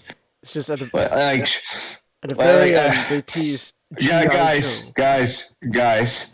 Mhm. You had my attention. Now you have my erection. I will say that the G.I. Joe twist pulled me into be very interested in what they will be doing in the future. Holy shit! I'm just surprised that you guys have now. I'm now invested. And speaking of future things, I do want to say I was very disappointed about the fact because I waited the entire time after the credits started showing for there to be at least one end credit scene that at least teases fucking Megatron, but nothing. Oh no, Butter! No, don't be that guy. I'm sorry. I wanted to make sure. I waited. Megatron wasn't there. No, Butter! Don't be that guy who sticks around for the end credits. Like I honestly have no clue what they're planning to do with Megatron, and my greatest fear is that they're going to introduce Galvatron before Megatron. I don't know about that. I told Nick. I think here's what I think they're gonna try to do. I think whether the next movie. I don't know if it's the next movie they're gonna do it, or G.I. Joe first Transformers it's gonna be its own thing. Who knows? But I think the plan they want to do with Decepticons and Unicron is Unicron's now established as a threat, and they even said he's not gonna stay in prison in warp dimension for too long. So I think that what they want to do is they're gonna Autobots. I don't know. They're gonna able to find now a new way to go back to Cybertron, and then from there, they're gonna have to try to convince Megatron. Hey, Megatron! Whoa, hold on, buddy. Let's put the war on hold. Why the fuck would I do that? Because Unicron's coming. Oh shit! Why did you just say that? I mean, I can see them doing that, yeah, but Botmo, that's all you had to say. Sorry. That's going off the assumption that Megatron would give a damn or not. I don't know. The Avengers and it's one of those things. It depends on how they do Megatron. Yes. Yeah, it would. Imagine the Avengers Endgame, G.I. Joe, Cobra, the Autobots and Decepticons, all coming in the fight using a crowd by weird Dr. Strange's warp portal. It stinks to the My Little Ponies. They're able to use their magic to create portals. Rainbow Brights. No. The Rainbow Brights. We'll finally be able to get a real on-screen fight of Rainbow Dash versus Starscream. My God. Don't do that. Don't do that. I guess it honestly depends on how they decide to do Megatron, because Megatron's always with Unicron and Megatron, it's always either been Megatron at first liked the idea of teaming up with Unicron, but then decided to change his mind after he realized how big of a threat Unicron was, or he immediately defies Unicron because he doesn't like him, and Unicron ends up torturing him and turning him to Galvatron. Either way, they both become either circumstance they become. He has to become Galvatron. I don't think he has to become Galvatron. I have a feeling, honestly, they're not going to do Galvatron. And here's the thing. So, even though this is a reboot, we already technically did get a live-action Galvatron, even though it was a completely different movie and different, continuity. But in Hasbro's eyes and Paramount's eyes, they already did Galvatron. And I have a feeling they don't really... They technically already did Unicron. They did, but so here's the thing. Here's the thing. I actually want to talk about this. I think the reason why they want to do Unicron and all this is because, how do I put it? I have a feeling, Rise of the Beast, maybe not its initial script, when it was just still an idea floating around in people's minds. I have a feeling Rise of the Beast was originally a pitch idea for a sequel to The Last Night. You know what? I honestly could believe that. They want to do something. They already they teased Unicron in the last night, and now they gotta do something with Unicron. So You know, that's why I can believe Unicron that. is now in Rise of the Beast. I can believe that. So I can 100% believe that. So I think with that type of mentality, I think in their eyes, oh, okay, we already did Galvatron, and we already changed it back to Megatron, even though this is a reboot. We already did Galvatron, and we already changed back to Megatron, so let's just keep it Megatron. Unless, I don't know, Stephen Campbell Jr. decides as to... Another thing, too, also, that I think we talked about this, too, not how... It definitely feels like this movie is a movie where it's not so much a movie headed by Stephen Campbell Jr., where they already had a whole story planned out, and they decided, shit, who are we gonna get to direct it? Steven, buddy, you want to be a director? Hell yeah! So unless the next Transformers movie that Steven, if Steven's even gonna be directing the next movie, who knows? I would like to hope that he has more hands on the leash than just simply, okay, here you go, here's the leash to the movie. Good luck. Yeah.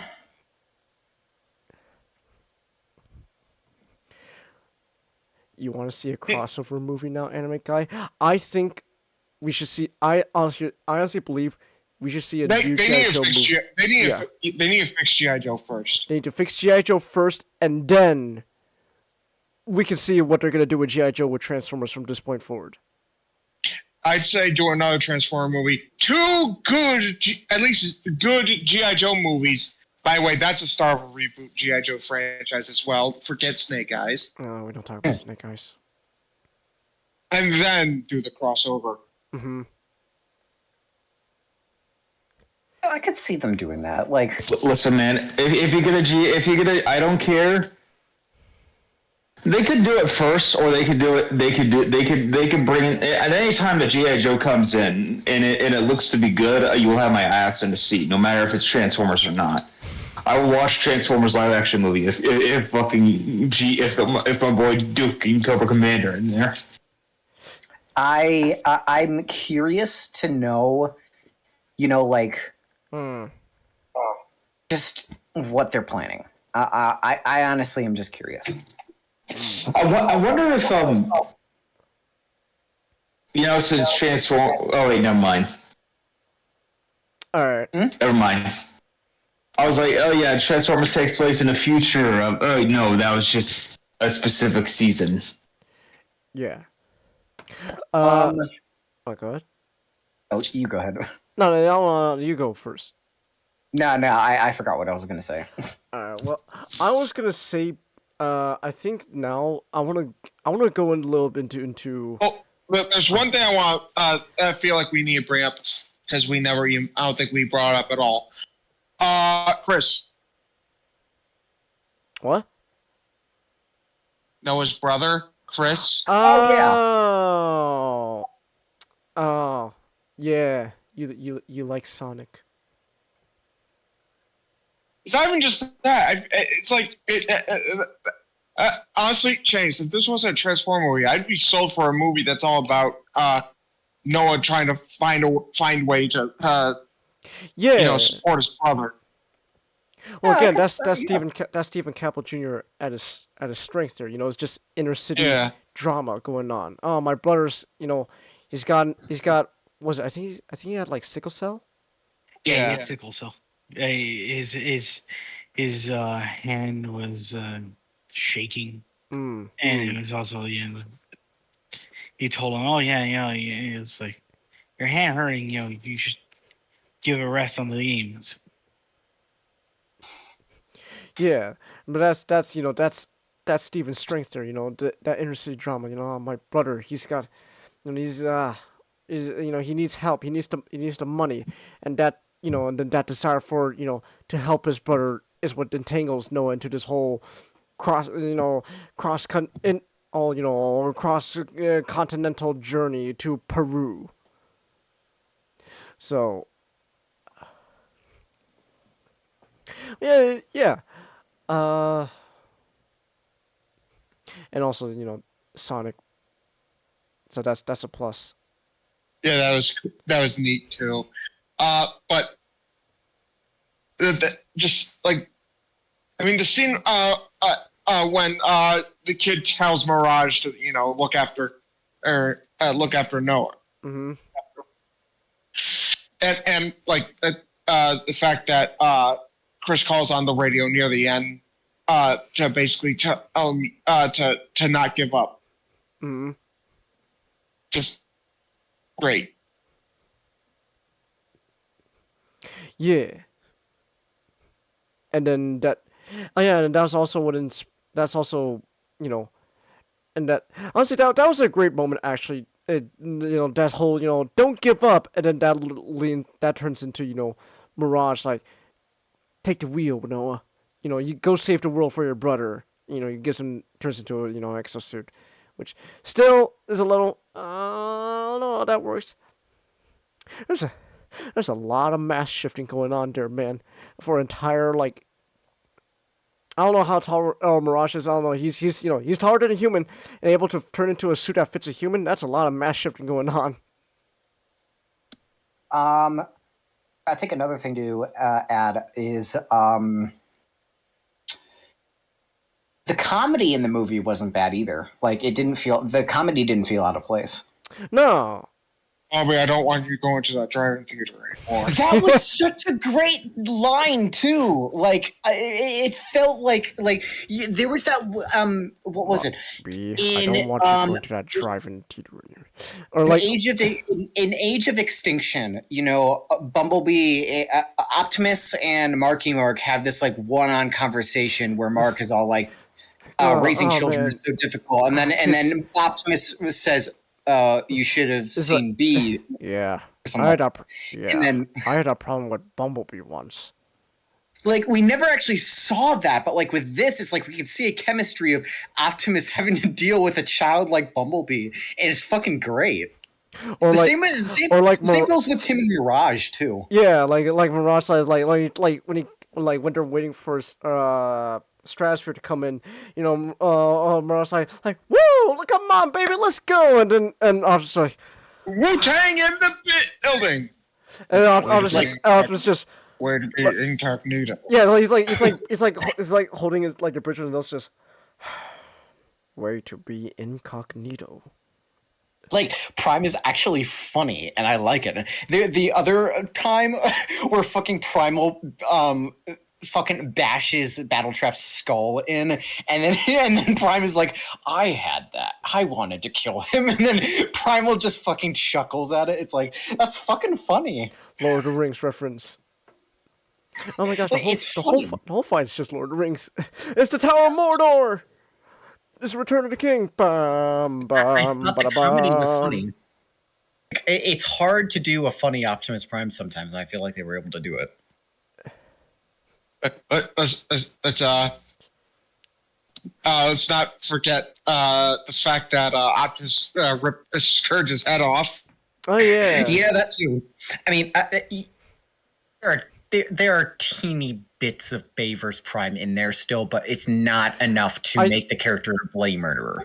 I think Nick, you last night you described it best. It's like this Optimus feels like a good blend of what they're doing in like Bumblebee and like the Bay movies. Yeah, definitely. What I mean is by this is a transitioning Optimus for audiences where like they would probably expect the bloodthirsty Optimus. So that maybe in the next one we don't get bloodthirsty at all. Yeah, I can see that. And this belongs to my friend. Yeah, this belongs to my friend. I am interested to know, where Scourge actually did get all of those badges from, because like, well, the whole point is that he's just been going around killing and using trophies. Yeah, but like, what I'm curious about is like, did he go to other colonies of Cybertron We don't and know. get Decepticon and Autobot badges? Because like, We don't know. But Butter, that's the problem. That just ultimately leads back to the problem with the movie. They don't really explain things. Like, where the Scourge. Yeah. But at the same time, though, it's not really necessary.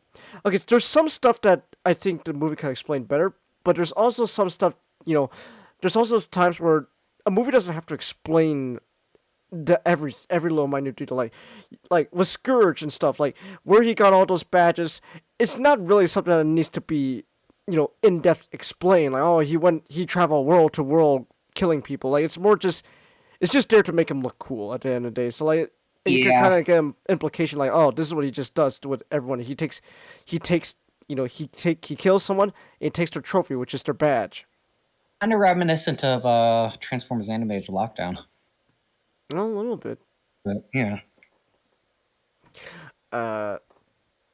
Well, I think now though, I do kind of want to go into a bit of comparing with some of the test screenings. So. Yeah. All right. So, I did make a little note, a little Google Doc. So welcome to my TED Talk. Yeah, welcome to my TED Talk here. You're surprised Sega allowed that anime guy? No, anime guy. Like, referencing Sonic is not, the same thing as like actually showing Sonic. Then you have to if you want Sonic the Hedgehog actually in your movie, then you got to ask Sega, hey, can we have Sonic the Hedgehog in our movie? Like, the kid was carrying around a Game Boy, but like. It doesn't have. You're not showing the Nintendo logo. Even if they, even if they show like a close up of the Game Boy, they would need to cover up the Nintendo logo with a masking tape. To put an example, in the show House of Cards, when Kevin Spacey was like, oh, hey kid, can I play around with your Vita? They could say Vita, but they had to put tape around the bottom there, so that the PlayStation logo doesn't show up. Yeah, so it's okay. It's okay to mention Sonic and stuff, anime guy. We're not gonna get sued if we say I like Sonic the Hedgehog. In fact, Sega. This is not Nintendo. Sega is much more lenient than Nintendo. Nintendo, they're fucking savage about that shit. They'll literally take you to court over. Oh my gosh, did I hear like a single note from The Legend of Zelda in your YouTube video? Get the fuck out of my site. I'm suing you. Hey Changus, I'm afraid I have bad news. I just got an email. Apparently, Nintendo's suing you for for referencing them. Damn. See, Nintendo, this is why I'm a Sega guy now. I don't Changus, do you hear the door? Oh gosh. FBI, open up! No! The Pinkertons are coming. Oh no, not the Pinkertons. Oh my gosh, I can't believe the Pinkertons still exist. Fuck. I can't believe they're being sent out for fucking cards. I know. I'm actually curious about the notes for the test screening. So it's mostly just stuff I just wrote down. I tried to it's not all of it. I just wrote down what I felt was kind of interesting or what I felt I want to share with. If you want the real thing though, it's. So I saw this on a Twitter post, but it's from a TFW. I know what you're talking about. I just didn't read through it myself. Yeah. This is from a TFW thread board, and again, all this stuff is information coming from a guy who says he was part of the test screening, original test screening for Transformers: Rise of the Beast. So, but again, we have no real way of confirming that this is what he saw. So take it with a grain of salt. We just have to assume that yes, this is what he saw. Right. All right. So I do want to I did organize stuff in a way that we could compare with how so one thing is also one thing we know is that compared to the test screening, they changed the opening. So the movie What was was the opening supposed to be? the transit fight. Oh yeah, I forgot about. I knew about the transit fight. So in the original movie, not the original. In the test screening, damn it, in the test screening of like this movie, they originally wanted the idea of opening up with the good old classic Autobot versus Decepticon fight. So we have Optimus fighting a Decepticon named Transit. So funny enough, though, the movie, based on test screening, looks like it was gonna open up kind of like your typical Transformer movie with Optimus Prime giving a big speech to open up, like "I am Optimus Prime," or like just "We were once a peaceful race of mechanical robotic beings." So he pretty much have said a whole speech there about how they're stuck on Earth and they're being hunted by Decepticons. And like there's no way home. They're stuck on Earth. So based on that, it seems to imply that the Decepticons are the ones that have put a kibosh on Optimus Part 2 of his big brain plan, and because of them, they have no way back home. And Be so, right back. oh okay. So it was gonna be this whole fight between Optimus Prime and this Decepticon named Transit, who looked like a rock sheet. Hold on, let me show it again. Transit Transformers. Look at this dude. Look at this dude. He's just a rock sheet from Bionicle. Come on. Biosector load up already. Look. There we go. Look at this dude. He's just a rock sheet from Bionicle. It's just a Russian Bionicle, but as a Transformer. So it was originally going to open up with Optimus fighting Disc Goober, and pretty much long story short, there's going to be this whole big fight, and Optimus would he'd be asking and Decepticon, "Give me your ship. We gotta get off world." And it's like, sucks to be you. I already blew it up. To mess with the Autobots. In fact, it was actually gonna be kind of interesting where Trans was even gonna show like this like hologram like video clip of all these Autobots being executed by Decepticons. As they're repeatedly saying like, "Wait, no, Optimus Prime's gonna come back. He's gonna save us," and that would actually get Optimus really mad. And we don't now the guys who wrote all this, he doesn't remember how Optimus killed Transit. All he knows is he believes it was with, his big battle axe. But then what would have been kind of interesting is that Optimus, it seems like this, in an attempt to keep the Transformers a secret on Earth, Optimus would actually have to discreetly deal with, Decepticon bodies. Like, you can't just kill a Decepticon, just leave him lying around. Like, that shows evidence of Transformers on Earth, so it seemed he would actually have imagine a Transformers version of a cleaner. Oh my gosh. For like in John Wick. Yeah. Optimus gets a few coins and old man comes in and he's like, "All right, you need a cleanup job?" And it's like some construction bot too. Yeah.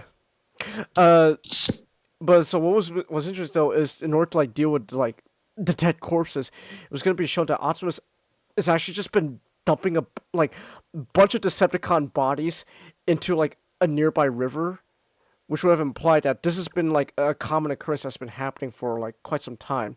Decepticons show up, Optimus is trying to, Optimus wants to deal with them as quickly as possible and steal the ship and go back home, but they always end up screwing with it. So, it's definitely a very interesting thing. It was definitely going to be very dark in a sense, because, it is kind of, in a sense, you do have to, it does kind of make sense though, like, if Decepticons are, out there trying to kill you, and you want to keep your people's identity, a secret from public, then you do kind of have to discreetly deal with, the body.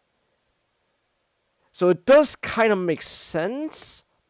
But at the same time, when after the test screening, people actually complained that they didn't really like this opening because they felt this didn't portray Optimus in a very heroic light. And in a sense, I can agree with that. Optimus isn't being very heroic here. This is definitely a lot more desperate Optimus. This is an Optimus Prime who's just doing anything he can, desperately trying to get off this mud ball of a planet. At least that's how he views her. Like, I just want off this mud ball of a planet. So it'll definitely be a very morally gray situation for Optimus to deal with.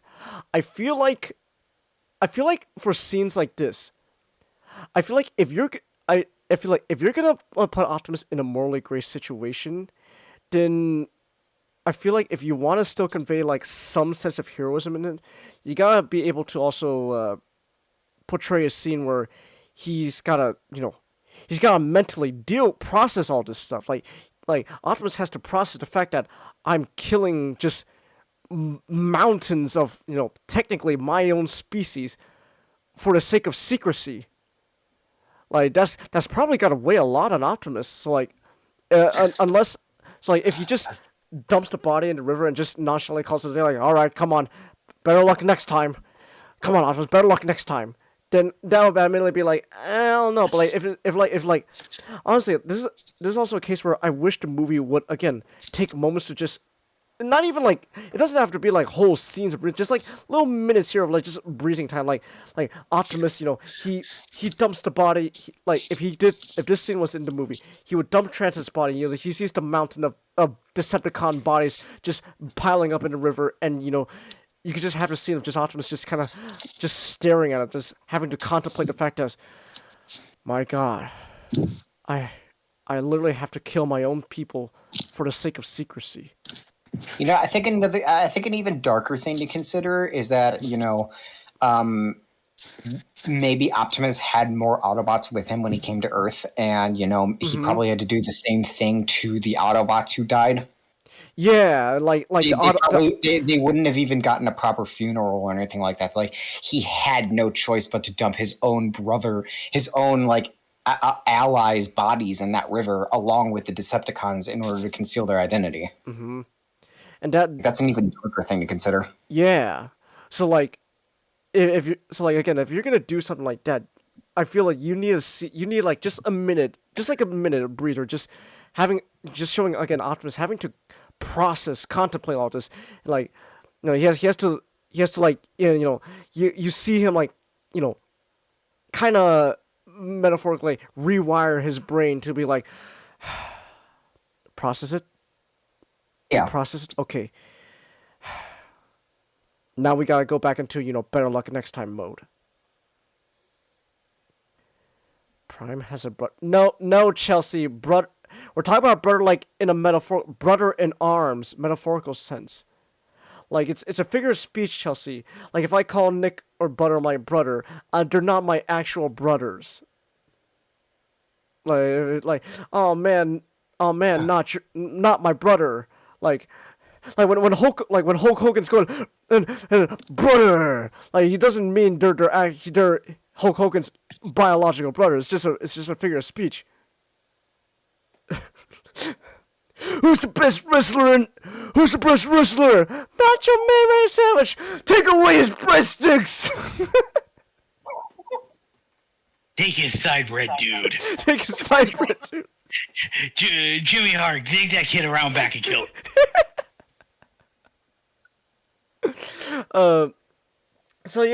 I think that would have been. I think again, if we're gonna do that, that would have been more interesting. Also, so apparently from what we saw here, it seemed that Optimus Prime's character would be not as strong. It seems like they added more scenes with Optimus to have a much better change in his character. More like I'm gonna go from not trusting humans to trusting them. It seemed like in the initial test screening, people got a lot more of the impression that no, he just hated humans. So that seems to be the thing with the test screening. So I am glad that what we got did ultimately show is no, it's not that he doesn't hate humans. You know, he just has this mentality that he can't trust them. He has to only look out for his own people. But it seemed like people got the I would impression that he also just, imagine. Uh-huh. I would also imagine that, considering this is placed in the same universe as Bumblebee, Optimus probably would have wanted to ask Bumblebee what happened when he arrived on Earth. And it's like, he probably had to tell Optimus, like, hey, when I came on Earth, the humans fucking panicked and attacked me, and I never got a chance to explain myself. So if we show ourselves, I don't think they'll exactly be okay with us. So it's like... No, I can imagine why Optimus would probably have distrust after hearing what they did to Bumblebee when he first arrived. Yeah. And, in a sense, they do also kind of... I do remember, though, I think, like, it was Ares, or I think also Elena, they were talking a bit, like, they were talking a bit about Optimus, like, oh, it's... they talk about, like, like, oh, he has to, he's just dealing with the burden of leadership. Like, all leaders deal with that, even Optimus Primal. And, I'm glad they do have that scene, but at the same time, it's kind of more just it's more. It felt more of just a sort of a they tell it, but they don't really show it much. What they do show it, but I feel like it was kind of a thing where they didn't really have to explicitly say like, oh, it's the burden of leadership. Perhaps one of the subordinates seeing this and ask if he's okay. Alf replies, I feel off. Take your time and just breathe, or like no worse is fine. Exactly, Adam. That's exactly what I'm saying. Like just, or even not just like even if it's just Optimus alone having to deal with the fact that he has to kill his own kind to keep them a secret. Like just again, just even if just himself, like just a moment of him just like. A moment where he's just alone, where he doesn't have to put on a show of strength for his for his followers. It's just him alone. This is where he could show some vulnerability. He just has to just, again, just process. I'm killing my own kind for the sake of secrecy. And like he could even like be like, am I doing the right thing? What am I doing? This sucks. So there is that. But it seemed like Optimus Prime's character in the initial test screening, it seems the impression people got was it's more of a heel turn sort of situation, which is, oh, I guess I just like humans now. Hey, Noah, turns out I was wrong. You are pretty cool. You're not cringe. Thanks, Optimus. No problem. Also, it does seem in the test screen that Rhinox was gonna talk, so yeah, the most likely, Rhinox, all of David Sobol's dialogue for Rhinox was cut out. So there is that. At the very least, I'm glad he was able to beat Ape Link and Battle Trap. That is true. Now, the interesting thing... But anytime a voice actor is able to get credit. Mm-hmm. Yeah. Now, what's an interesting thing, though, here is apparently, according to test screenings, it seems Scourge was actually going to have a lot more going on to him than just being, Unicron's jobber. It seemed they were going to more lean into the angle of, this is a guy who's only forced to work for Unicron. Because again, Unicron is like the devil for Transformers. Why would you willingly work for him? So it seemed like it's more like it seemed they were going to really lean to more just the fact that, oh, I'm not doing this because I'm evil. It's because, look, even if I wasn't evil, it's not like I have a choice. I gotta do this. For example, like when they're like, when they got like the transform keys, like Optimus gonna tell like, no, don't do it. It's getting late for me. I need to head out. You guys have a good night. Good night, Master. Good night, man. Have a good night, Master. But yeah, like it seemed like it's like gonna be like no, Scourge, don't do it. Like, look, Optimus, I don't have a choice, buddy.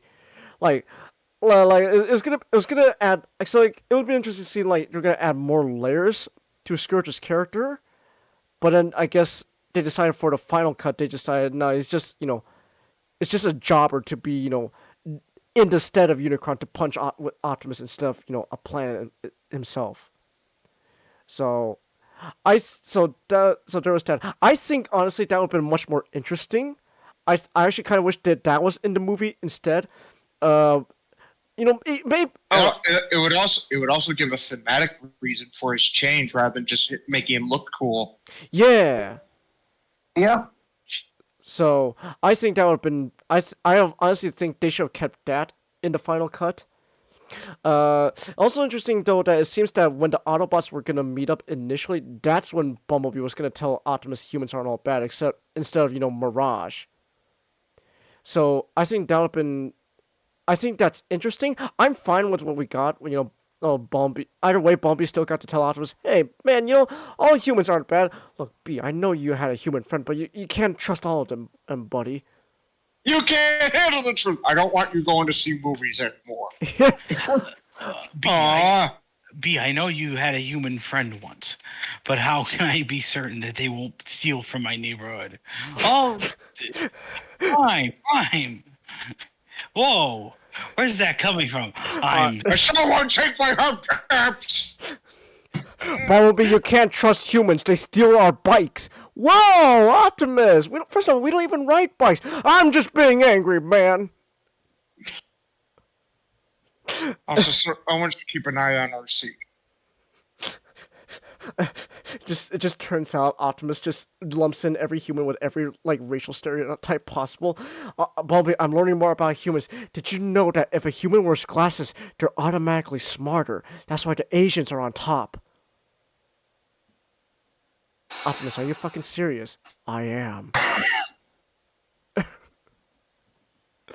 So that would have been interesting. Also, the whole scene where Mirage is having a quick dialogue with Noah while they're driving to the museum. That would have been that was added later on because they had to change because that was basically they added that scene instead of the whole opening with Transit. Before you get to your changes, remember when I told you there was a scene that made me worried? It was a scene when Noah was saying, once we get the key, we should probably destroy it. Well, but if we destroy it, they can't get home. We gotta look out for us. I was thinking that the second Noah tries destroying the key, Optimus was gonna get angry, and we were gonna have like a liar reveal situation where Optimus, this just cements Optimus's distrust even further. I actually had the same worry, and I was thankful that it ended up. I'm actually pleasantly surprised that wasn't the case. Where instead of you justify my anger more, it's just again, it's just please. Noah, please, if you do this, I can't get. That was such a good scene. Get home. Yeah, I was very pleased with how Peter Cullen delivered that line. Like it genuinely felt like Optimus was so worried. Yeah. At the same time, you could feel that holy shit, he understands what I'm thinking. Mm-hmm. This is the mind of a man who understands sometimes the needs of the many outweigh the needs of the few. And it's I understand why you need to make this decision. I'm begging you not to. Mm-hmm. And that's something I can see Optimus doing in any type of scenario. Yeah. So I also want to say I think this movie is honestly Peter's best performance as Optimus. I think a close second would honestly have to be Age of Extinction. And actually, in a sense, there is similarities with how he is in this movie and Age of Extinction, where it's a very much more angry Optimus, and with a lot more distrust in both of them. But there is a difference. Optimus in Age of Extinction, that's the case where he just straight up just hates humans. I hate you humans. I'm gonna kill Kelsey Grammer. Which, by the way, aside another tangent real quick. I still hate the fact that there are people still trying to justify Optimus Prime killing Kelsey Grammer in Age of Extinction. Oh gosh, there was this one guy I follow on Twitter. He's a fantastic Transformers fan artist. I love his artwork, but holy shit, his take on Kelsey Grammer, Optimus killing Kelsey Grammer made me fucking like, no, oh no, you're gonna give me a migraine, because like people were saying like, no, that's not what Optimus does, and he said, well, I'm sorry if people view Optimus as a fucking saint, but he isn't. It's like, no, you don't get it. You don't get it. It's not that he's a saint. No, it's like, oh my gosh, no. Why do people still have terrible takes? He doesn't kill in cold blood. It's not that Optimus doesn't. It's like, I'm sorry, Optimus not. It's not that. It's just Optimus isn't a cold-blooded psychopathic murderer. Like the problem I always have, like the funny problem I've always had with the ending to Dark of the Moon is that literally Optimus Prime kills two people who just wanted mercy, and we're supposed to think that was a heroic scene. And people think that's a heroic scene. And it sucks. So like I think honestly, if that honestly, I always thought about this. If you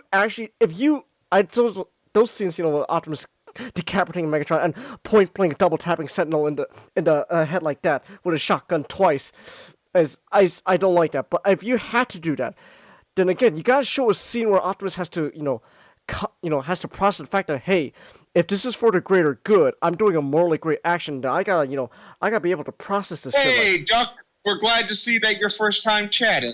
Hey, first time. Welcome, Duck. Hey, we're talking about Transformers right now. So, Duck, we're talking spoilers for Rise to Peace. You just saw the movie tonight. Nice. So right now what I'm doing is we're actually comparing the official cut with what the test screening is. So these are stuff I've written down from what a person from a TFW 2000 thread, from a guy who says he was at the test screening. So take all these notes here with a grain of salt, because we don't know if he actually was at the test screening or not. But if this is true, I think it'll be very interesting to compare the test screening, what this guy saw there, and what we saw in theaters.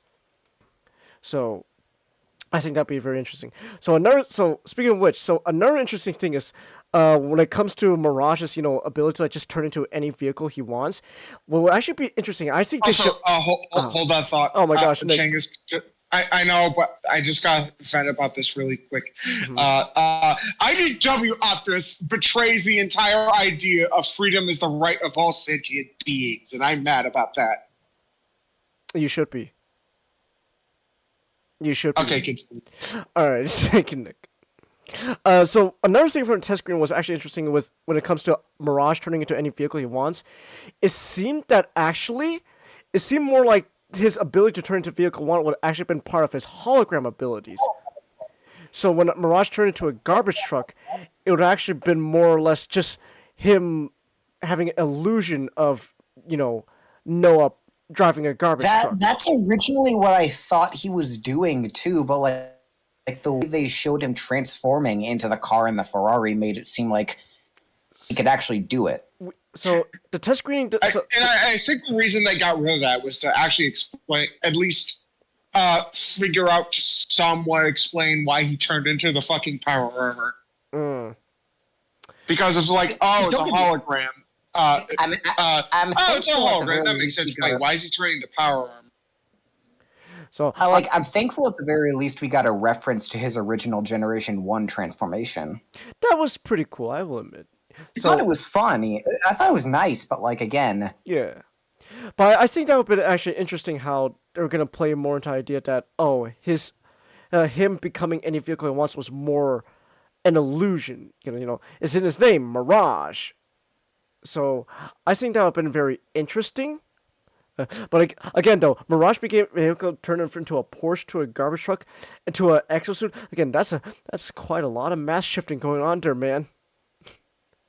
Yeah.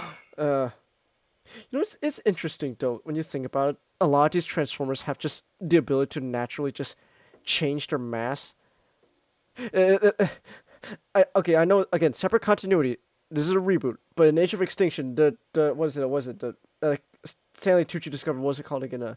Transforming. Like, oh, it's programmable matter that can change its mass. And we're going to use it to make our own giant robots. It's like, Stanley Tucci, you made the discovery of a lifetime. You could do so much more with that. But at the same time, it's kind of interesting, though, that, like, this is a natural thing Transformers can do.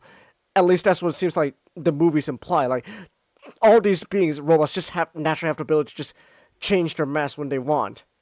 It's like, wow, so the limit they can do with that is just, we're just going to become a bigger car or a smaller car. Or, oh, I'm going to become a tape deck recorder. Like honestly, like, if you're going to have mass shifting, you might as well just go full and sound turns into a tape deck recorder. Like, you might as well do that. A cassette player. But it seems like initially they were going to make it more implied that, oh, Mirage turning into all sorts of vehicles was more, his illusion hologram ability. So, there was that. Another thing also that seems that the difference in the original, what we got in theaters and the test screen was Air Racer's introduction. This is where she was going to reveal, like, the backstory of Unicron and the Maximals, which is what we got instead in the actual opening of the movie. And it seemed like it was actually going to be kind of like, like Optimus in 2007 movie, with, holograms, like, whoa, what's happening? Oh my goodness. What's also going to be interesting was Optimus, it's like, oh my gosh, no, I thought Unicron was a myth, but it was like, no, it's real.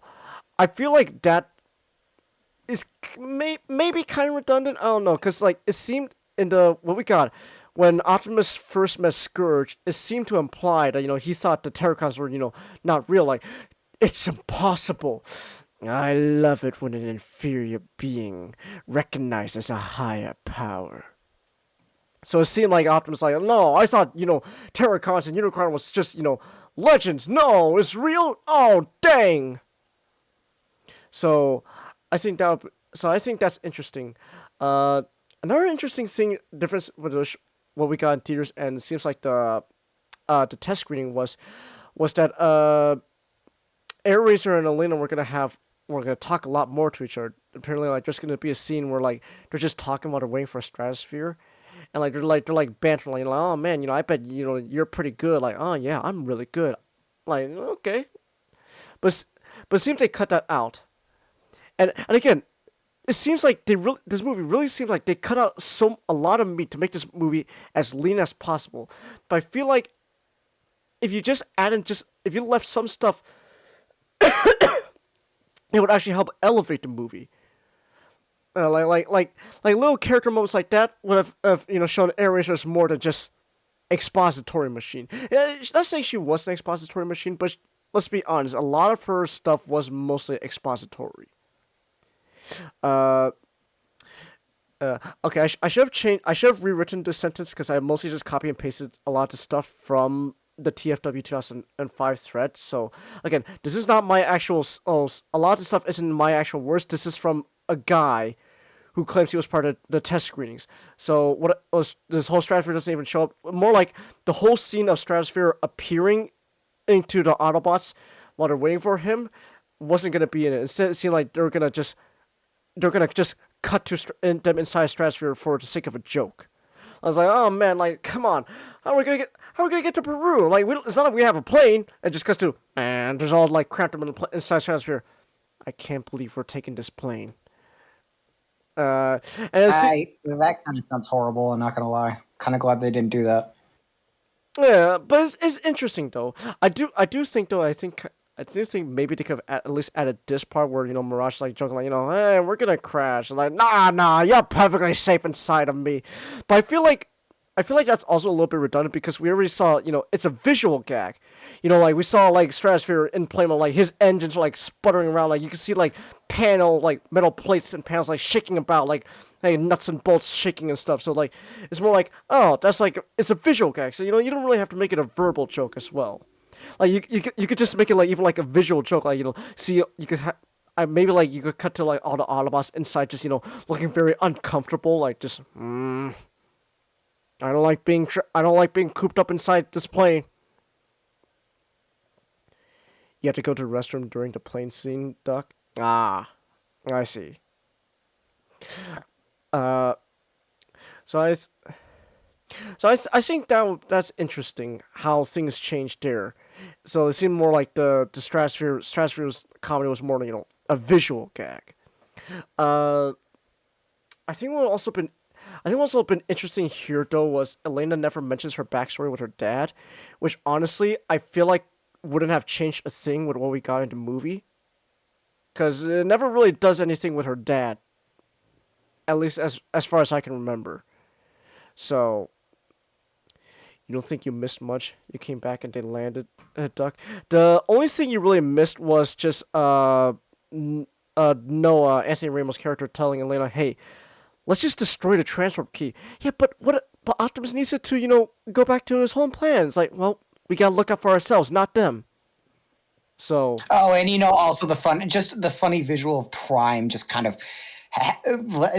I've got to admit, I let out a chuckle seeing Prime just sitting the way he was in Stratosphere. It kind of reminds me of Transformers Prime, where he's in Wheeljack's ship and he's just cramped up. Oh my god, yes, and yes, it was and so and funny. it's like shake, it's like tapping his fingers anxious just. Yeah, that's funny. It was funny. Yeah. So there was that. But I think what was also interesting though, they have actually added more to Noah was he was gonna explain actually why it was more. I think what would be interesting is not so much I think it was gonna be more he doesn't trust the Transformers. It seemed more like a personal distrust towards Optimus because it reminds him of the military people he used to work with. And I don't really trust him because again the movie made it a point why won't you let me part of this job because you can't work with a team, your superior said so. So I think it would be actually interesting here he reminds me a lot of my superiors in the military. It's that's why I was never a team player. People like Optimus, bunch of stuck up assholes. Interesting. So I think that would have been interesting. I don't know how it would work out in the final what we got, but I think it would. I think it's interesting though that we're gonna expand more on your superiors in the military said you don't work well with others, and I think it would be interesting to go into more it's because they're all just a bunch of stuck up assholes. I didn't like listening to them. I don't trust people like them. That's why I don't trust Optimus. So there's that. It's also gonna be interesting that Stratosphere was only gonna transform one time in the movie, and it's just when he lands in Peru to take Bumblebee out of him. So I think that was kind of interesting. Now here's the thing with it. Now one thing that everyone know about the test cut that seems to be cut in the final that got gutted out into what we got in theaters was this whole implied relationship between Wheeljack and RC, and based on what I'm reading, honestly, I would like it if they kept it. Because at least it would add more to RC and Wheeljack other than just them being there. There. Yeah. Yeah. Agreed. So there's this whole implied relationship between RC and Wheeljack when we're in Peru, Wheeljack's gonna come meet with us, and RC's gonna Wheeljack, I need to look pretty. Oh gosh, oh my goodness. Hey, is my paint job okay? And then there's also and then there's also supposedly the what people said it's kind of a cringe sex joke, but honestly it's fine. It's obviously a very naughty joke, but it's a playful naughty. So if I were to guess, it's so how does it feel knowing that I'm inside you? Well, it literally is according to this guy. So it's Wheeljack's yeah, it's been a while since you've been inside of me. I mean, it's a very naughty joke, but it's a playful naughty joke. So honestly, I don't think it's really cringe. It's not. Look, that is nothing compared to the last night was the fucking Marky Mark and Vivian tearing up the dad's office while the Onslaughts just going, oh my gosh, you're really rough. Ooh. Wheeljack's the bottom. I don't make the rules. I'm sorry. God fucking damn it, Nick. No, I see. No, I'm abstinent. I'm abstinent. Oh, I get what you're saying. I see what you're doing. Hey, RC, where'd you get that tramp stamp? I don't know. Cocaine's a hell of a drug. That's a hell of a drug. I hear you. You drink little sips of water when watching the movie, Chelsea. Yeah. So honestly, I think they should have kept that. Another thing, honestly, that I think they should have kept was a little more. It was a little funny gag joke where Wheeljack's glasses were like binoculars, and he would actually lend it to Optimus to look into the city as well. So I think that would actually been really funny. I think they should have kept that in. Optimus, how he puts on Wheeljack's glasses like, huh. I think that would have actually been hilarious. I wish they kept that as well. Now also what's interesting here, Osto, is the scene where they're Noah and Elena are being chased by the freezers in the catacombs. It seems that initially in the test screening, it was gonna be they were being followed by the freezers, but then they were gonna get but then the freezers get interrupted by Cheetor and Rhinox. But then Rhinox and Cheetor would then chase down the humans, and then that leads to the whole scene where Optimus Primal, jump scares someone, who are you? So, I think that would have been interesting, but I think ultimately what we got works just as well. Unless of course, like during that whole chase sequence, there was going to be more dialogue, but according to this guy, we don't know. So there is that.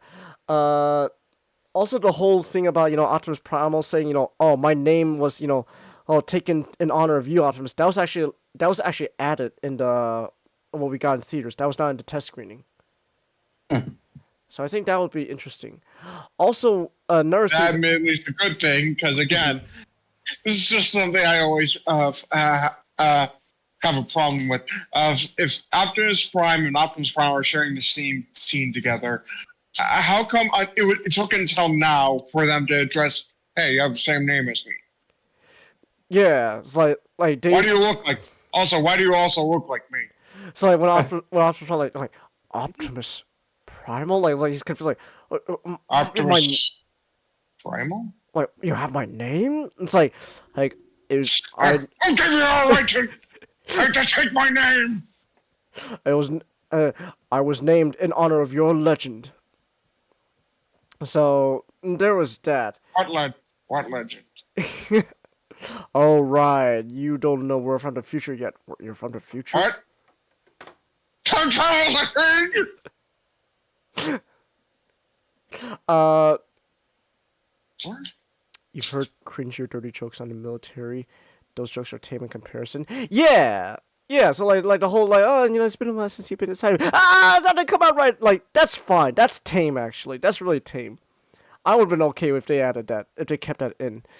It was all been interesting that when RC is getting damaged and stuff, Wheeljack would actually show a lot more concern. Like RC, no. So. An insider said there's close to a dozen cuts of the film. Jeez. If that's the case, then damn. They did, because again, like they. In this case, this is a case of a Hollywood miracle. Yeah, because if that's the case, then oh my gosh, this is. It seems like there was a lot of. Well, we don't know who's responsible for like which cut and stuff. Like is the final cut ultimately what Stephen Campbell Jr. wanted, or is this what the studio wanted? We don't know. But like this movie, you could like there's you could feel like a lot of stuff was cut out to make this movie as lean as possible. So there is that. I think what's also going to be interesting though was that when Eraser's fighting Optimus Prime because Unicron's essence is corrupting her, she would have actually been just a feral animal, just and Optimus has to and it was interesting. Optimus was actually gonna snap her neck instead of crushing her chest. I think ultimately though crushing her chest makes more sense because the spark, that's as I don't know. We don't really know about how biology works for Transformers in live action movie. Is it like like Beast Wars, where you could do as much heavy damage as possible as long as the spark is still kicking and screaming, they'll be fine. We don't know. So We're not. Waspinator. His endurance is either a 1 or a 10. And it depends on how you see it. And there's no in between those two numbers. Nope. Now, I guess also the reason why they're gonna there was originally snapped neck though was because I think this is actually more morbid. They're gonna use Ares or Spark as a bomb.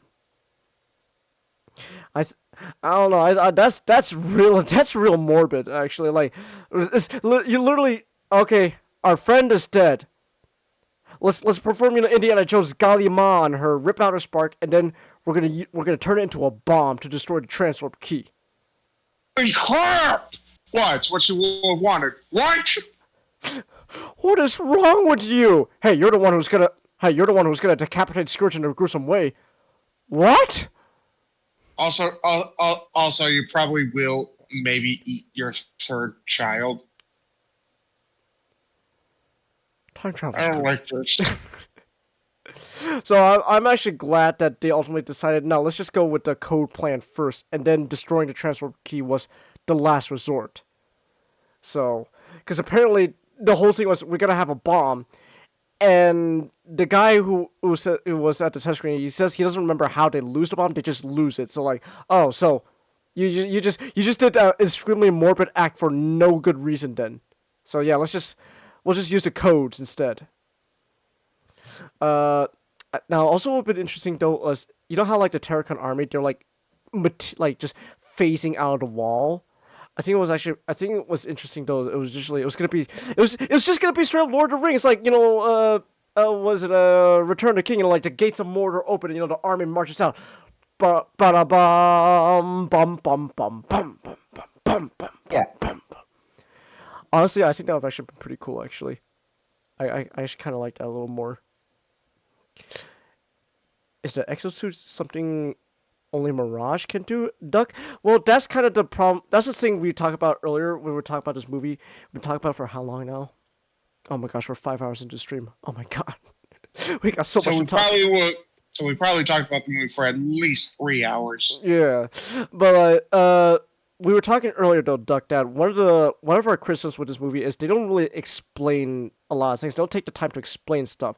And when they do explain stuff, it's very hand wavy. So no, don't apologize, man. It's fine. We're just explaining. And so one of the criticisms we have is they don't really do a good job explaining stuff. And so, like, is the exosuit something Mirage can only do? We don't know. They don't say it's something only Mirage can do. Like, if Mirage can do that, is it implied that, you know, every other Transformer can do that too? Can Optimus just become an exosuit himself? Is that what's happening? If it's no, and it's only Mirage, why? Yeah. I don't know. I think also it would be more interesting though if the exosuit wasn't Mirage becoming the whole suit. I think it would have been more.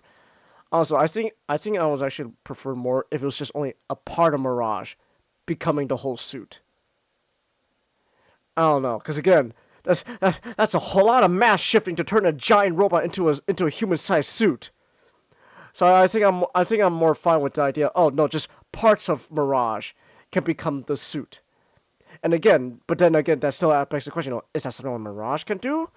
Why is that? Or is this something all Transformers can do? We don't know. Can Bumblebee? Are you telling me this whole time and during the Bumblebee movie, Bumblebee could have become an exosuit for Charlie?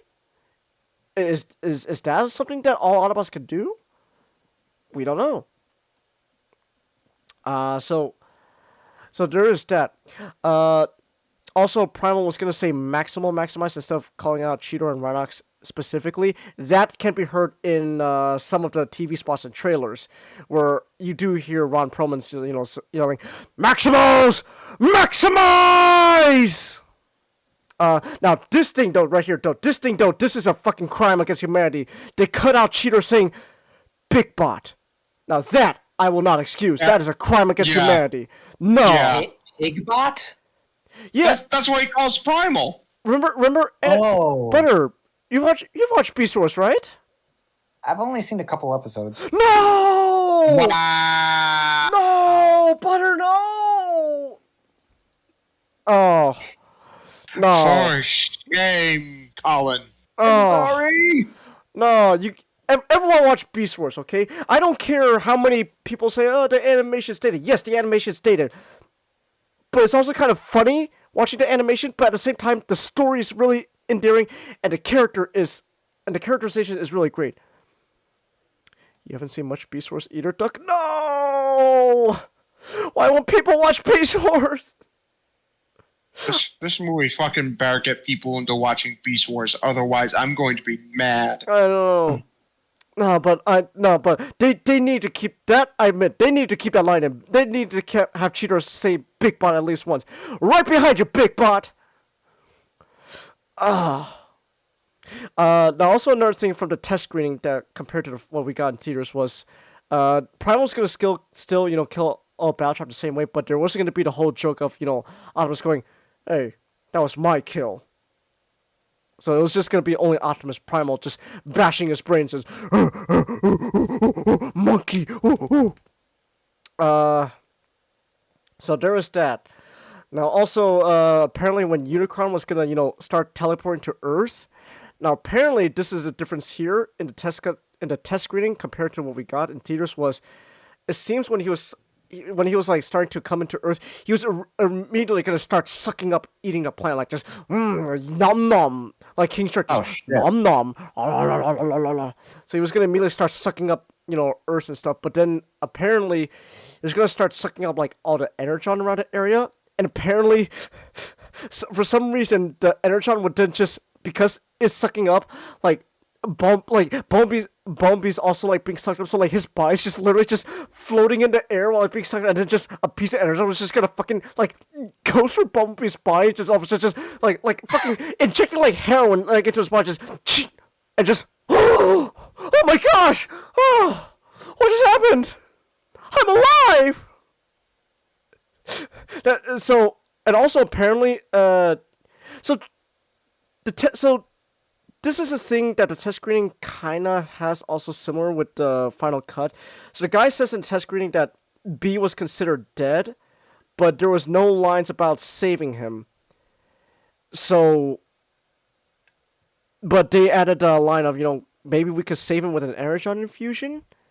So they added that line in, but then I will say though also it is kind of also, I will say though, I do agree that with this guy here, it's kind of interesting. This also happened in Final Cut. Like they're just kind of carrying Bumblebee's body around for like just like you think they consider him pretty much dead, so it's just like you're pretty much just carrying his body around. It's like, well, Bumblebee's dead. Darn. Like, I don't know. Which is why I think honestly, it would have been much more. It would have been much better if they just added a couple additional lines, just saying, "Oh, it's like is Bumblebee dead?" Like like I don't know. It seems like a cop out, but at the same time, Bumblebee comes back from dead, so it's already a cop out. So you might as well just say, like, is Bumblebee dead? No, he's close to death. He's in stasis lock. I don't know. It's like, well, stasis what? And then Mirage comes back. It's pretty much like being in a coma, man. We gotta get some energon into him. So, honestly, that would have been better.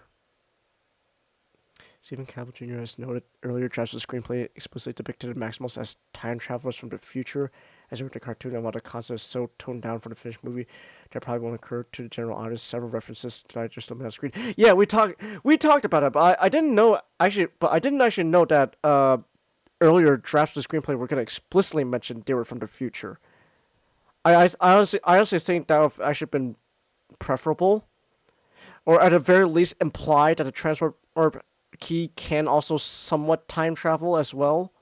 So, because we were, like I said, I kind of agreed, like the general audiences, if they don't really know Beast Wars, they probably wouldn't get the oh, they're time travelers. Like you said, Nick, your sister's not a Transformers fan. You said she was confused, like, are they from the future? So, I do kind of wish they at least made some explicit mention of time travel. It says all implied, hand wavy explained. So there is that. Now, I think what's also interesting here though is that all the Scorponok drones that are drawn onto the battlefield when Unicron does all that thing, Optimus Primal would have explicitly called them Predacons. So I think that's interesting in that, because that pretty much applies all Predacons in this universe. Every Predacon, at least as far as we know from the Scorponok, are all servants of Unicron.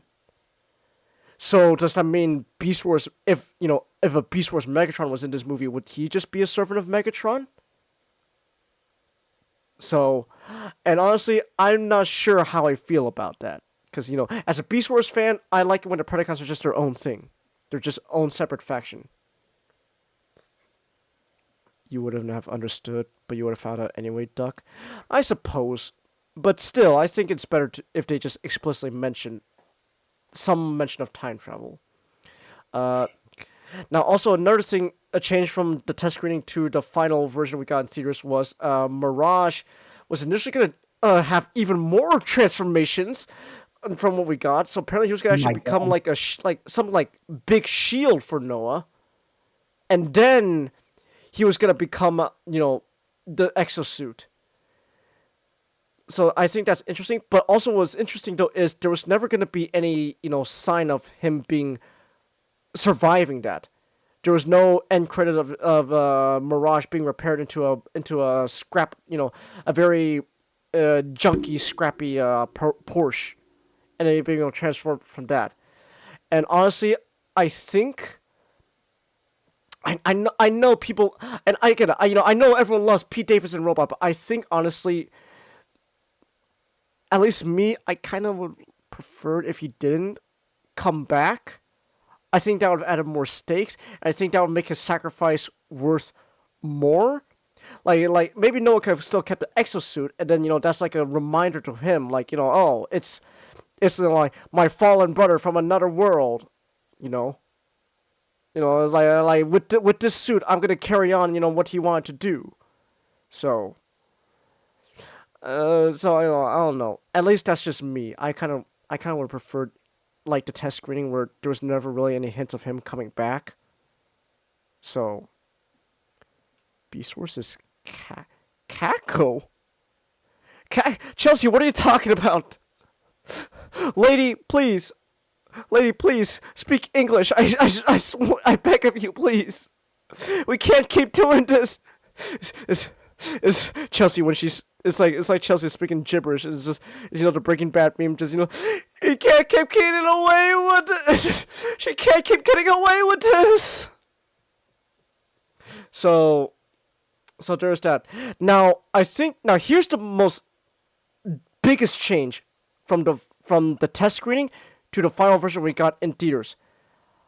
Optimus Prime would not have escaped the big sucky from Unicron when the tower blew up. He actually would have gotten sucked up himself as well. And then what would happen is then after that, there was gonna be this whole after credit scene where then is revealed, oh, Optimus lived, and he now has a personal audience with Unicron. So the end result was gonna be completely different. It would have implied a completely different sequel idea to what we got. So, and I don't know, honestly, I'm actually okay with what we got in the final cut, where just, Optimus does able to, survive. And it does help with his character, Noah and Optimus Primal saving Optimus is visually representing, he's gone through his character arc. He now trusts Noah enough to, for him to save his life. So I think I actually like that. It wraps up a neat bow to his character arc. But originally, they were just going to have Optimus just, oh, I'm just in space now. Oh my gosh, it's Unicron! And then, there we go, movie's over. That was going to be the after credits scene. We teased the next movie. And so, originally, it was just going to end up with pretty much, the rest of the Autobots, besides Optimus, they're just, and Mirage, they're just gonna be kept alive on Earth, and everyone's just gonna feel like shit. Just, oh, we won, but I guess Optimus is dead. Fuck. Okay. So it was, and then Noah would go home and embrace his family. So it's gonna be a lot more bittersweet ending. And I don't know. Honestly, I'm actually, again, I'm okay with the final ending we got that we watched in theaters. So there was that.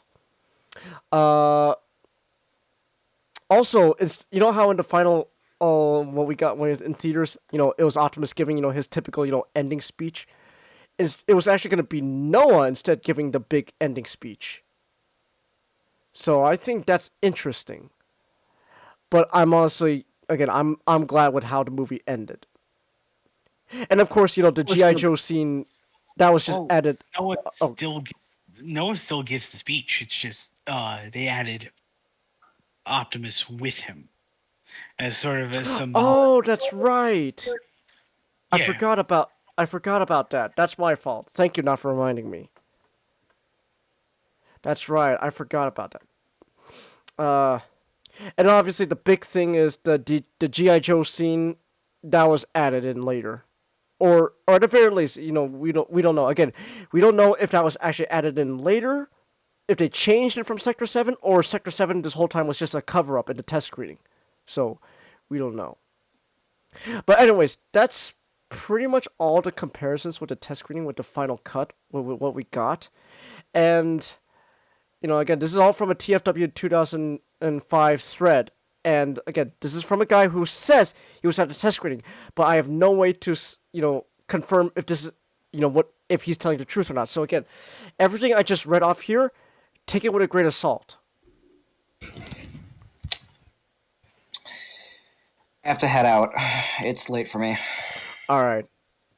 Have a good night, Butter. Yeah, you guys too. Talk to you later. Oh gosh, it's 1:00. We've been going for almost pretty much 5.5 hours now. Damn it, this is what happens when we talk about movies we like. But anyways, I think with that what we read, I think honestly I feel like the optimal version would be something similar to what we got in the final cut what we saw in theaters, but I think some stuff could have still been added, so it should have been kept in from the test screening, and maybe again, maybe lengthen the movie a bit. You don't have to cut out so much, from the movie to make it as lean as possible. So, but that's just me. I don't know. I've asked Nick, would you prefer if they kept the transit thing in? No. No? No. Okay. Because if the whole thing is Optimus is gonna just senselessly kill someone, I'm not interested.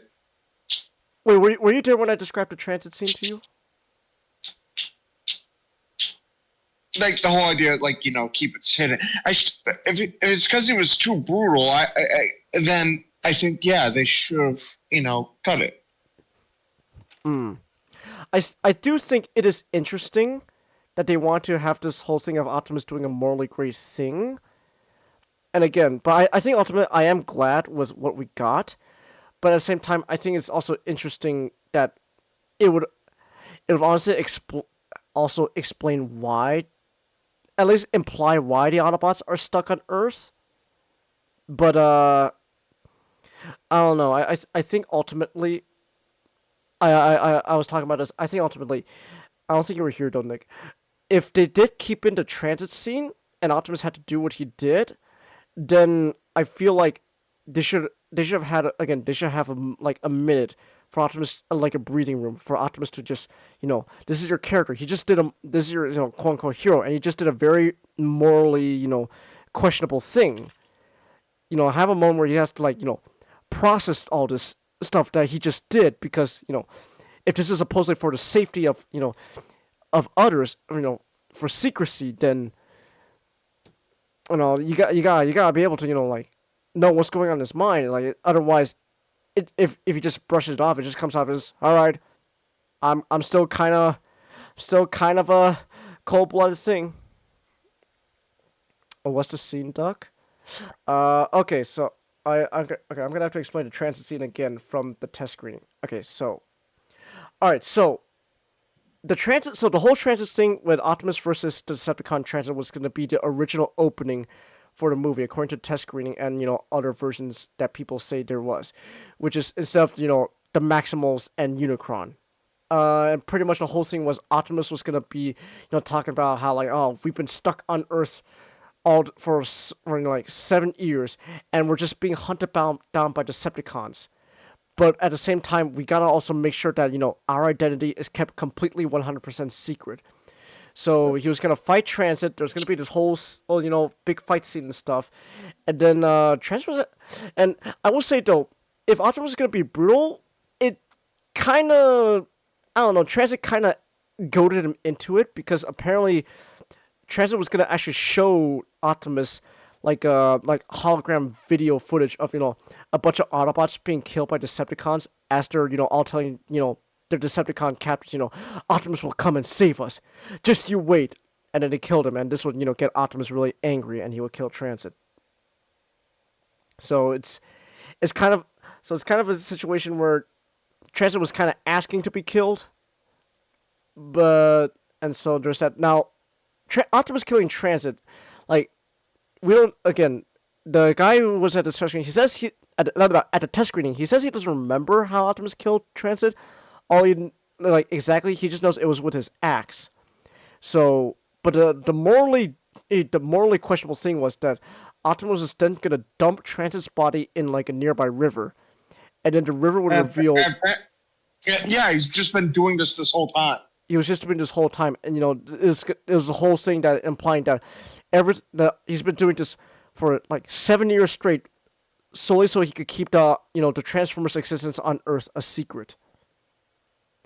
So again, I feel like if they were gonna keep this like morally questionable act in, they need to have a scene where Optimus has to process all this. He has to have a scene where he's actually questioning himself, like, am I doing the right thing? Is this the right thing to do? I'm literally killing my own people for the sake of a supposed safety. So there's that. Honestly, I'm kind of okay. I'm okay with what we got. I just wish there was a better explanation to why the Autobots are stuck on Earth. Maybe because it's in the Bumblebee movie, it was implied that hey, the Decepticons are coming, and they're just they found the Autobots on Earth. Bliss was able to find Bumblebee. But I think also now that I think about it, I think it's kind of pointless for Optimus to try to do this whole thing of we gotta keep a secret by dumping bodies, because the U.S. government already knows Sector 7 exists. They already know that the alien Transformers are real. Like I don't see Bumblebee dumping Shatter and Dropkick's corpses into a river. So like, I feel like so here's the actually what I'm thinking. What I think would be much more interesting is if you still kept Sector 7, and you could still have maybe kept a G.I. Joe thing at the very end, whereas Optimus kills Transit, and he just leaves him, but he doesn't dump the body. He just has no choice but like leave Transit there, and like he's running away, and then like Sector 7 comes up for like cleanup duty, and I don't know. I think that would be much more interesting. Like this Optimus has never met Sector 7, and yet at the same time there's sort of this partnership going on where they take care of the evidence of Transformers, while Optimus does what he has to do, keep the Autobots alive. I think I've preferred something like that over dumping bodies into a river and you see multiple corpses floating up. It's like, I think something like that would have been better explanation for oh, that's why the Autobots are stuck on Earth. So, you get what I'm saying? Yeah.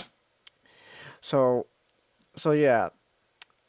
So ultimately, I think the optimal movie, pun intended, optimal, Optimus, optimal. It seems we have a new optimal Optimus. Yes. Again, I think the best version we could have gotten was something like we get in the final cut we saw in theaters, but then keep some things from the test screening, maybe tweak some stuff from the test screening as well, and then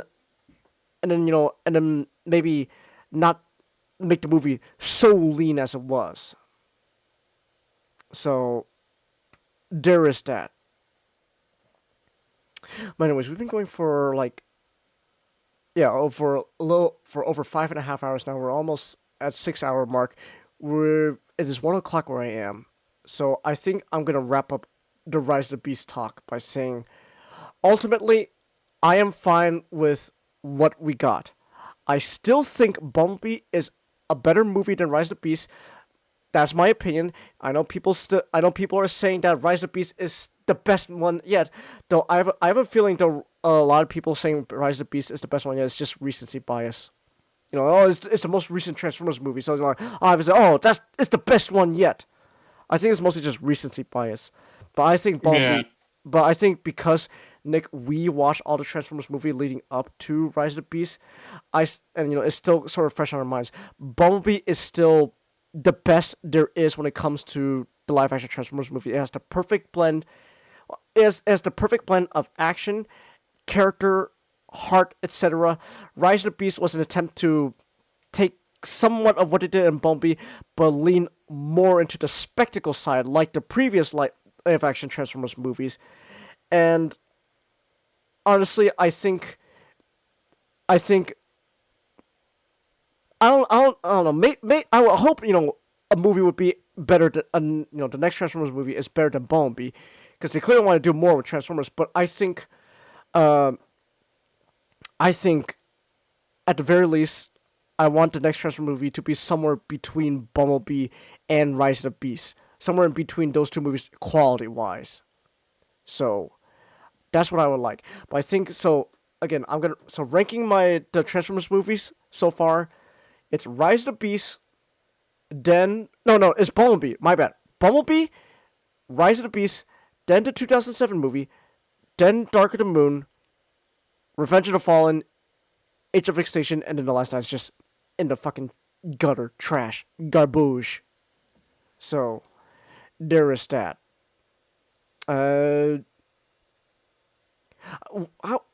Would you guys agree with that ranking, or do you have different rankings?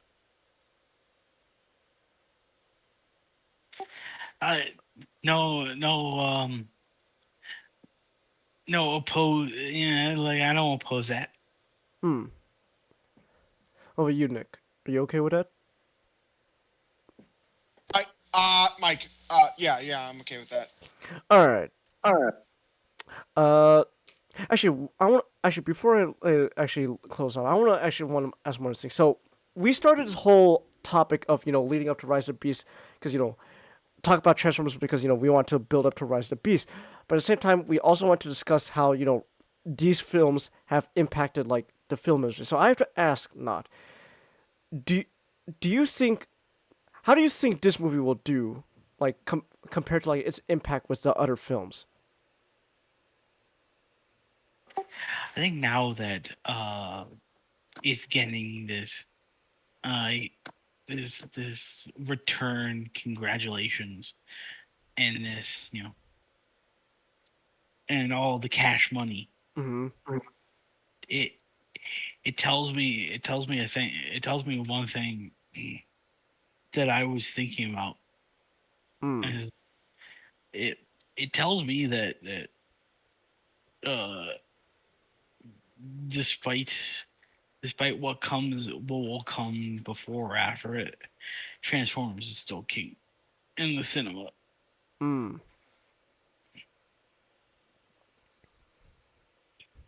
Okay. What is that, Chelsea? Spettle bad? What are you trying to say there, Chelsea? Please, I don't understand. What is spettle? What is that? Do you mean sequel? What are you saying, woman? Please. You can't keep getting away with bad grammar. Oh, spectacle. No, Chelsea, spectacle is not bad. Not inherently. It's never a bad thing. It's about balance, Chelsea. It's about balance. But alright. I think with that said then, this is it for Rise of the Beast. And I think with that said, we can start wrapping things up. Just a quick reminder that I do have stream elements. You can tip, donate, etc., whatever you want to call it. You do not have to if you don't want to. Alright. Oh, I just realized I paused my... Oh my gosh, I just realized I had the background jazz music paused this whole time and never bothered to replay it. So... oh, my bad. There was actually supposed to be background on royalty-free jazz playing, but I didn't have it playing. Well, it's too late for that now. Alright, but anyways, so I think we're gonna call it here. Failure? I know. I'm sorry, Chelsea. I have failed you! Alright, but anyway, so we're gonna call it here. So it is technically Sunday now. So later tonight, we will be doing more Sonic Sunday. We're gonna continue reading the IDW Sonic comics. We are on issue 41. And honestly, I think at the rate we're reading through this comics, Nick, I think we could probably get through all of IDW Sonic by tonight. I think we would have another week, but because there is a couple of mini series as well. Okay. So maybe 2 weeks at most, including tonight for Sonic Sunday. Reading IDW comics. All right, then I guess. Yeah. All right, then I was gonna say then after that, I'm gonna see if I could get Project 6 up and running for Sonic Sunday. Yeah. All right. So with that said, then we're gonna be calling it here.